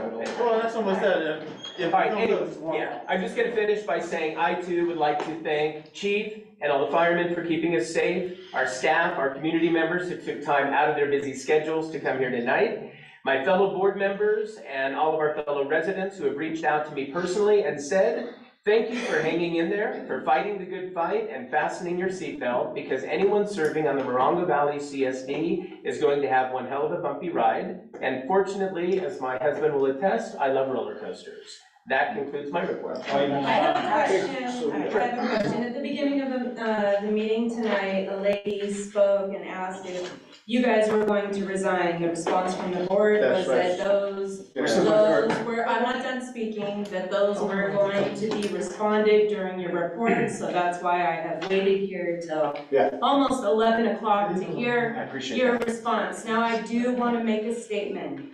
It is concerning to me that you guys are fighting to stay on the board when the community doesn't want you there. So I hope that you guys, before you make your responses to us tonight, because we're still on Zoom and half the community is probably still watching, is that you really take into consideration that the majority of the community that will be here every month will ask you guys to resign. Do not want you guys here supporting our community. And I think at this point, like, you're getting a kick out of it, and I don't mean to be rude, and I'm not gonna say what I really think, but I please think before you respond tonight, because I'm asking you to resign. Okay, I'll respond now. A flyer was drafted by one of our well-known community members slanderously calling me and 2 of my fellow directors corrupt. And another community member, more under their names, have posted or reposted those slanderous words on social media, which are memorialized. Does that sound like community? And the other community members, under their names, have slanderously posted and reposted on social media that I and 2 of my fellow board members were or are engaged in criminal activity. Does that sound like community? On a similar note, our board president, for whom I have an incredible amount of respect and have observed her skill set firsthand as she has been a fixture at Palm Springs City Hall for roughly 2 decades, has repeatedly been called in what can only be described as racial slurs as your little Central American friend. What? Does that sound like community? Okay. During one of our recorded Zoom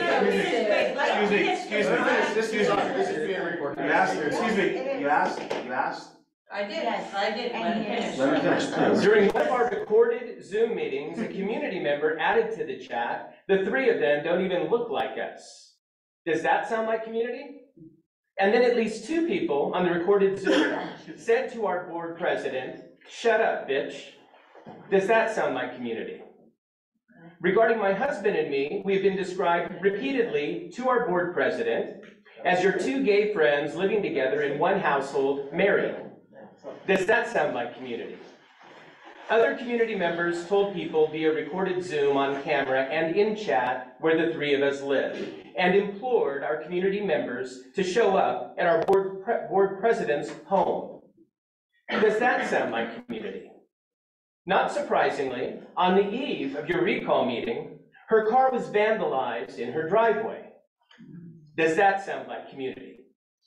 We, which include a little Central American and an interracial same-sex married couple, will not be intimidated like the board president and director just before us who resigned under pressure from the community, and we will not be bullied like the board president and director just before us who resigned under pressure from the community. Disparagement, defamation, and slander can be addressed at an appropriate time and in an appropriate way, but for the moment that just passed, I wanted to fixate once again on correcting the necessary corrections. I, for one, speaking only for myself, will not be bullied. I will not be intimidated. If I decide to adhere to my oath, which was to serve the district in the best interest of the district, as long as I'm doing that, I am moving forward because you guys are the district. I have done not one thing wrong. Going back, being brand new and learning things, would do things differently. But every decision that I have made up to this point, I can stand by. I'd have some modifications. I'd certainly change the way I said certain things. I would certainly do some tweaks and this and that. But the big decisions, the main votes that have been made up to this point, I stand by.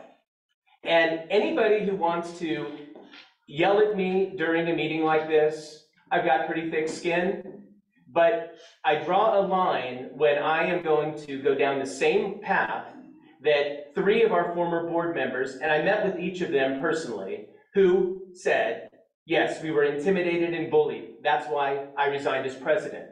I was intimidated and bullied. That's why I resigned as a director. He knows how that feels. I was intimidated and bullied as a vice president, but opted not to resign, but still was fearful.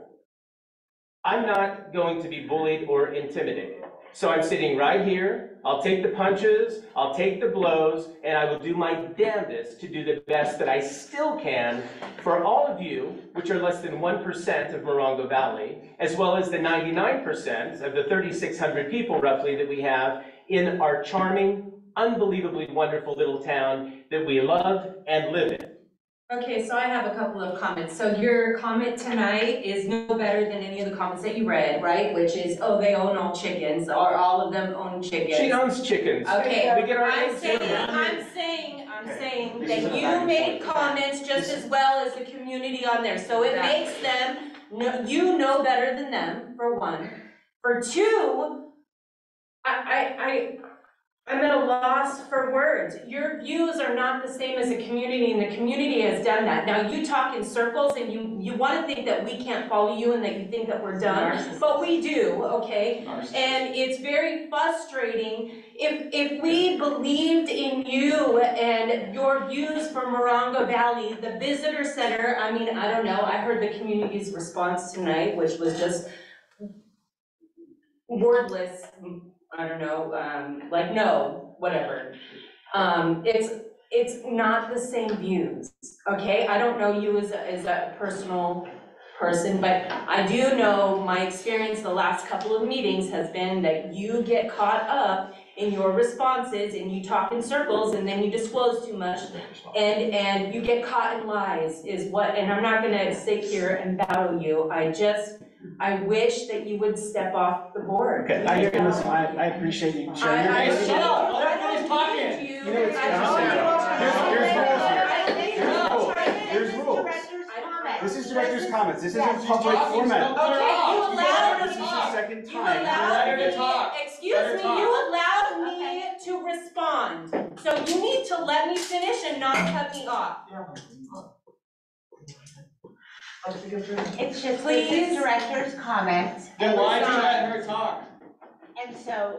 It's not about being bullies. You guys are bullying us. There's 3 of you guys. Is there fairness? All right, so Is there fairness? Is there fairness? No, 3 of you guys are bullying. So is There's the whole Are there community. rules? There Or never not will rules? be as long as you. There's only rules when you guys choose Okay, to. I have a director's report I'd like to get to, but I can't get to it because we want to keep talking on top of that. You let her talk, Actually so rules. let her finish, without cutting her off.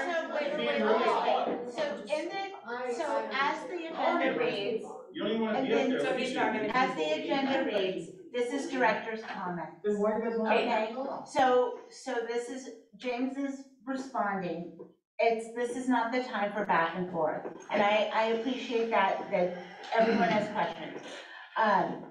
I was following up with your guys' response from the beginning of the meeting. So don't tell me that this is not the time, because that's what your board members said was the appropriate time.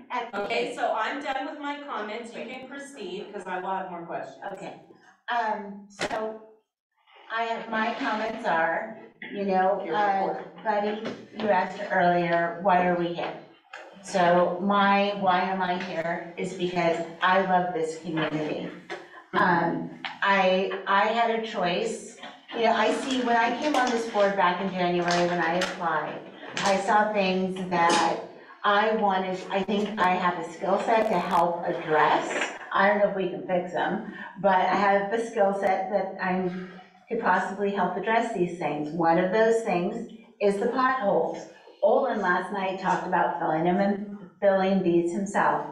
I know Johnny, as Johnny has said on so many occasions, there's Caltrans. We're in District 8. District 8 is huge. They don't care about us, but I've been doing research. We might have inroads with them.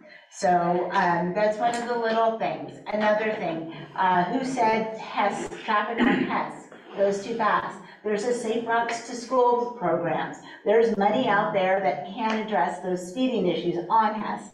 I'm on Hess. I want traffic slowed down. So these are just a few of the things that I know I wanted to try to bring to make where we live even better. Because this place is amazing. The people here are amazing. I had a choice on where I lived. We could have bought a home in Palm Springs very easily. We already own property up here. We love it up here. We wanted to live here full time. And that's why we bought a house and we put so much into it. And this is my home. This is where I want to be. And someone had said earlier that, they don't want this community to be a Palm Springs. Well, thank God, because I don't either. I left Palm Springs and I moved here because I love Morongo. I love so much about it. The preserve, it goes on and on, but I love the community, you people here, and this place where we live. That is why I am here. And I'm sorry that at this moment, there are so many rumors, conspiracy theories, suspicion about why I'm here, and there's some ulterior motive. I don't have any ulterior motive. I have spent probably more vacation time and other time trying to get things done, address things, and hopefully answer some questions and put the truth out and squash some of these rumors and theories that are out there. Yeah, I promise you, there's no ulterior motives. And I would even say that I'm offering, I would love to meet with any of you that want to have a cup of coffee, have an ice cream cone, just have a chat and ask me questions directly. I will answer them. I will answer them. I would love for you to get the chance to know me, and talk to me. And if you want to yell at me, please yell at me. Tell me, and give me an opportunity to answer those questions. That's all I ask. And then, Rosemary Mallet had asked earlier, what is your service to? My service is to this community and making our homes, our group that we have here, even better than it already is. And I want to get to know all of you better. I come from a family that's dedicated to service, people who have been public servants, and so many other things that too long to list. I'm not going to bore you, it's late. But I do want the chance to get to know so many of you, each and every one of you, and I want you to get to know me. Get to know me, talk to me, ask me questions, give me the opportunity to answer you directly. And, so that we can work together. I want to work with everyone. I want us all to work together. And to answer your question, I'm not resigning. I will not be resigning because I still think I have, like I said, I have certain skill sets that are so freaking annoying, especially when it comes to government, nonsense and bureaucracy that I know how to navigate and I kind of know how to maneuver around. And I want to take those skill sets, those annoying habits, and I want to go bug those people at Caltrans or the county or wherever so that we can get what we have earned. meaning in tax dollars, safe routes to schools, whatever else is out there. I want us to have that, us, the community. And that's it, and I hope you take me up on my offer. And Shauna, I meant that, you know, I hope you call me, you know, give me a time, let's talk about the bills. And I'm sorry, I don't recall your name, and I apologize. What's that? Suzanne. Suzanne, you know, please, if you want to have coffee and chat, let's do it. Vanessa, you too, I met you once before. And I want to meet you at Emus. I still have to take you up on that. You're right around the corner from me. Anyone would like to meet you as well. I'm on Green and I know where your place is, so I can walk over there. But, you know, and to anyone else, and I'm sorry I don't remember all of your names, buddy, if you want to chat, I'll chat with you. You know, let's have a conversation. Bobby, all of you. So that is my offer. I hope you take me up on it, and that's all I've got. I'm gonna read a prepared statement, and just have to bear with me because I got some things I want to get off my chest. So recently, I've heard many maybe making assumptions about my character, and even demand my resignation without even having met me. So I'm gonna use this time to provide greater insight into transparency to who I am. And contrary to rumor, my husband and I have lived in Morongo Valley for the last 5 years. We love it here. We are your neighbors. We're not your enemies, okay? We buy our gas here locally at American Gas to support Allison and Nick. We drink our beer to fully support James and Lisa and the whole staff at the Monument Bar. We love the fact that Spaghetti Western is now open and thriving. We buy our trinkets from Rachel at Blackwood Vintage and the essentials at Dollar General as needed. It's Dollar General. And the girls behind the counter at Shauna at the Cone, they couldn't be any sweeter. They're adorable. Okay. In my professional career, I act as the executive director of a full-service digital marketing agency and consulting firm. It specializes in growth. I regularly engage with CEOs, C-level decision makers, okay, and business owners that want to understand their growth goals, operational challenges, their business objectives, and help them eliminate inefficiencies, overcome communication shortcomings, and maximize their revenue potential. I do that in my everyday job. And so I'm confident that with my acumen, when applied here at the CSD, it would greatly benefit this entire community, and we would achieve similar outcomes.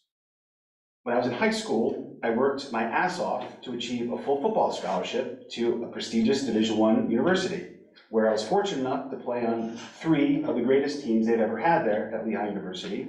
We won 3 straight Patriot League titles. We were undefeated in the regular season all 3 of those years, and we only lost to 2 eventual national champions, UMass and Delaware. I received all league honors, and I am unaccustomed to folding in the face of adversity. On my journey, I faced and overcome a host of seemingly insurmountable obstacles that stifled many. And my experience has trained me to lean into difficult impediments and to forge ahead.